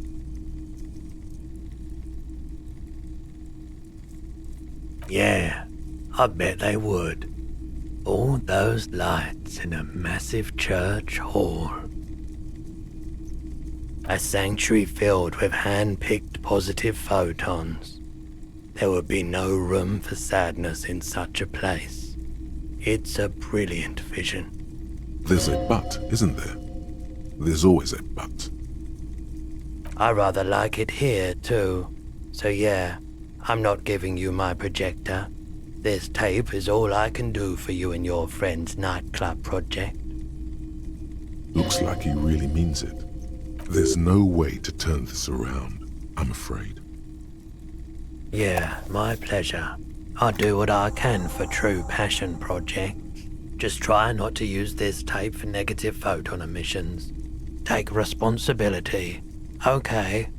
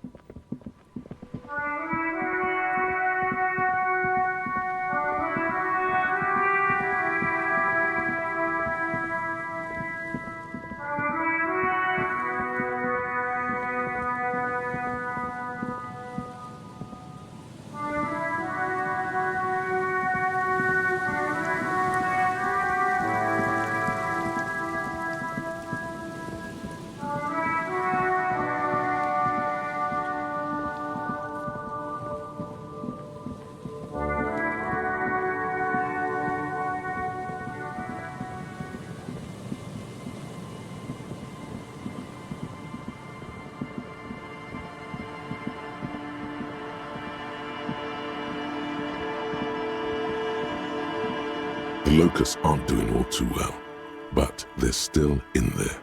This isn't the empty trap. That one Morel was setting up near the cryptozoologist's camp.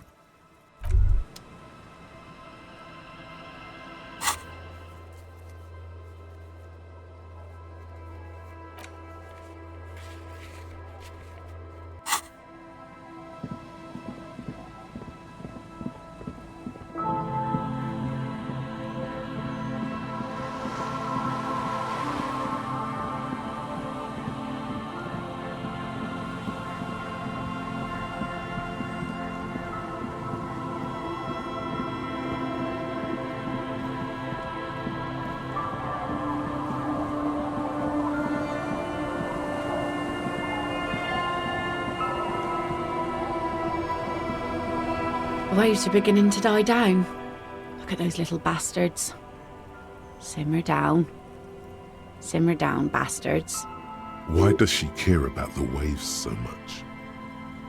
What is it with waves and fishermen? We need to be out there with them, fishing, making a living. So I asked them to accommodate me. But until that happens, I can try to assist you the best I can. So, what will it be, officer?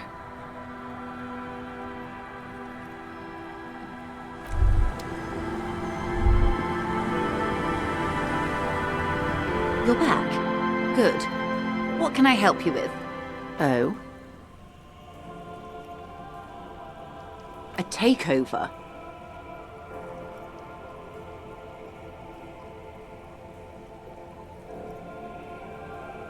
If they're taking it...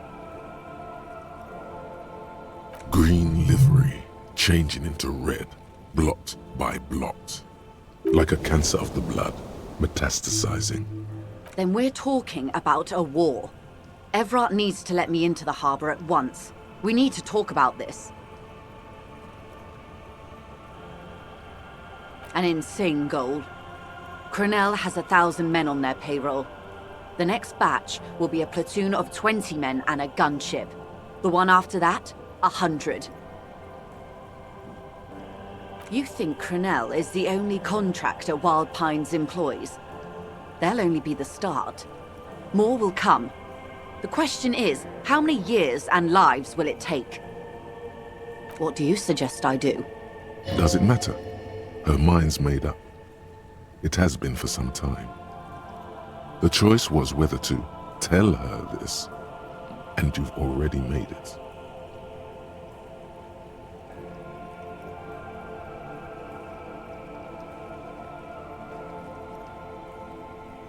Everything affects the decision-making process, Detective. A constrictor knot of contrary motives. Greed, fear. There may be a way to affect her through these microscopics.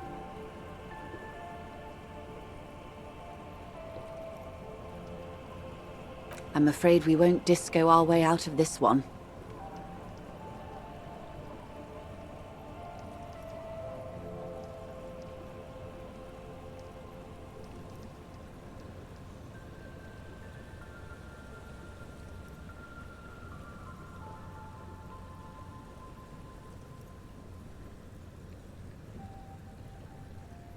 What will I do? Her arms fall to her sides. Her spine relaxes. Did I ever tell you how they discovered this Isola? During our reality lowdown? It may be the only break we've ever caught as a species. The last one for 400 years. The nations who colonized this Isola called theirs Muindi, the world.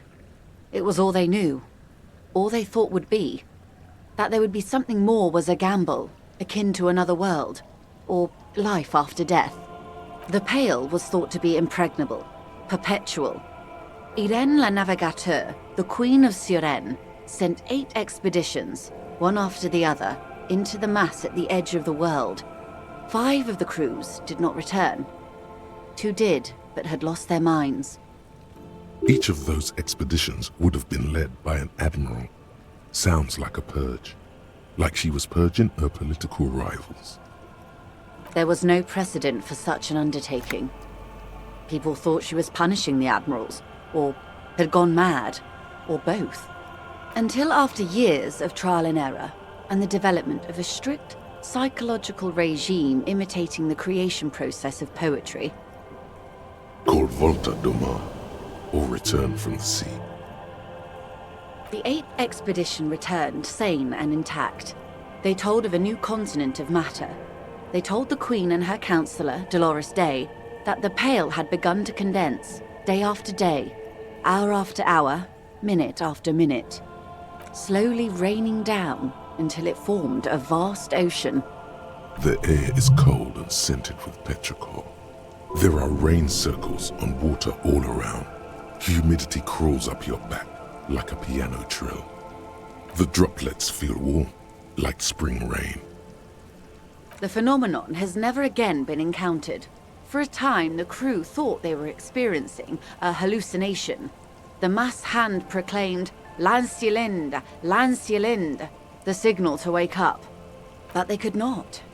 They were sane and conscious, as islands began to appear on the horizon.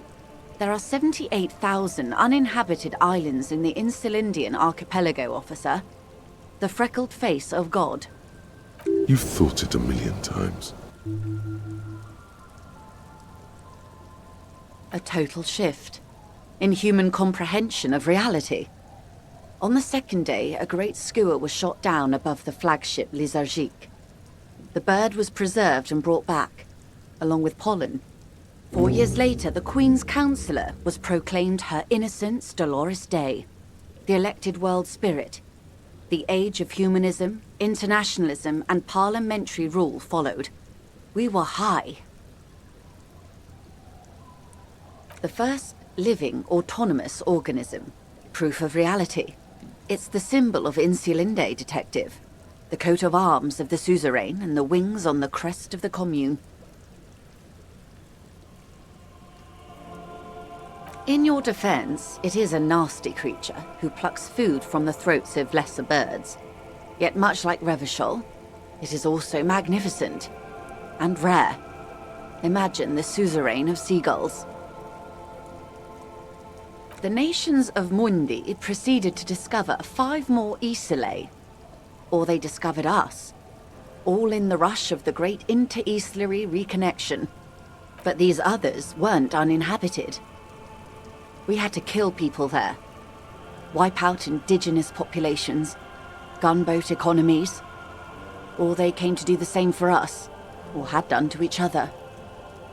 But here, there was no one but the skua, the Liliat Sea, and the Blood Beach, and the River Esperance. It was the new world. The Mondials used it to amass the greatest concentration of wealth mankind has ever seen. Revachol, the suzerain, revolution, poverty, and the mercurial rise of capitalism. On Caillou, the Pebble, the largest of the fertile, uninhabited islands of the northeast Insulindian archipelago. 4 centuries and 2 revolutions later. It is. Soon it will be spring and everything will blossom. I will surrender Terminal B to the Union. She puts her hand in the rain. She's silent for a second. We will see. And what about the next time?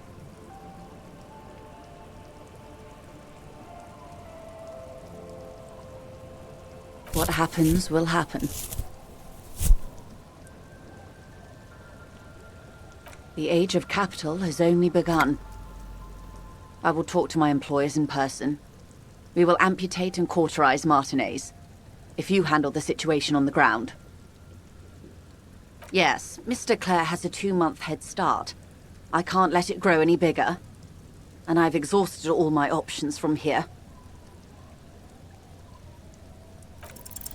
There are no employers. She's a member of the board. Probably a partner. You are the citizens' militia. There are no superiors. That's right. We're all answerable to someone. I am.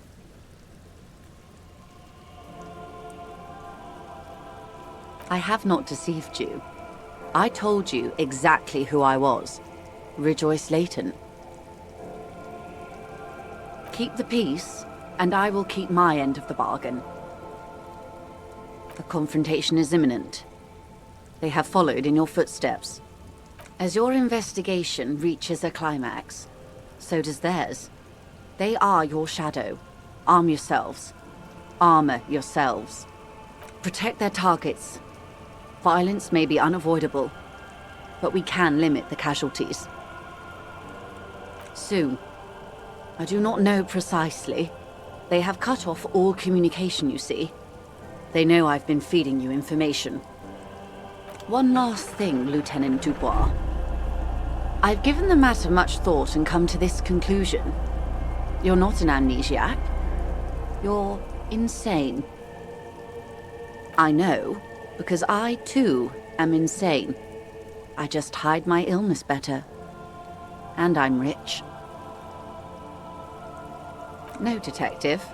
No one's as insane as you. I'm overexposed, baby. My travels take me through the Pale dozens of times a year. I've got the longing. And I've got it bad. She would die to return to it. The Pale, the past, anything one can return to. The same strict psychological regimen the 8th Admiral developed when he crossed the Pale and discovered this Isola, the Volta do Mar. It's used by inter-Islary travelers and other troubled souls, even to this day. You could use a little of it yourself. Watch out for yourself. They will strike soon.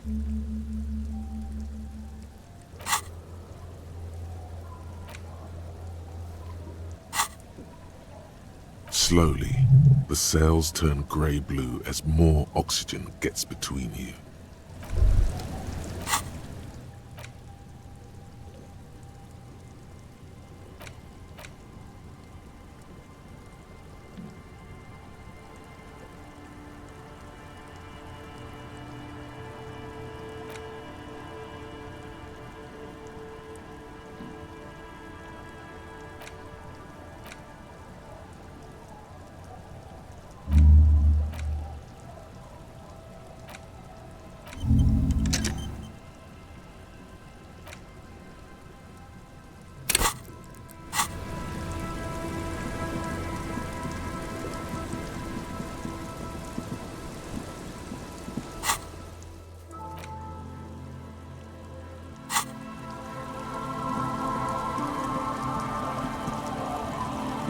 Our tenant, the policeman.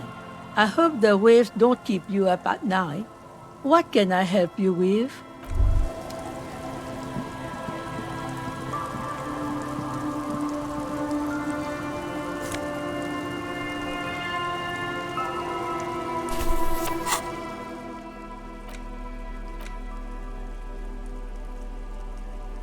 You hold in your hand the colorful primer. The title reads, "A primer for small kids." There's a bear involved. Every page has one word designating one letter of the alphabet with a faded illustration. Most of them are scientific and cultural principles. It goes as follows. A is for azimuth. B is for Boreas. C is for cosine. D is for diamite. E is for ellipse. F is for phlogiston. G is for gamut. H is for homeboy. I is for econ. J is for Eura. K is for collapse. L is for laudanum. M is for myriad. N is for nadir. O is for aureole. P is for perihelion. Q is for quasar. R is for rhododendron. S is for sinus. T is for tricolor. U is for ultra. V is for vector. W is for Wahrheit. X is for xylophone. Y is for Ustava. Z is for zenith. That's it. You know the alphabet now.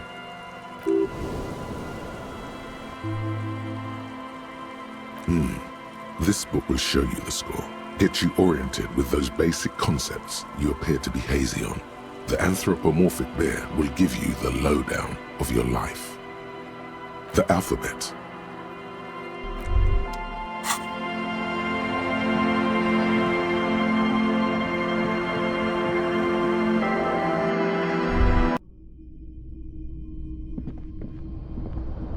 An old mirror hangs on.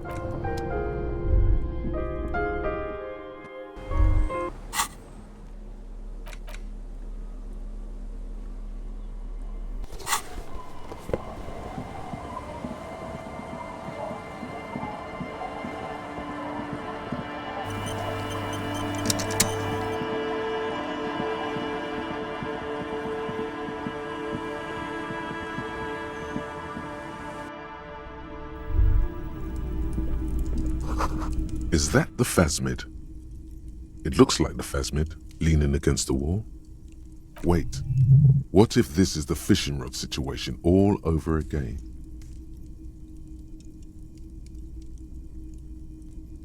Fine, it's not a phasmid. It's not even organic.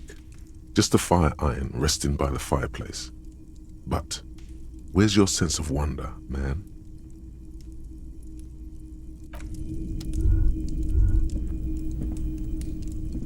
Hello, mister. Bye.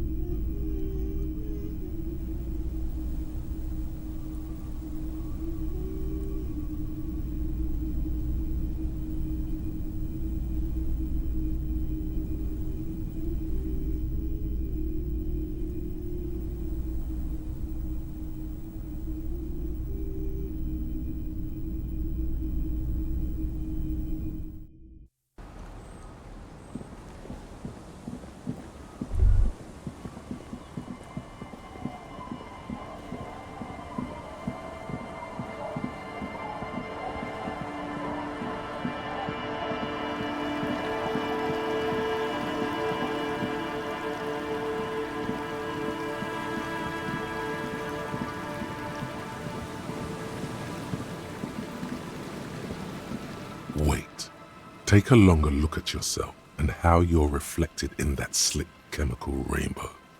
What do you see? Metaphor. It's always metaphor. This is more important than you. That's the blood of industry you see before you. The runoff from Coal City, further down the coast. The engines of fortune once roared here. Great wealth poured into Revachol, the Delta, as did smoke, waste, sickness, life. The engines stopped. The West Revacholian industrial base was dismantled after the war. Now, extinguished coke furnaces dot the landscape, a landscape despoiled by industry. Filth. This needs environmental action now.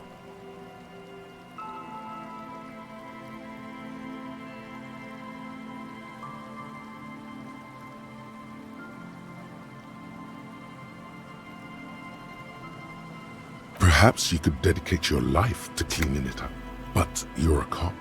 You must concern yourself with different messes. Even so, it's pretty to think.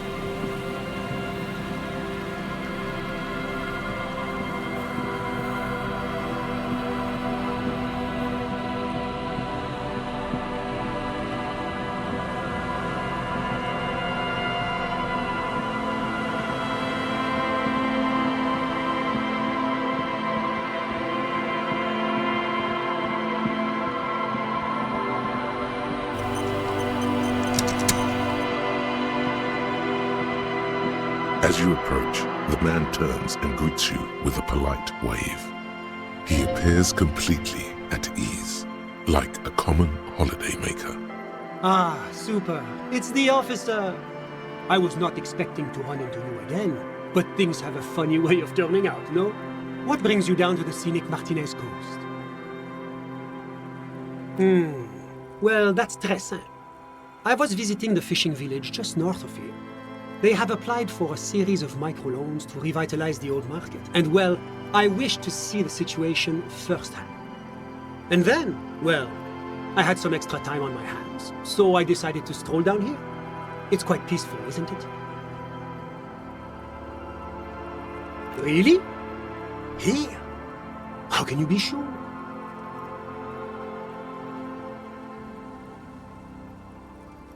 Ah? Is that what those pockmarks are? I might have guessed. Fascinating how much history is contained right here, if only one knows where to look for it. Are you just going to let him get away with these generalities and euphemisms?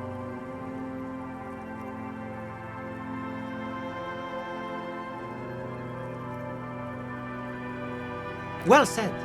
Let us just be grateful that we don't live in such fascinating times. Ah bon? I'm all ears, officer.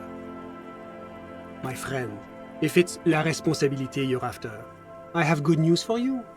There's no need to form such a committee, because it already exists. God, of course it does. These moral intern types. The Comité de Responsabilité de Revachol. It acts as a sort of clearinghouse for coalition activities. To put it simply, they are the ultimate arbiters of la responsabilité in this part of the world. Yes, this is just the sort of reasonable authority you're looking for. I would offer to connect you with the committee myself, but alas, I am not actually in Martinez. What? Where is he then? He's speaking figuratively. He means he's not in Martinez in his official capacity. Of course, we are speaking informally, but officially, I am still in La Delta, preparing for an upcoming conference on fuel oil derivatives. That's why it would be extremely irregular, or potentially even inappropriate for me to intercede with the committee concerning a district I'm not officially in. Yes, you've made your persistence quite clear. Under normal circumstances, I would have to insist you go through the regular channels. No. You can't let them give you the runaround. But if you have information of a vital interest, they might be willing to entertain an exception. In which case, I would advise you to contact them via Coalition Warship Archer. Officer, you mean to say that you haven't noticed the giant Coalition aerostatic peacefully patrolling the skies over Revachol? You follow the man's gaze out toward the west.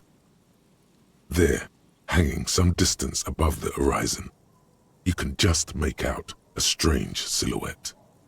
It looks to your eye like some kind of long metallic fish suspended beneath a number of ceiling fans. Not just any fish. It moves like some ancient bottom feeder gliding over the ocean floor in search of prey. Don't let the paint job fool you. It's a goddamn killing machine, and there's nothing you can do to stop it. Well, of course it is a heavily armed and armored warship with a full complement. But I assure you its purpose in Revachol is to keep the peace, not disturb it. You see, in addition to being an airborne artillery platform, Coalition Warship Archer is also the linchpin of the Coalition's surveillance and communications infrastructure in Revachol. And listening. It has the most objective vantage point in the entire city. Not to mention a vast array of radio, photographic, and meteorological monitoring instruments. I find it a great comfort to know there are benevolent powers watching over all, in strict accordance with the Wayfarer Act and the Bristol-Mune Conventions. This is quite the problem. Very tricky. Of course, the Archer has orders to fire on any unidentified aerostatics that might approach it, so it might be safer to get in touch from the ground. But in that case, you would require a radio transmitter capable of broadcasting on coalition frequencies. And that kind of technology naturally isn't typically available for non-coalition use. Yes, it is a bit of a conundrum. I suppose there might be some way to circuit bend your way onto those frequencies, but you'd have to be one of those techno-tinkerers to do it. Unauthorized circuit bending is a very serious matter with grave security implications. But as of the moment, there is no specific law forbidding it, in Revachol at least. This sounds like something that programmer you met in the church might help with. Let me just say that I have complete confidence in the RCM. I'm sure you'll figure something out. Always my pleasure to be of assistance to the RCM. Godspeed, and if we don't meet again, bonne chance.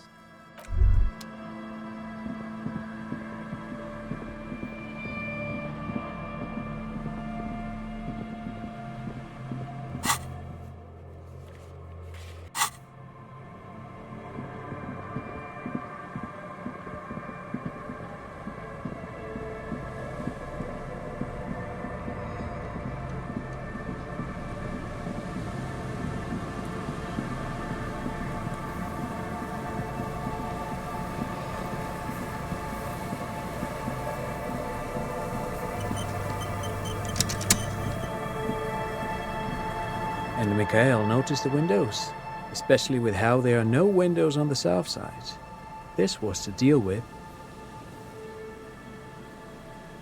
You, officer! Come to investigate the historic subtext of West Martinez? I was just telling my son about this building. Not many people appreciate the historic significance here. Very rich in hypertext.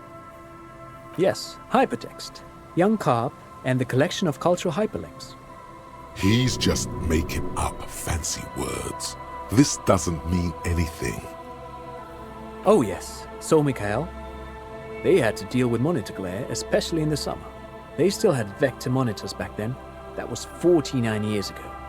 So they didn't have windows on the south wall. Very important. Mikhail, say hi to the officer. Mikhail's a little tired today. We spent all night trying to run Orbis on his radio computer. Have you heard of it? It's a programming language used in Grad. Quite tricky, but he wanted to play this Grad-made adventure program. We've been getting really into worms lately. But I assume you're not here for giant worms when there are so many real things to see. Just as I was telling Mikhail before, this is where the Coalition landed in '08. We could be standing on what is the most interesting landmark in Revachol West. This man is your half-brother. You feel it. But why? Well, get a load of this guy. He really enjoys his trivia. The Orbis programming language was named after its inventor, Victor Orbis, a cybernetician from Grad. They run Vox in the Occidental countries. Aha! But it's not just any empty old building. What not a lot of people know is this used to be the R&D department of Felt Electrical. And Felt, which now sells ink cartridges mostly, was once a top dog in the turn-of-the-century cybernetics boom. Hold on. What's R&D? Apologies, it's an acronym for research and development. They don't use it anymore. You're probably more familiar with RTD, Research and Technological Development. Mea culpa. You are not familiar with that one either. This man is a bookhead. It looks old and weathered, with seagulls picking apart its stone and metal carcass. Bushy undergrowth has taken hold of the collapsed rooftop. Some kind of bird has set up a nest on a broken windowsill. That's not surprising. Only a vestigial ink cartridge and ferrotape manufacturer remains. They started out as a midway electronics outfit in Königstein 2 centuries ago. After an aggressive move to Revachol, Feld became a global player in the emerging personal electronics market of the pre-revolutionary era. Still, Tricentennial was beating them in business machines. But Feld had an ace up their sleeve, or should I say they were developing an ace up their sleeve? I'm mixing my metaphors here. It was here in Martinez, possibly in this very building, that they developed prototypes for a tape computer. An elegant folding mechanism of rollers and ferrotape ribbons, portable enough to be a take-it-home solution, revolutionizing business machines, possibly even bring them to the average consumer, which is a feat of engineering even today's giants, Rehm, ICN and ZAM, haven't achieved yet. He assumes something like a combat stance, facing the wind. Indeed. What? The revolution!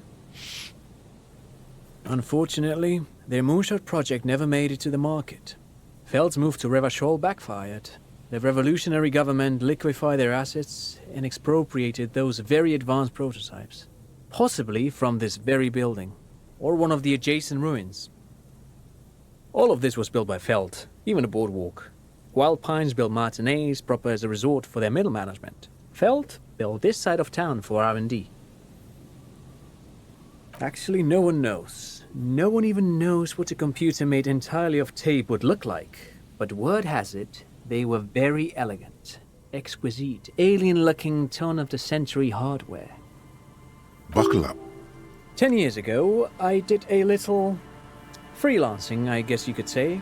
I was a special consultant for an exhibition at the Womty Dumpty Dum Center in Vredefort, Oranje. It raised the same questions, and we had lengthy discussions with Paul Ockerman, who was head curator at the time. This was before the twins Keith and Guy Jews joined the team, trying to... Wait, did he just say Wumpty Dumpty Dum Center? He did it. He said Wumpty Dumpty Dum Center, like it's the most natural thing in the world. What the hell is a Wumpty Dumpty Dum Center? And who the hell are Keith and Guy Juiced? The Wumpty Dumpty Dum Center for Contemporary Art. The exhibition itself drew on Lagerman's notion of memory, and so there were some parallels. That's why the head curator, Paul Ockerman, chose to... In fact, I'm not. The Wumpty Dumpty Dum Center is a place you can visit if you're ever in Vredefort and are ever in the market for an exhibition space / contemporary art research center. But perhaps I should return to the tape computers. As I was saying, the device itself was very elegant, fragile even. One could write directly on the tape using a special chemical solution. The machine would then analyze the handwriting, perform operations, and project output onto a white screen. It was a beautiful, delicate thing. Made of black film and folding tape structures. Even one would be very useful. Though I understand the socio-economic causes of the revolution, it pains me to imagine the revolutionaries setting fire to the precious device. So they did. The Feld playback experiment vanished into the fires of '07. Yes, the official name of the prototype. Some sources report it as the Feld Playback Experience, but those are incorrect. Who knows? Maybe it was an accident, or maybe they didn't want the technology to end up in the wrong hands. Either way, they're all gone now. All 3 versions of the prototype. Nothing but debris and ashes remain inside that building. Yes, they even built a pleasure wheel, but that got destroyed in the war. A wheel? Yes, to lure in their star engineers. This part of Martinez was nothing but reeds before Feld arrived. They had to make the prospect of living here attractive. It was supposed to become a global center for innovation in cybernetics. But history had other plans. Oh, I'm afraid it didn't end well for the boys. But this story is a bit too dark for little Mikhail here. Now, if you were to ask about tape... Wait, is he saying that we should just bypass the excesses of the revolution?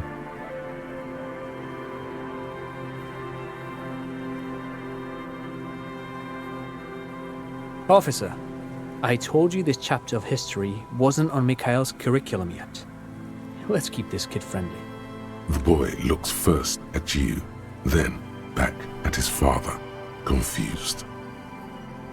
They used them for military communications, but also to write and send out press releases, the most notorious example being Le Décret de Mars. What's the Mars Decree? I mean the radio transmission sent out to news agencies and world governments by the newly created commune of Revachol on the 7th of March in the year 02. A short-lived legislative foundation for a short-lived utopia. It's a beautiful piece of text, actually. A singer-songwriter I know, Charette, called it a love poem to Revachol on her political concept album, Bon Baiser dans ce Lind. You should read it.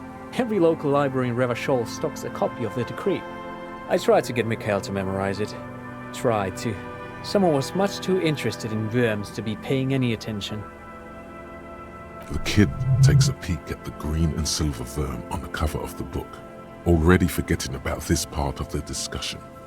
But of course, what else? No, I'm afraid I can't help you with this one, officer. It's just a regular day off for me and Mikhail here. There's something friendly and familiar in how he says that. A day off. I do have some money, yes, but that's not what's really important here. He's not gonna give you money. What are you doing? Clearly you were just profiling. No, I mean, come on. You need the money. If it's not a thing, he can give you some. Of course, Detective. I wouldn't have assumed anything else. Matter of fact, I don't know if you're familiar with this, but the Vespertine Department of Justice has published a rather interesting paper on the criminal profiling in former socialist states. Have you read it? If not, then you definitely should. If not for tips and tricks, then just for theoretical curiosity. Anyway, that's just a little something that sprang to mind. You were saying?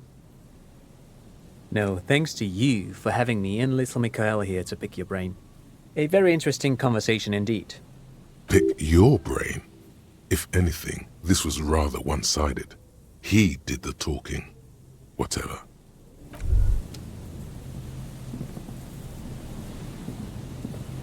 The once bright somewhere in...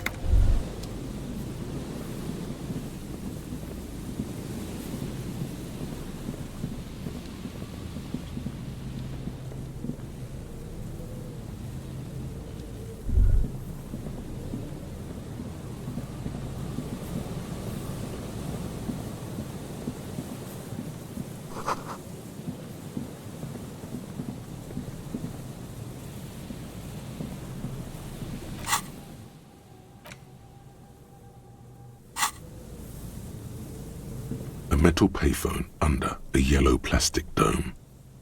There's a life is garbage.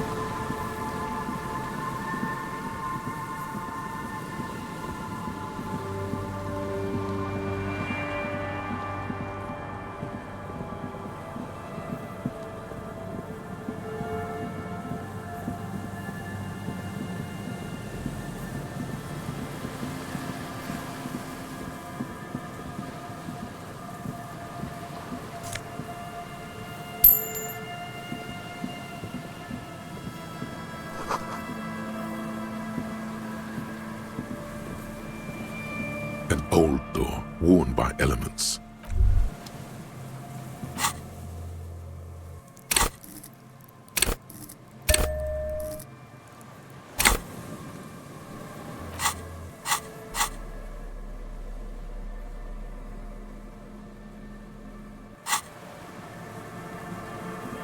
An old door worn by elements.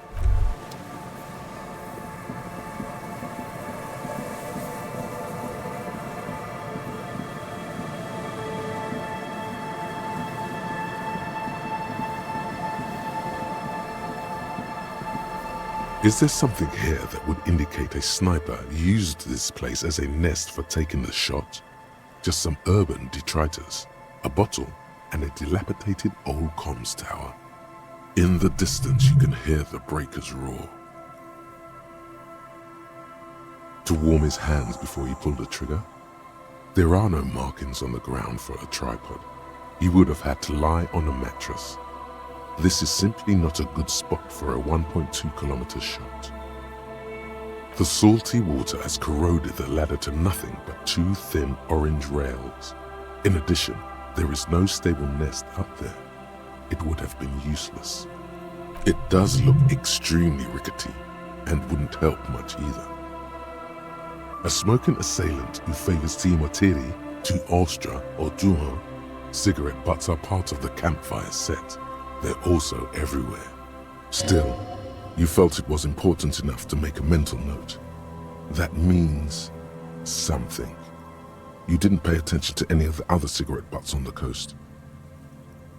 There, 1.2 kilometers over the cold water of the bay, through a thick snowstorm melting flake by flake in the waves, you see the smallest rectangle, barely visible. A glowing light on the third floor of the Whirling in Rags. With binoculars, you would see a young woman's shape move behind the glass, her limbs long and slender. Smoking, drinking, being happy and elated. Without you. Because you're here, freezing in the wind, aren't you? Doing your detective work.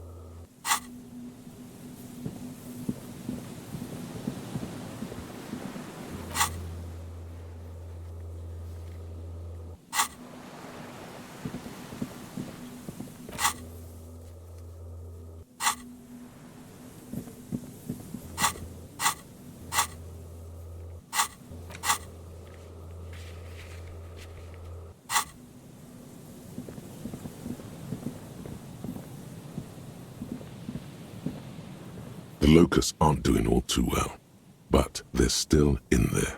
This isn't the empty trap. That one Morel was setting up near the cryptozoologist's camp.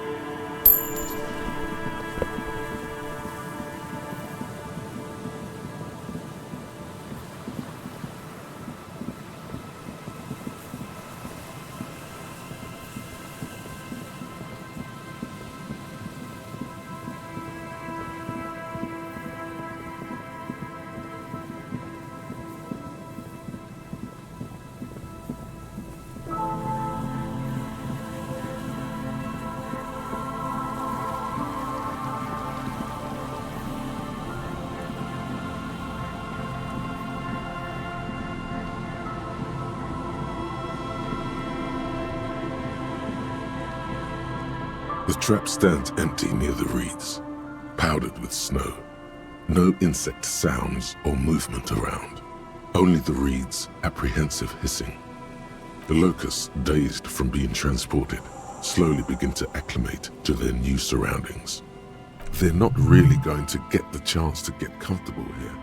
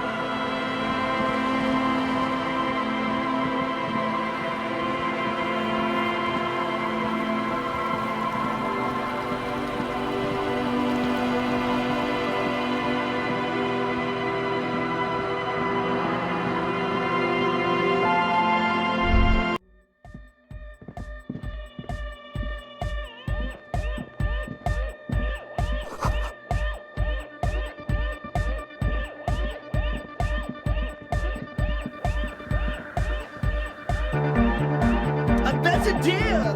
Yeah! Medium car! Yeah! Remix time! Tape goes here, into deck B!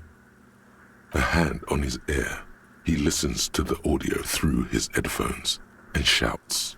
Wow! Did you get this from Arno himself? A great excitement is bubbling to the surface within him. This is big. Listen, I'm just going to show it to you. Ready?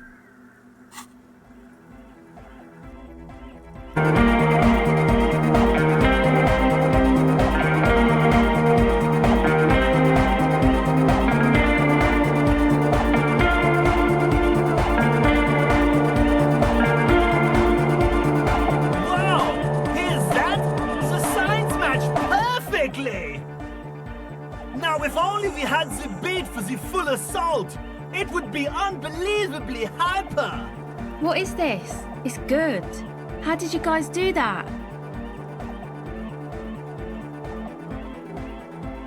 Yes, but what if Van Eyck based his remix on some forgotten local melody, like a folk song, and you just found the original piece that inspired him to create this jam? That would explain why it fits so well. Nah, to me it sounds like classic Van Eyck. I don't think he needs any inspiration from folk songs. Maybe he lives in Martinez and just threw away part of his song because he thought it wasn't good enough.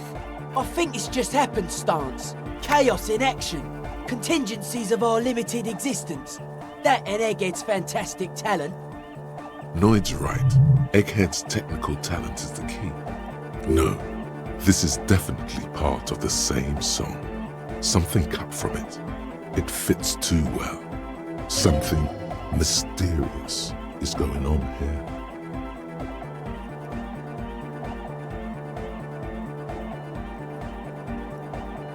Be how it may, if it fits, it fits! Bring up the volume! What about the bass? Do you have any ideas for that? Yeah, I remember. You said it needs more bass. I think you might know the answer.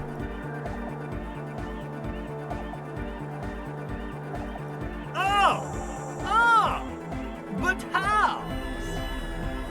What about that compressor Andre was setting up to achieve some sort of parallel processing? Don't be too hard on yourself if you don't figure it out. I think the jam's already pretty ultra. But it could be hyper hardcore!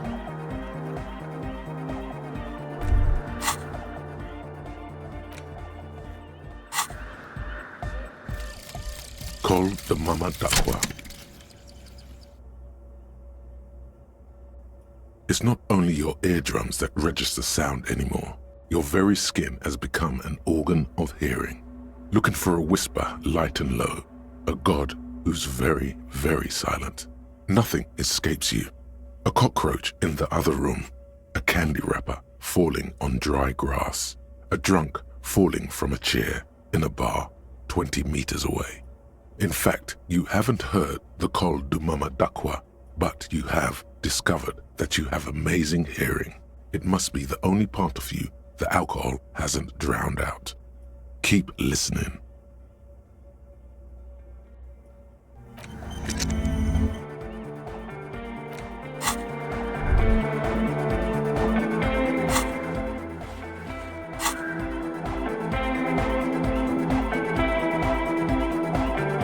Oh, hey, man. It's good to see you.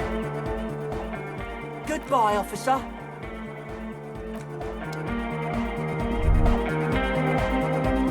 Welcome back.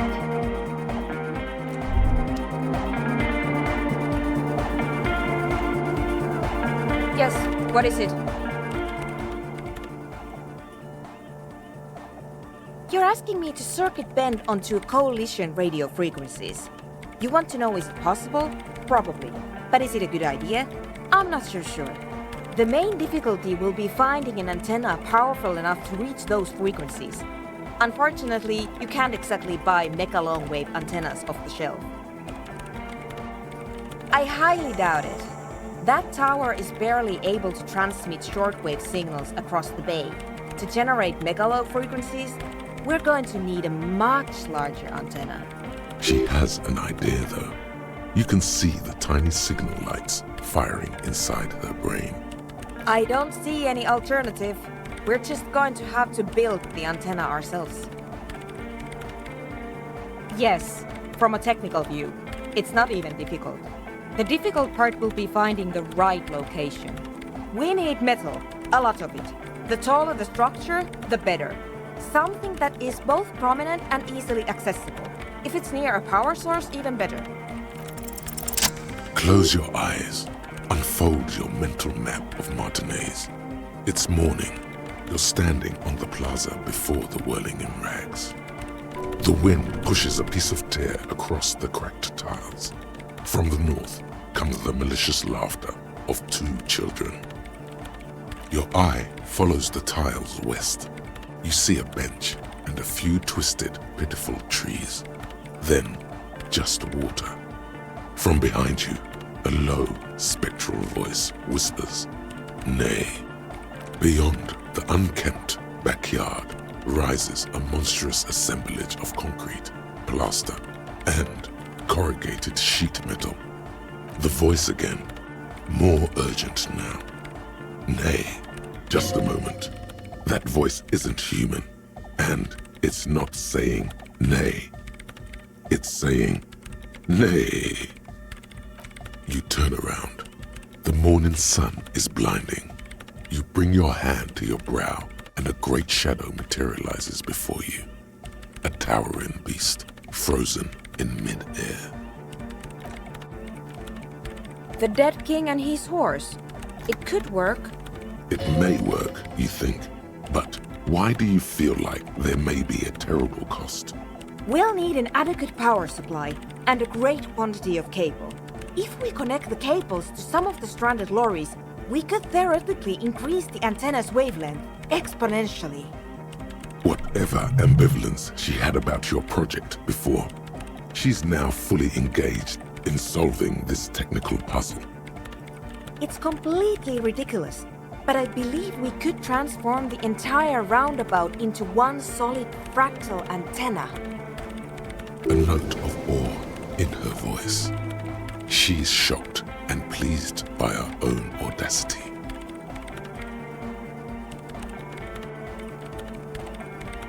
If you would like to apologize, that is your business.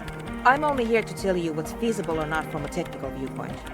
I have plenty of cables and amplifiers on hand. The power supply, I will secure on my own. All we require now is the radio transceiver itself. I cannot answer that for you, but I don't expect it to be that difficult. There's no shortage of radios around here. If you have real to spare, you might even be able to buy one. But it doesn't really matter where it comes from, so long as it works. Certainly, though it requires a fair amount of technical finesse to remove them. Frankly, it's not worth the bother. Just find a regular radio. Absolutely not. My reign prefect is my livelihood. If something were to go wrong, it would be a disaster. That sounds like a perfectly adequate radio.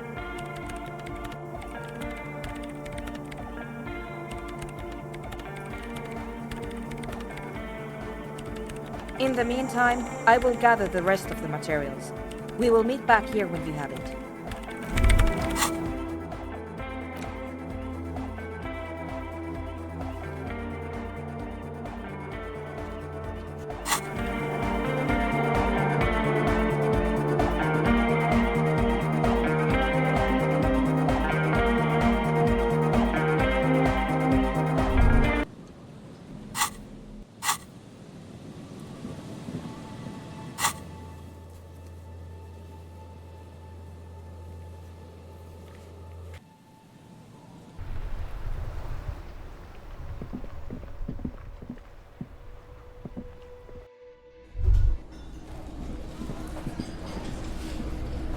Hi again, Gendarme.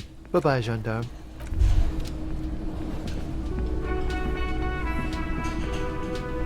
Hello, dear. It's good to see a familiar face. Thank you for doing that, dear. Her smile is weary. Her earlier ebullience has left her. Morel still isn't feeling well. I convinced him to stay at Gary's to get some rest. I'm afraid the cold has really gotten to him.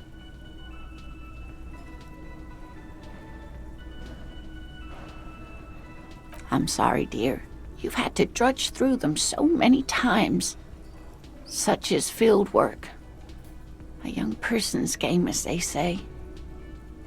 Morel will eventually, or we'll talk Gary into going back out, perhaps.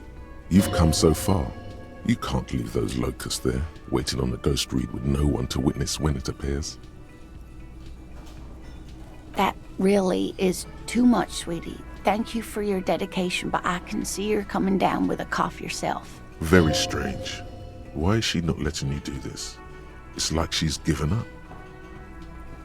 Different? How? Answering a question with a question, for example. Defensive isn't her usual style.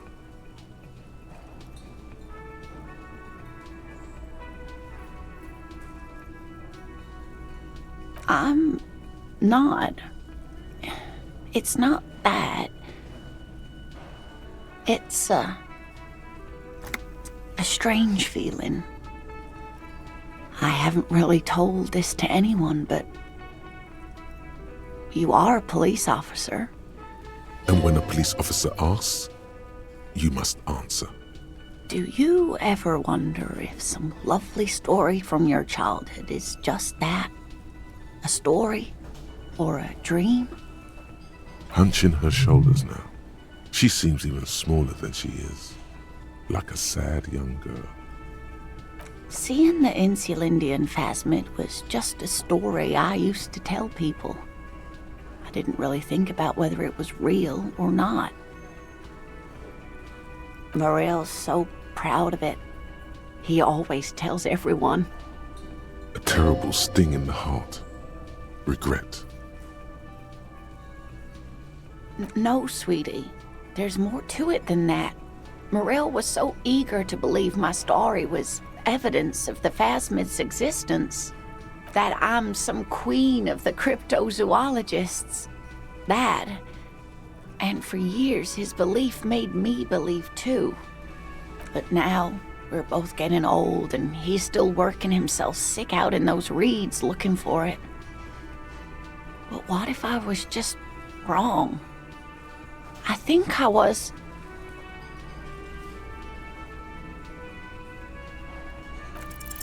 An acorn is not the same as the tree. That requires time, diligence, and care. But it is. We've spent years searching for the phasmid, hunting it together. Without it, what are we? Just another pathetic old couple. If I hadn't led him down this path, he could have a steady job lecturing at a university.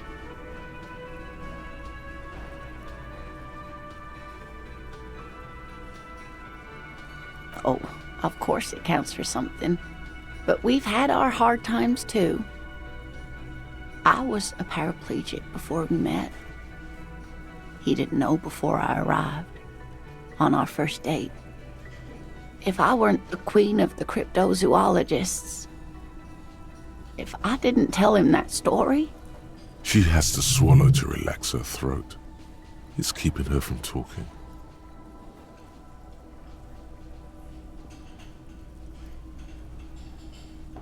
Maybe. But then why do I not dare tell him? I've wasted enough of your time with this drama. I really must stop talking about it lest I start crying and waste more of your time.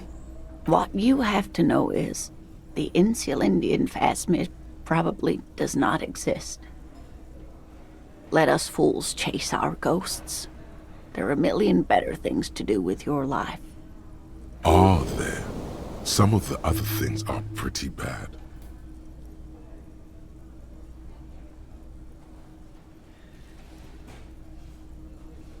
A true believer. Sometimes I still see it too. The real memory of it, how it was there. Not the memory of the memory, but it's so hard to tell the two apart. Rising, unfolding from the reeds on a hot summer's day, like a benevolent god. Either way, I should go. Poor Morel is running a fever, and I need to get him home to Jamrock before we overstay our welcome with Gary. Oh, sweetie, please don't get stuck on a dream. Take it from me and Morel. No one can stop you from finding the phasmid. Okay, it's 1113 Tabernacle Road. Jamrock, but... A sigh. She doesn't think you'll need it. Oh no, thank you, but I can get there on my own. This old thing is gas-powered. And then a taxi home. It's not so bad. You too, sweetie. Thank you for everything, truly. Even though it turned out to be a waste of time. A dream. A fool's hope. Say her lips moving in silence. Like that, she drives off. The gas tank sputters quietly as she gets to the doors, then pushes them open. Outside, it's snowing. Somewhere out there, a kilometer to the southeast, a gust of wind shakes the felled building, rattling dusty windows, beckoning with strange coldness, to ask the wind once more.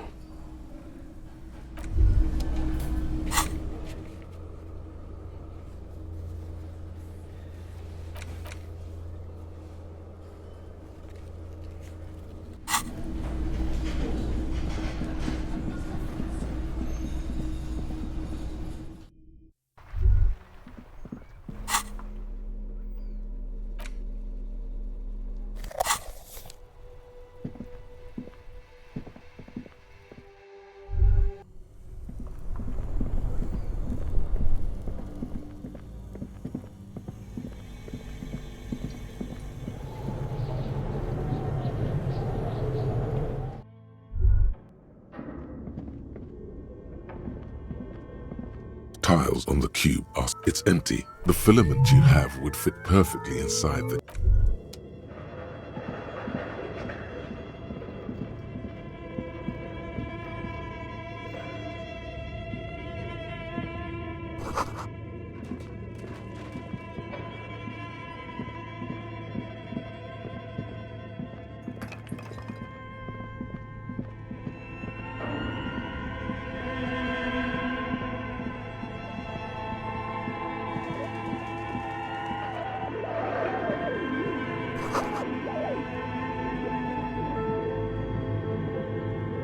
The barbell waits patiently.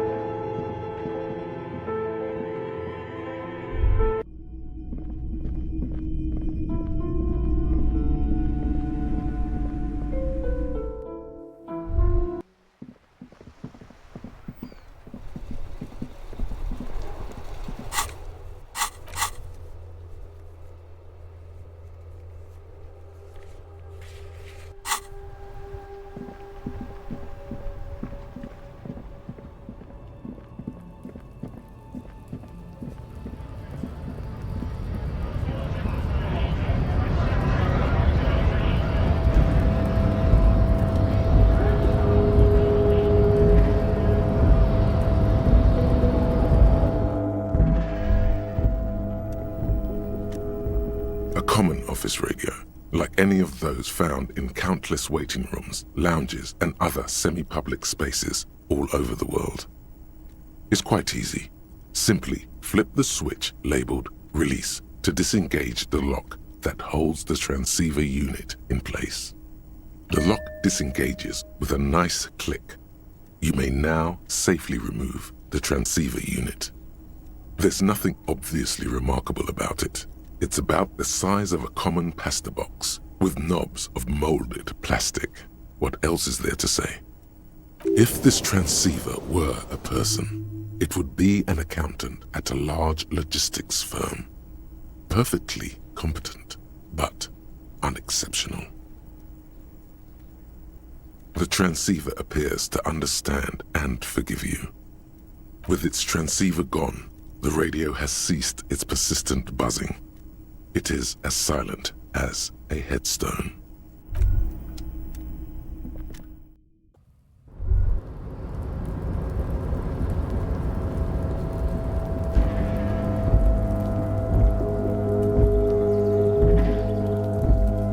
Snow is quietly covering the numerous wine bottles and cigarette butts on the ground. Someone partied really hard here. Well, they went through 6 bottles of potent Pilsner, 3 bottles of Commodore Red, and almost 4 packs of cigarettes. It must have been pretty hard. Look at it. Of course it was you. You parted here. Move away from this scene and you don't have to think about it anymore. Just walk away and it's gone.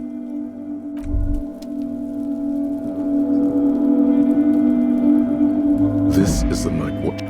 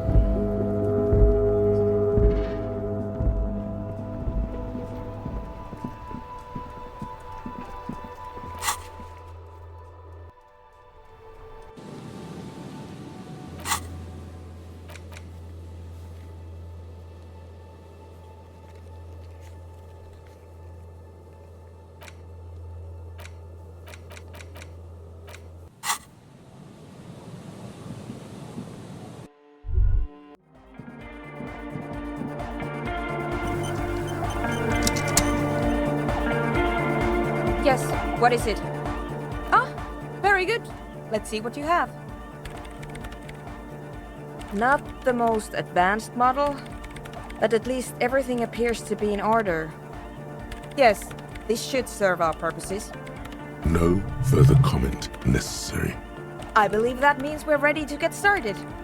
I should warn you, once we begin setting up this antenna, we'll need to see the whole process through. There won't be any second chances, any do-overs, you understand?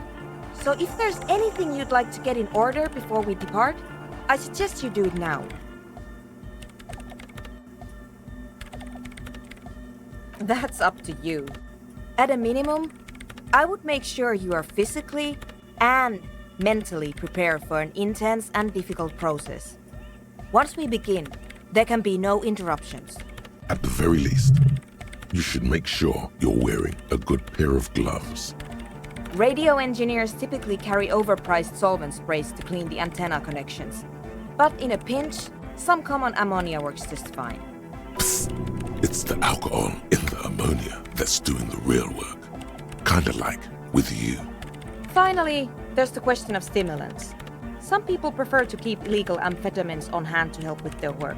I'm not one of them, but they do exist. It is possible that technical fields attract a certain kind of personality. I haven't given it much thought. Ah, yes.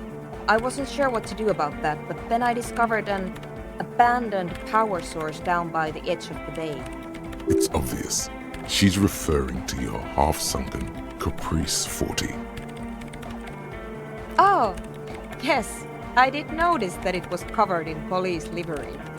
Then you already know that the carriage itself is irreparable, but the rear-mounted engine seems to be in fine working order. My intention is to run a power cable from the engine up to the antenna. It won't last forever, but it should give us enough time to establish a connection with Coalition warship Archer. That's fine. Return to me when you're ready to go.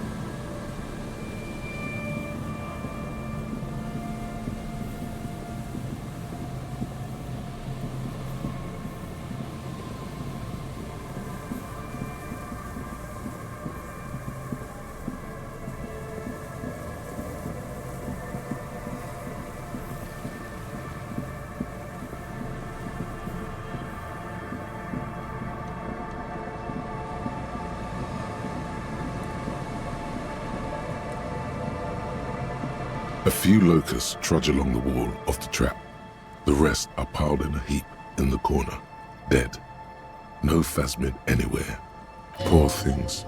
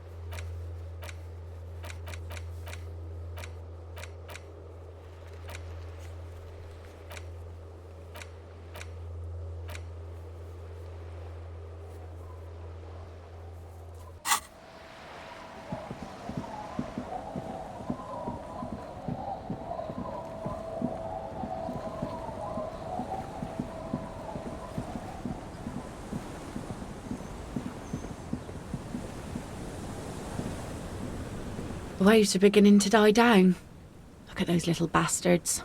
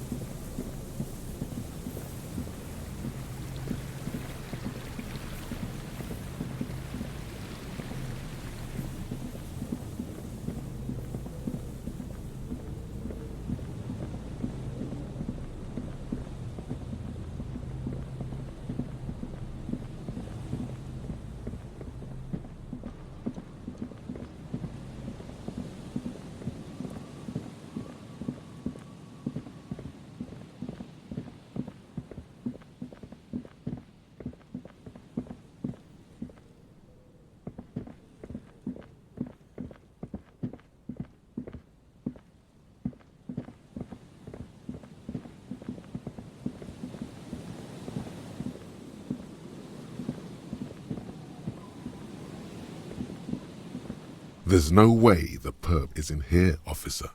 Look how scarred the boards are. All attempts to pry them off have failed. Not this time. The opposition is insurmountable, but I like the spirit. Have some points. It's lonely and cold without points. And dangerous. Dangerous too.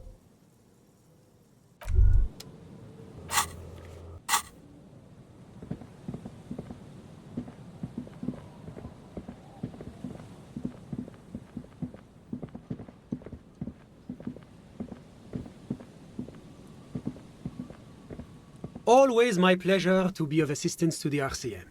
Godspeed, and if we don't meet again, bonne chance.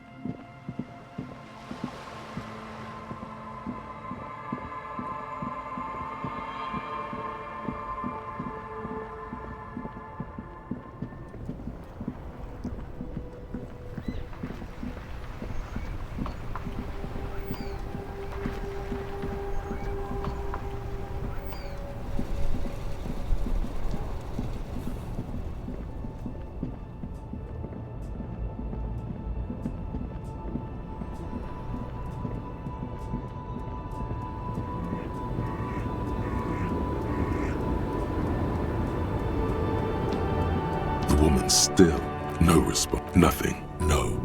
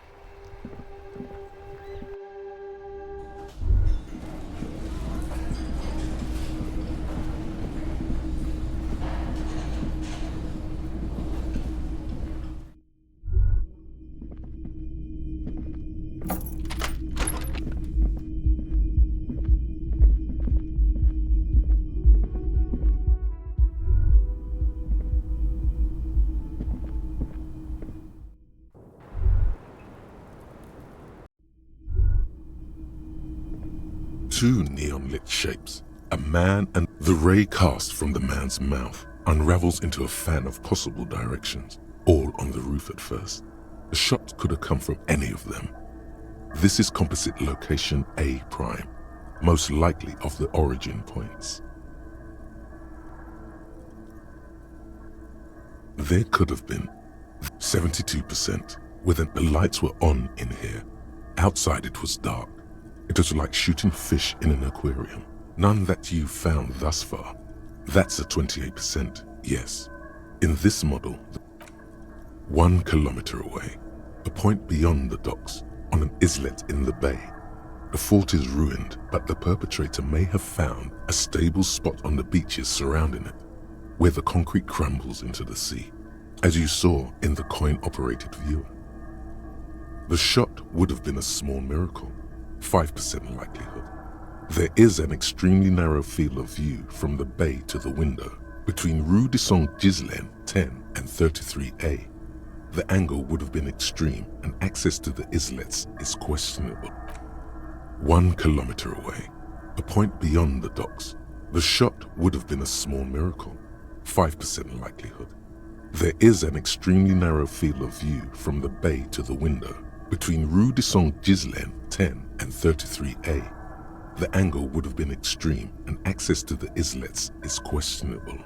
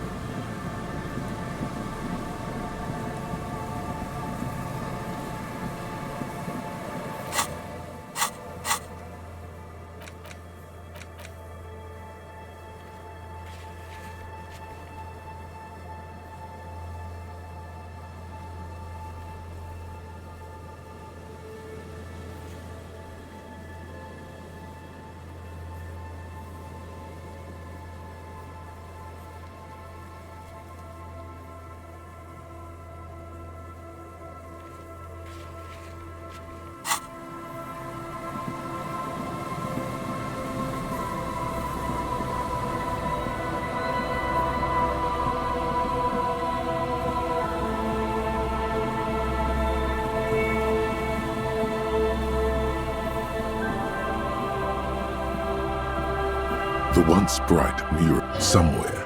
Indeed, you felt it. She?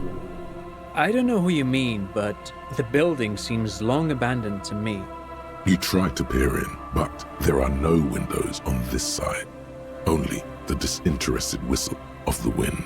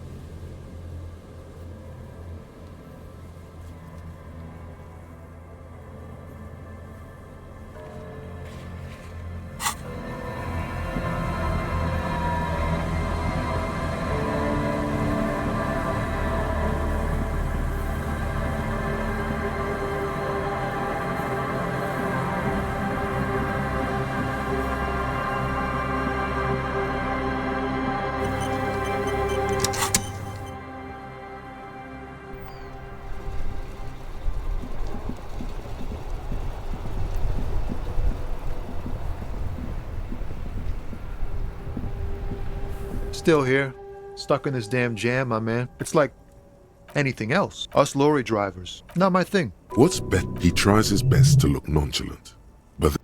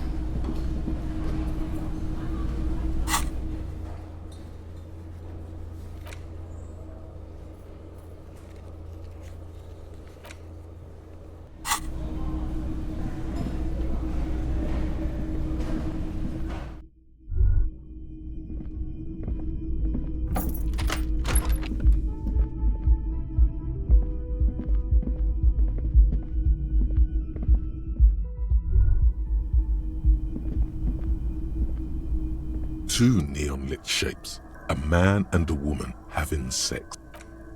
1.2 kilometers away, the least likely of these positions, let's say 3%. A truly skilled sniper could have done it, possibly from a tent. No, too far-fetched. Indeed, there was no 700 meters away, the likeliest of these B positions, 20% chance. A skilled sniper could have made the shot, provided he had a safe sniper's nest. Even with the light on inside, we're talking military training. At that distance, the perpetrator would have had to take wind direction into account.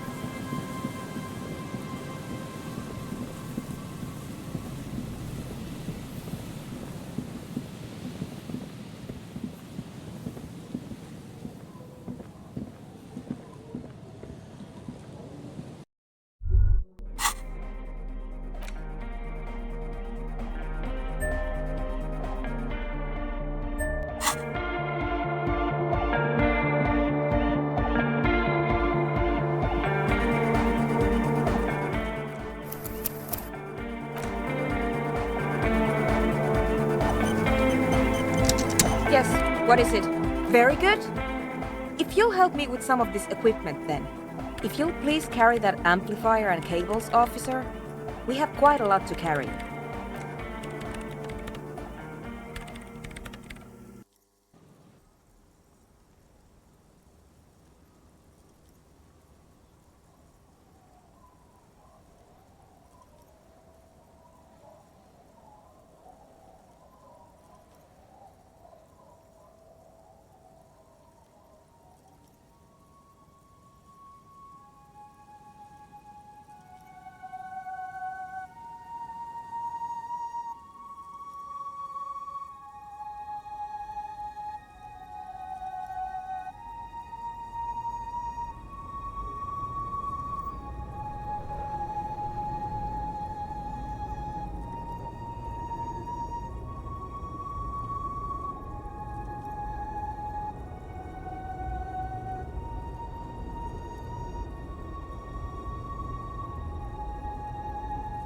And now if you'll just connect that here... We're ready to try at least. Please put those on. I've configured the channels so that only your microphone is set to broadcast. We'll both be able to listen, but anyone we reach will only hear your voice.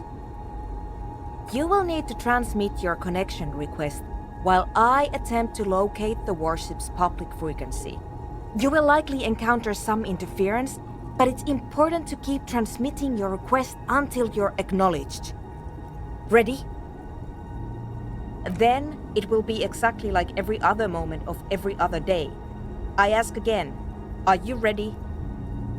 Good. Beginning transmission. A soft rustling.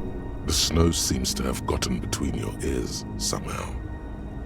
Every light switch, every motor carriage, every doorbell, tea kettle, and radio in Martinez, all mingled with electrical interference caused by scattered thunderstorms over Ozone. Officer, are you in order? We're waiting for you to start.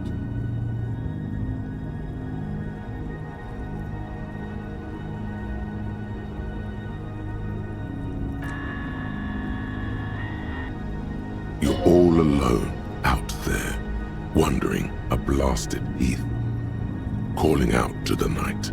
But there is no reply, except for the buzzing of invisible machines. Try again, officer.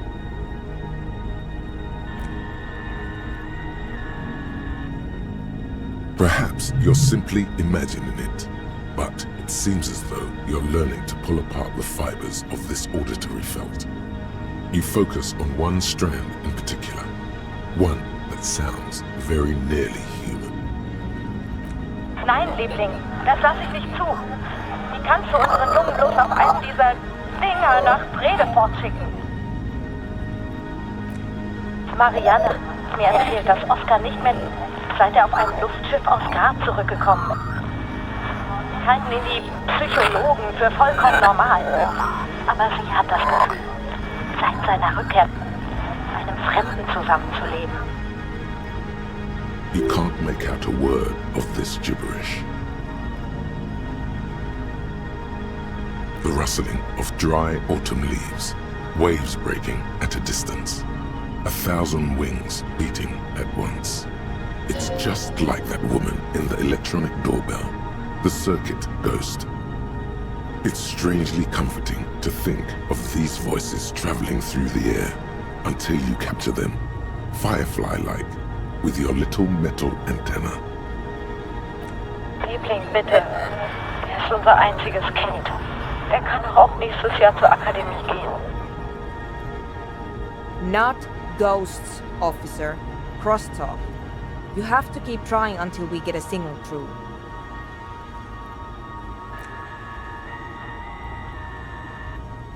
Again? It's cold now. A slight frisson at the point where your neck meets your spine. You can feel the lieutenant's presence, even though he's nowhere to be found. There's no way the lieutenant has his own megalo-frequency connection. Very strange. Someone has been maintaining it. I believe you mean, what was he talking about? It's been a long winter, long and cold. It sounds very much like anthroponetic crosstalk. It happens sometimes when sending transmissions across long stretches of pale. Outwardly, she exudes calm, but there's something disturbing about this thought to her. Natürlich halten ihn die Psychologen für vollkommen normal. What else is there to do? Keep trying. But someone has been maintaining it. The wiring has been repaired.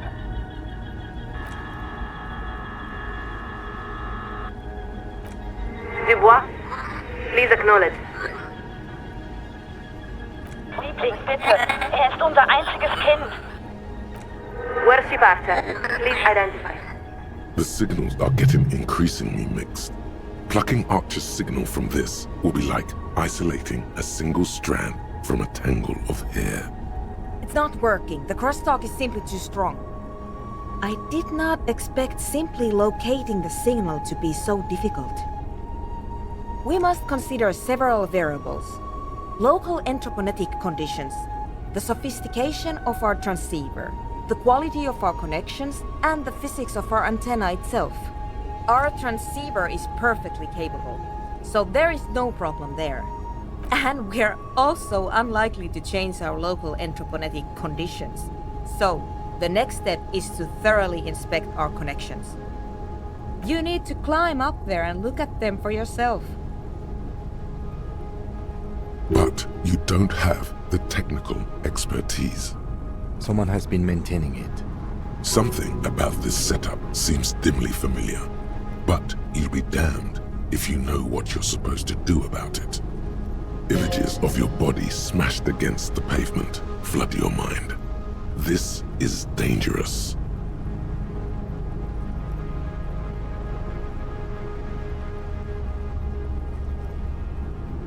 That's true, but I can't leave my station, so it will have to be you. Then you might break your neck.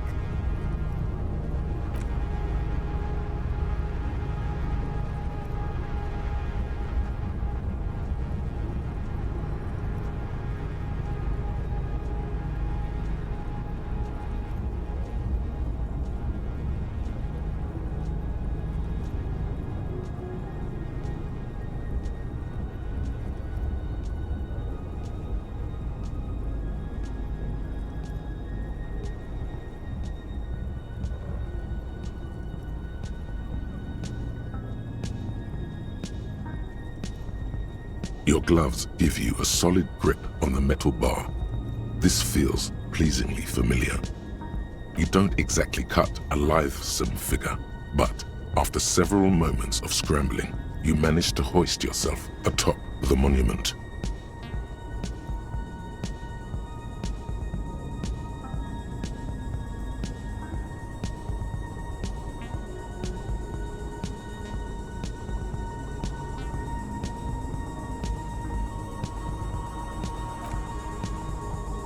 That performance was frankly an embarrassment. The connection itself is nothing more than a little braid of exposed wire wrapped about the hoof of the horse. A copper fetter it cannot slip. The whole monument is covered in a thin but durable layer of oil and grime. It's obvious no one has cleaned it in years. The programmer mentioned ammonia, but anything alcoholic should dissolve the oils, creating a cleaner and clearer connection. Well, do you see anything? Damn, I was afraid of that. And I didn't bring any solvents with me. How foolish. Short of changing the shape of the antenna, I'm not sure what else we can do from here. And the lorries are all jammed together, so that's unlikely to happen. Ideally, narrow the receiving mode so that we can isolate the worst signal and eliminate the crosstalk. And if you don't know what you're doing, of course you could just make it worse. What do you mean? You adjust the antenna manually, with your hands. I'm afraid we're out of alternatives. You're just going to have to go for it. She's right. The responsibility is yours, and yours alone. There's no turning back now. You are face to face with Philip III. The Bronze King looks toward the west. Something about his features seems bizarrely distorted.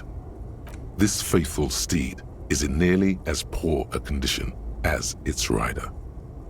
The sky is opaque with dark clouds. Snow spirals all around you. You turn to the east, but the visibility is quite poor. You see no sign of Coalition warship Archer, though you know it can't be too far away.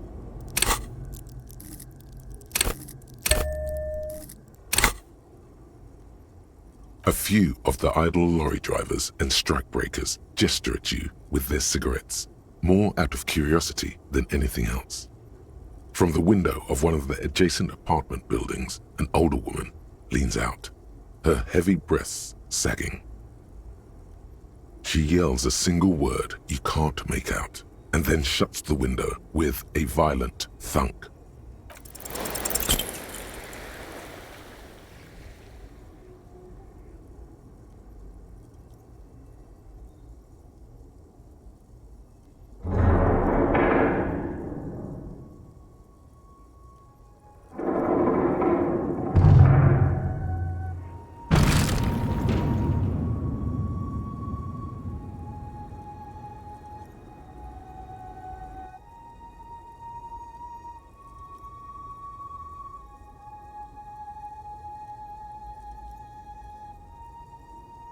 You allow the broken hunk of metal to clatter to the ground. It wasn't clear to you it did anything anyway. Nein, Liebling! What are you doing? The connection is even worse now. This is extremely unprofessional. But it is, because you broke it. She's right. This was your responsibility. Damn it. I'm going to push the power supply. I doubt it will last more than a few minutes, so you'd better make them count. A maelstrom of sound, swirling and swirling around an invisible point. It's mounting, mounting. Nicht mehr derselbe ist, seit auf einem Luftschiff aus Graz zurückgekommen ist. Lieutenant Dubois, please respond. It's too much. Your eardrums are throbbing, about to burst. A long winter, long and cold. And then, nothing. Try it now.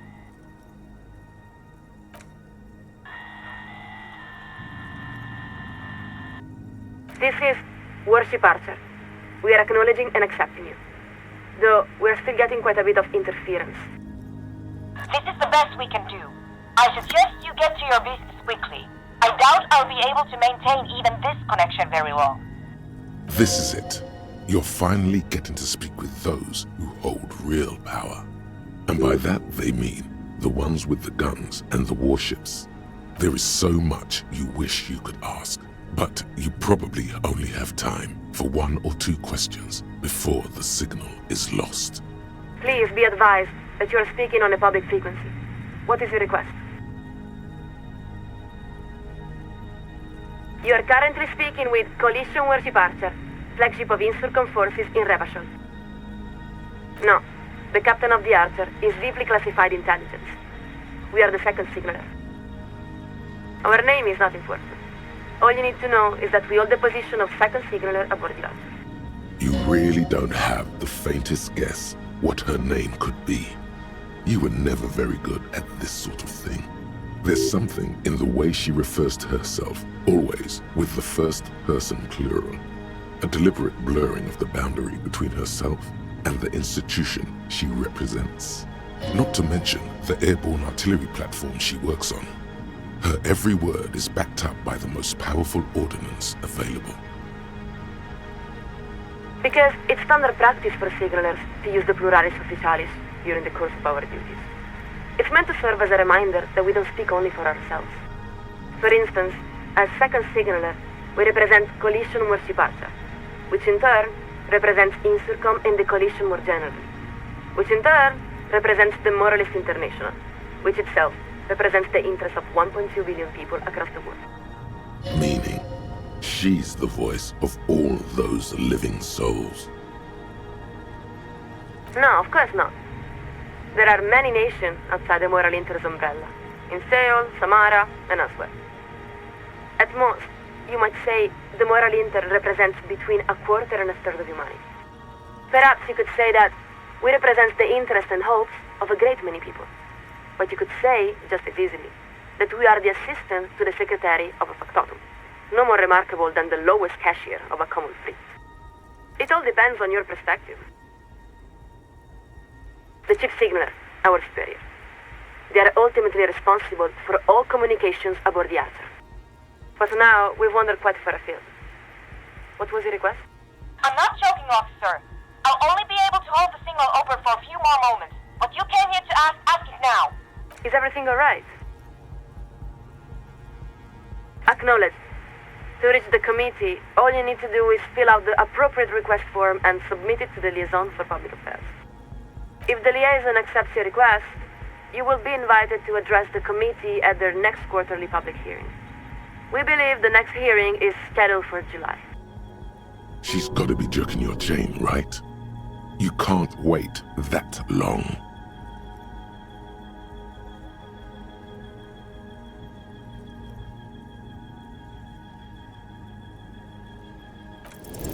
What part of need to reach the committee doesn't she understand?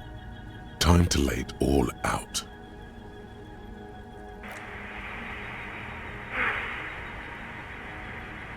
We will hear your request, Lieutenant Dubois. Although we must inform you that the committee does not typically intervene in personal matters. That's only because they haven't heard about your problems yet. So, you're experiencing acute memory loss. We don't see how this is the committee's business.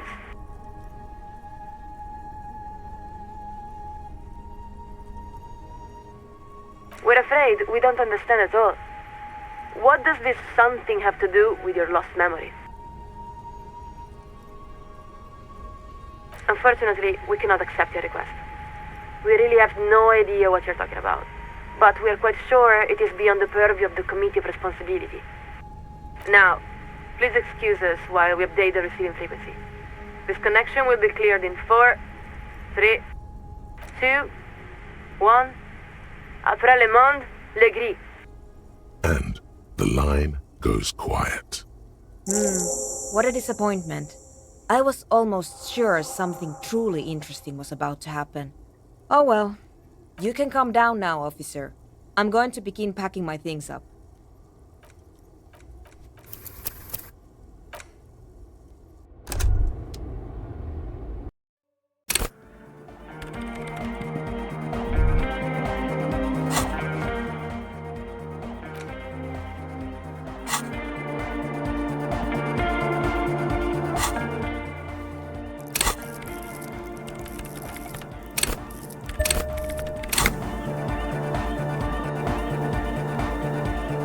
Yes, what is it? Very good. If you'll please carry that amplifier and cables, officer. We have quite a lot to carry.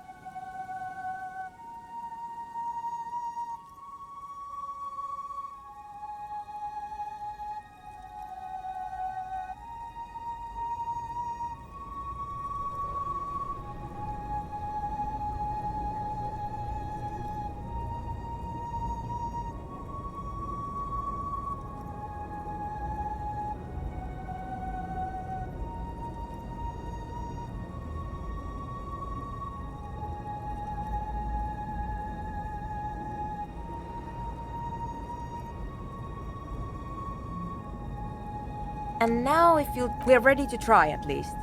Please put those on. I've configured the channel. You will need to transmit your connection request while I attempt to locate good. A soft rustling. Every light switch. Officer? Are you in? You're all... Try again, officer. Perhaps. Nein, Lieb. You can't make out a word of this gibberish. The rustle, it's just like... It's strangely comforting to think of these voices traveling. Not again. A slight... There's Someone has been maintaining it. I believe you. It sounds outward. Natürlich halten ihn die Psychologen für vollkommen normal. What else is there? The signals are getting... It's not work. I did. We must and we're also... You need to climb. But... Someone has been... Something. Images of your body smashed against...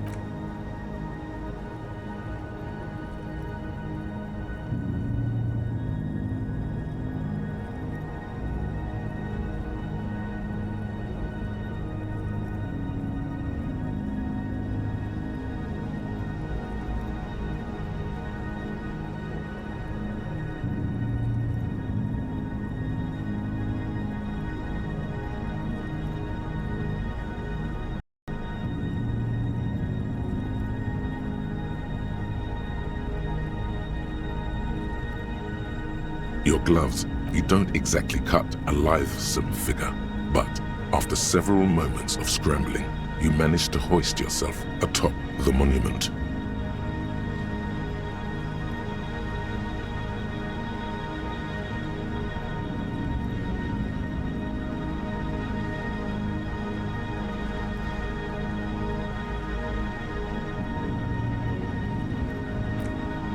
That performance was friendly and embarrassment. Well, damn. I was afraid of that. Short of changing the shape of the antenna, I'm not sure what ideally. What do you mean? She's right. The responsibility is yours, and yours alone. There's no turning back now.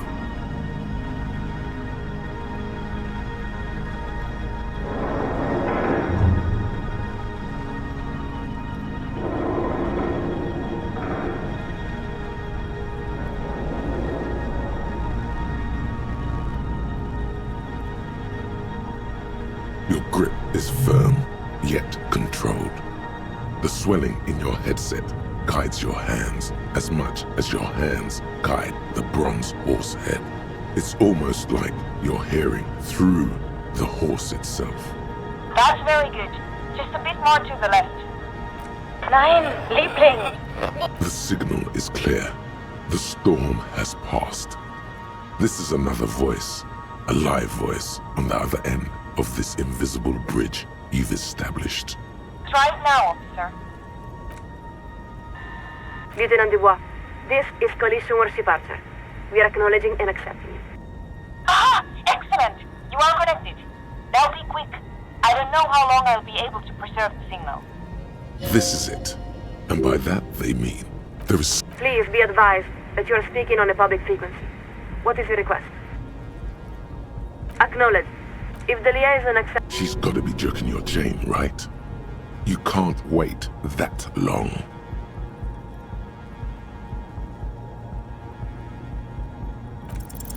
This isn't about you. Not really. It may have been at a certain point, but you've let go of that perspective. This is about your responsibility to all of Revachon. Now, take a deep breath. Look upward. You don't have to bear the burden alone. What? How do you know this? Lieutenant Dubois, this is a very serious claim. Please describe the situation as succinctly as possible. We will forward your summary to the committee. There's papers rustling in the background. She's clearing her desk, preparing to take notes. There, you've wedged your foot in the door. Now, if you could show the Coalition how much they're needed, they'll have no choice but to intervene. You have the facts. Just lay them out beneath the cold light of reason. Please continue. We're listening.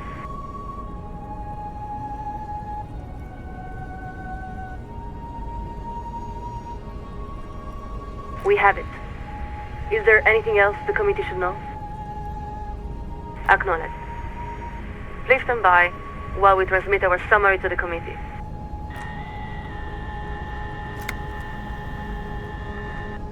A long winter. I'm not sure how much longer I can keep the signal clear, officer.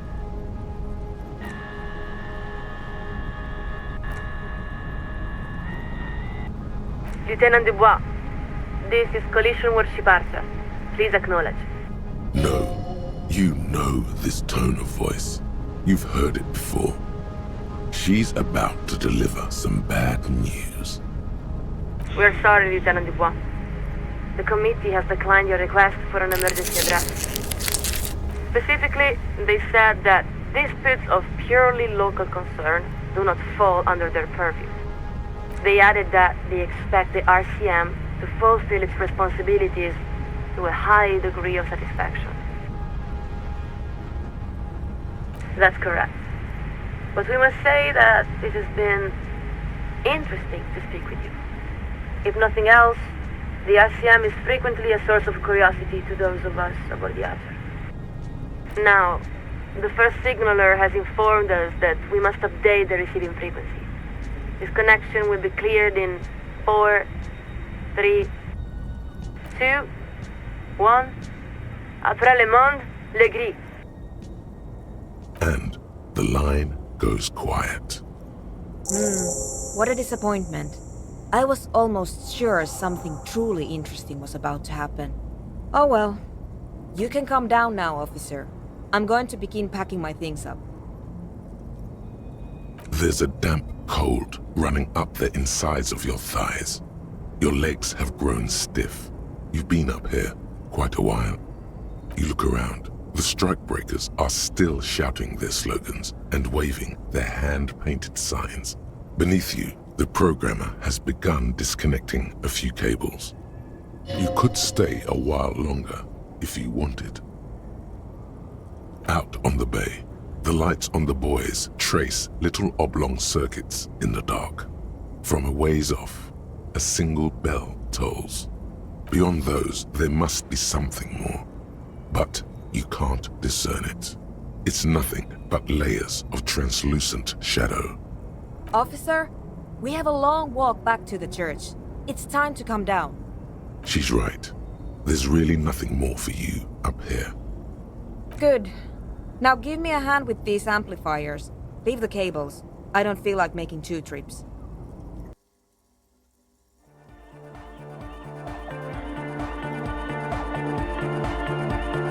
Well, this was an interesting collaboration. Perhaps. You're certainly resourceful. That is a good trait in an engineer. In any event, just leave that equipment here. I'll put it away later. If you'd like, you can take one of the extra headsets. I don't need so many spares. Now you'll excuse me. I have to get back to my own work.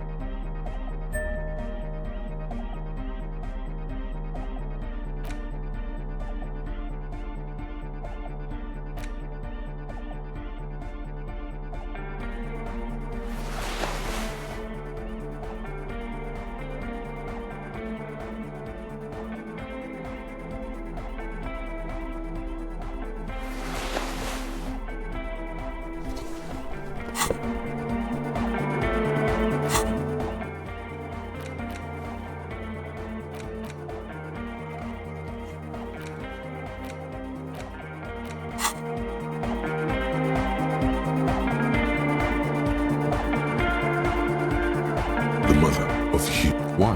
That does seem to be a problem.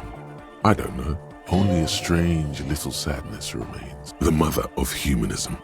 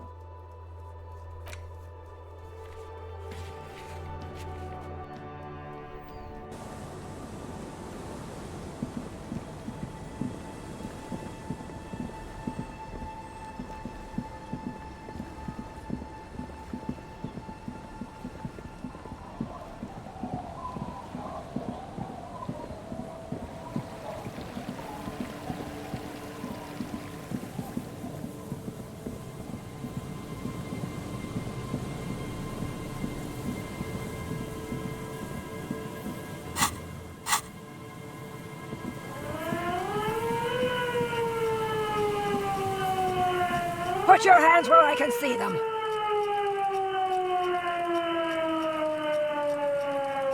Show me your hands. This is the pigs. Show me your hands. Right now! Scavenged, battery-powered police lights protrude from her back. The flickering light show reveals a gun in her shaking hand. Her hand is trembling from some sort of neurodegenerative disease. You shouldn't be here. Something's very wrong with her. She's completely out of control.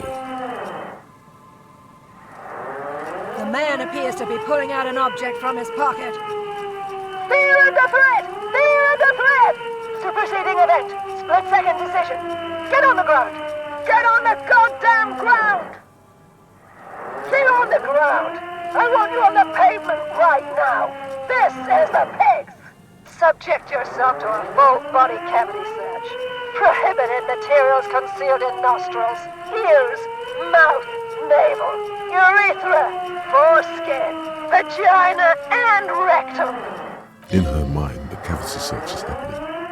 As long as she's saying it. It appears the things she says are very real to her. The situation looks bad. Calm yourself. Steady your breathing.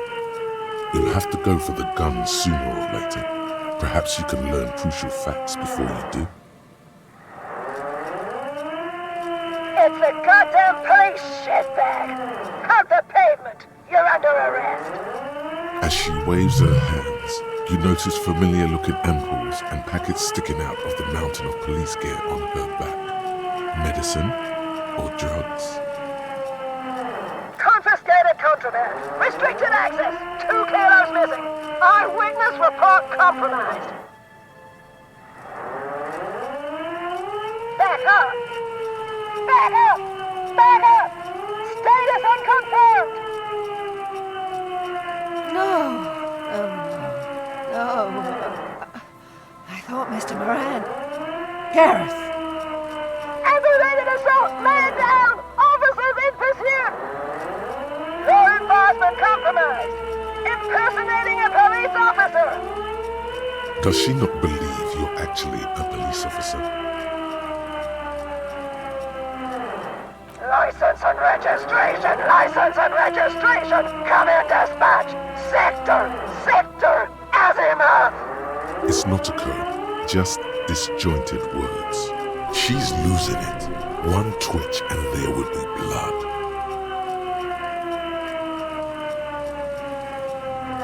Confined quarters, assailant coming at me! Split-second decision! Fire up well! Oh, I see. Okay, the gun was empty. All is good.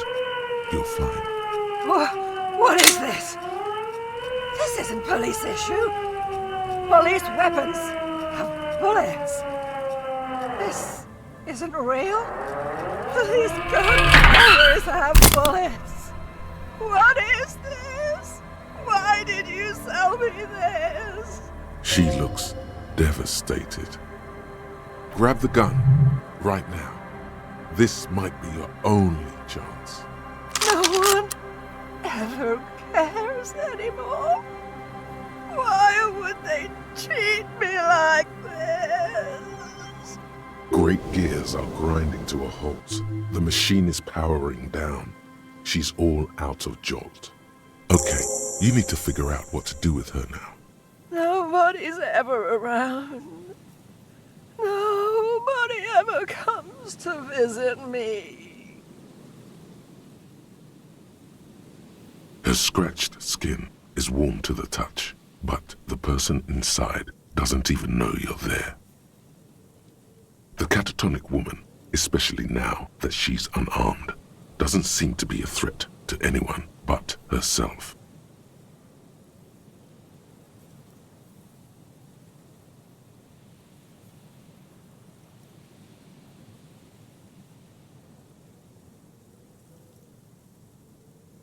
Please leave the radio on.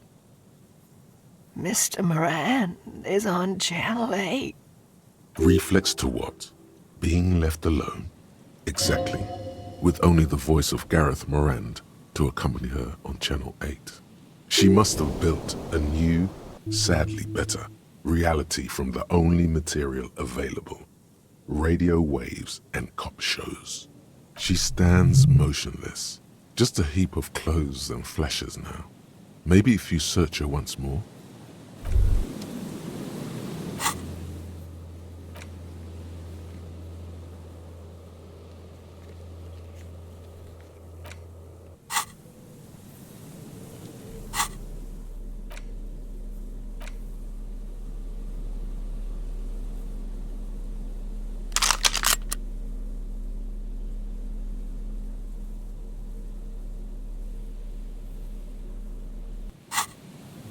Holding the gun feels natural and satisfying. It's like an extension of your arm, the polished wooden handle almost fusing into your palm. It reminds you of the day you first held it, with fear and respect, hoping you don't have to use it in vain. The sun was out in Jamrock. It was so long ago. Sheathe your sidearm, officer. A serious law official, cop by the book, should know to only unholster their service weapon when using it is unavoidable.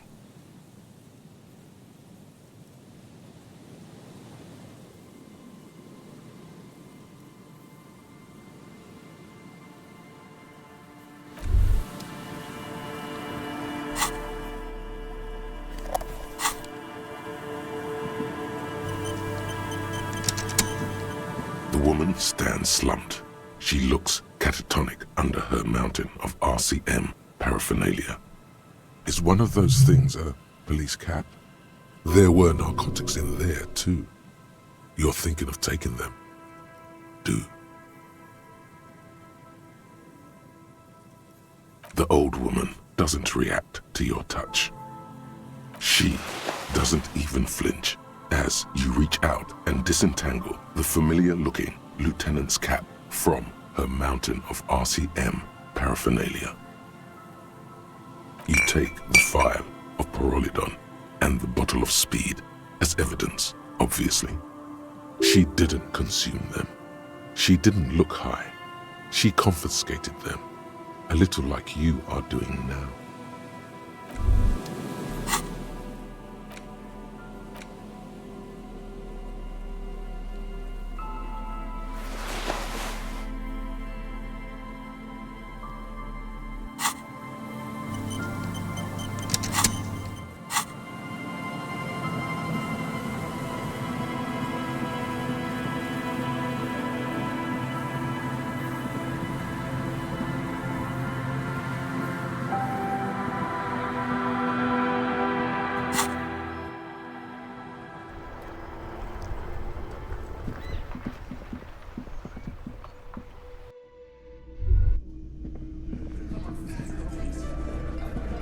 The Coppernado is back.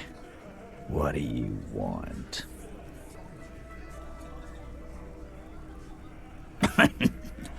What's that, Copper? You want us to help little old ladies now? Yeah. We'll send someone out. Who is? Wait. It's the pigs, isn't it? God, poor lady. Don't worry. We'll handle this. I think she got some family in Courant or something. Bastards left her alone when she got sick. We've been getting complaints. Hey, wasn't Everard's B team looking for her the other day? They said something about her, I don't know, finding something? Yeah, I think you're right, Gene. She have something of yours, Pig? Whatever you do, do not admit to these punks you lost your gun. You will suffer if you do.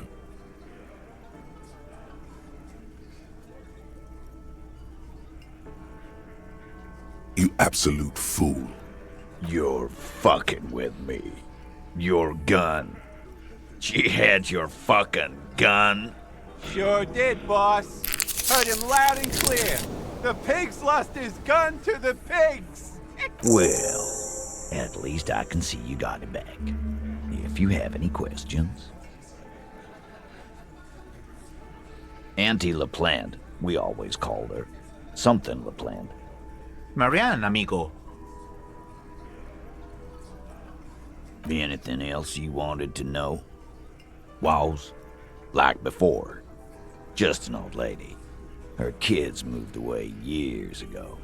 Never come to visit. Never took her calls. She gets out every now and then. She did right by lots of us when we were kids. Always was a little off, but still. Us kids? That must have been ages ago. She was better then. The children kept her together. Get wanted to be a cop, you mean? Well, shit. I don't actually know. Anyone know why she started acting like a pig? No fucking clue. It's gotta be the crazy. Who'd want to be a pig?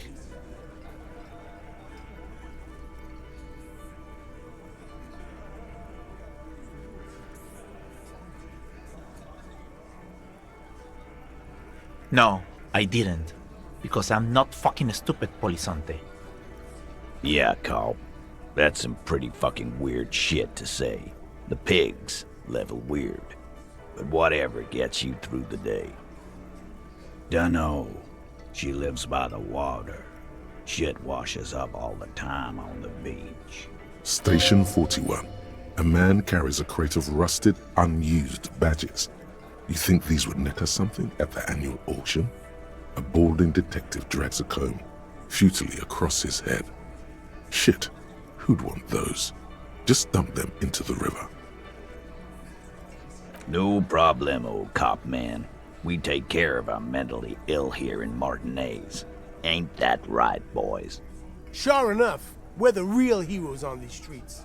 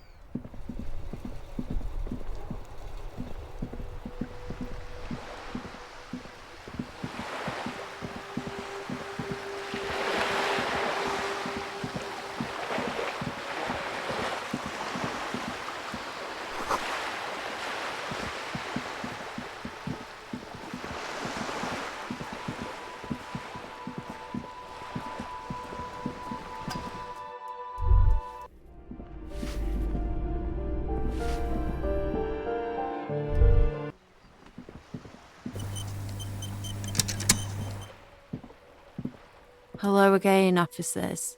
Have you come to admire my mural?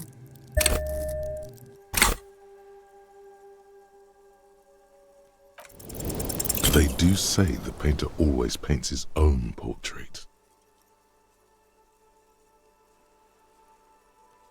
That's pretty fucked up. Even for you, piggo.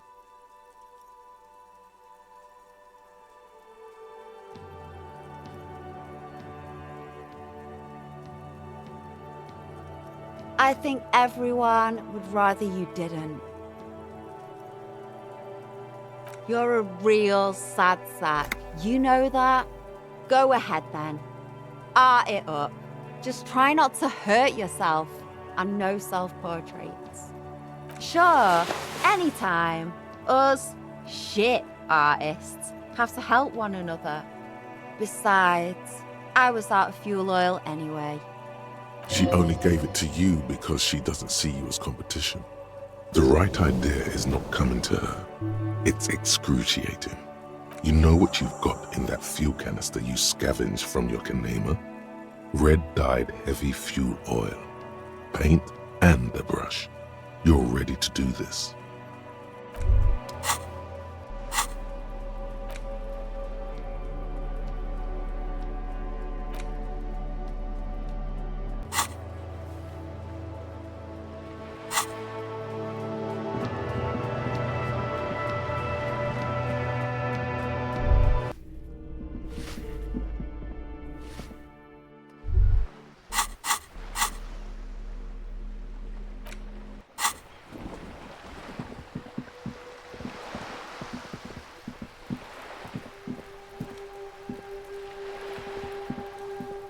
The paintbrush in your hand is like a loaded revolver.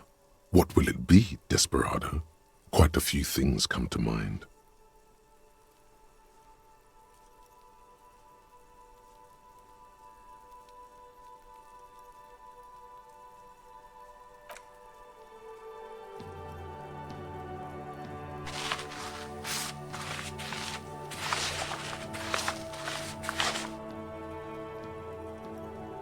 You've spoken.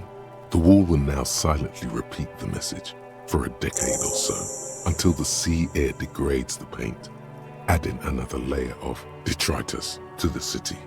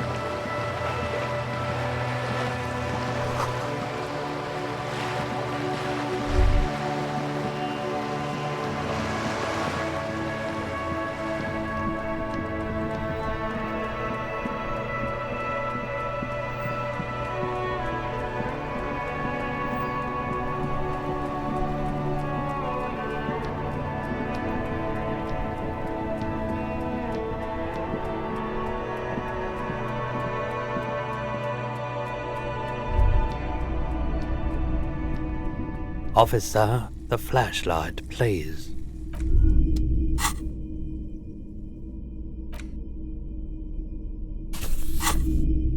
Hello, hello. Sure, let me have a look. Another time, perhaps. I doubt it, but I can... The pawnbroker's gaze is already fixed on the...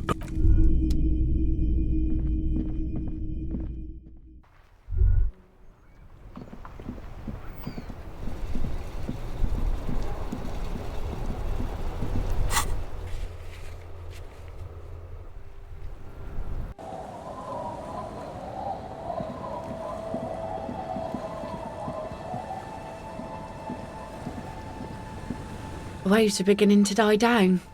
Look at those little bastards. Simmer down. Simmer down, bastards.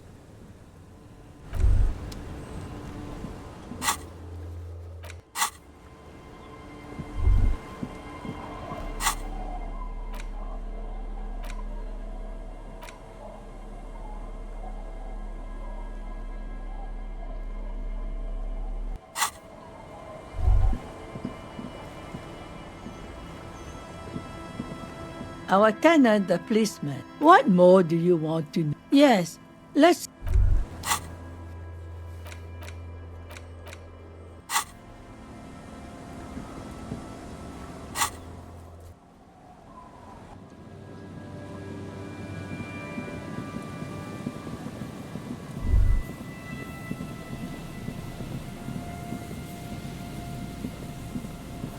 A metal payphone under a yellow plastic dome. There's a life is garbage.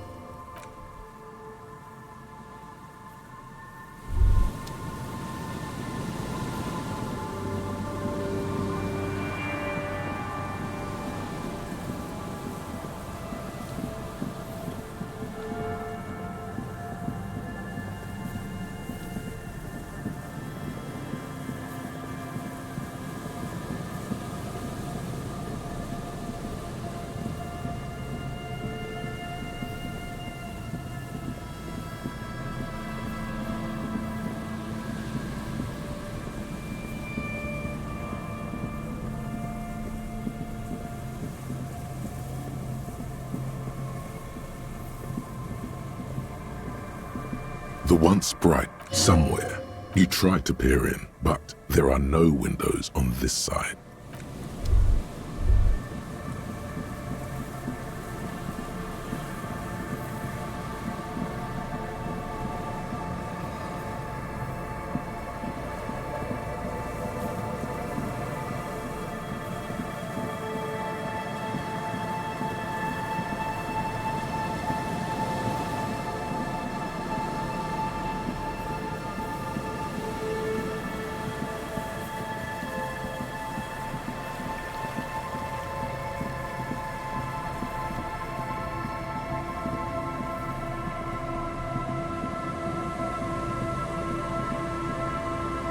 A few locusts trudge along the wall. Poor things.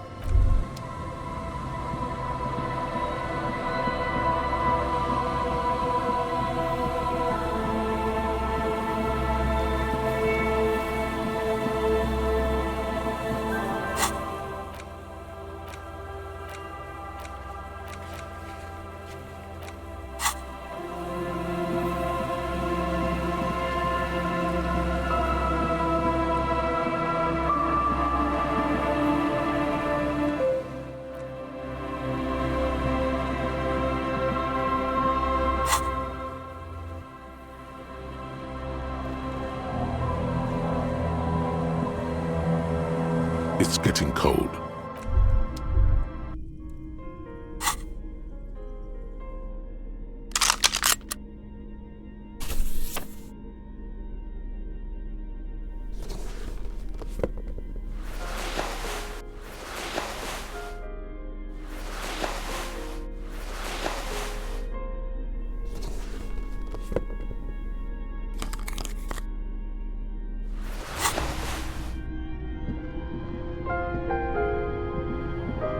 On the table is the water. You almost look like an old mirror hangs. The bed is comfortable.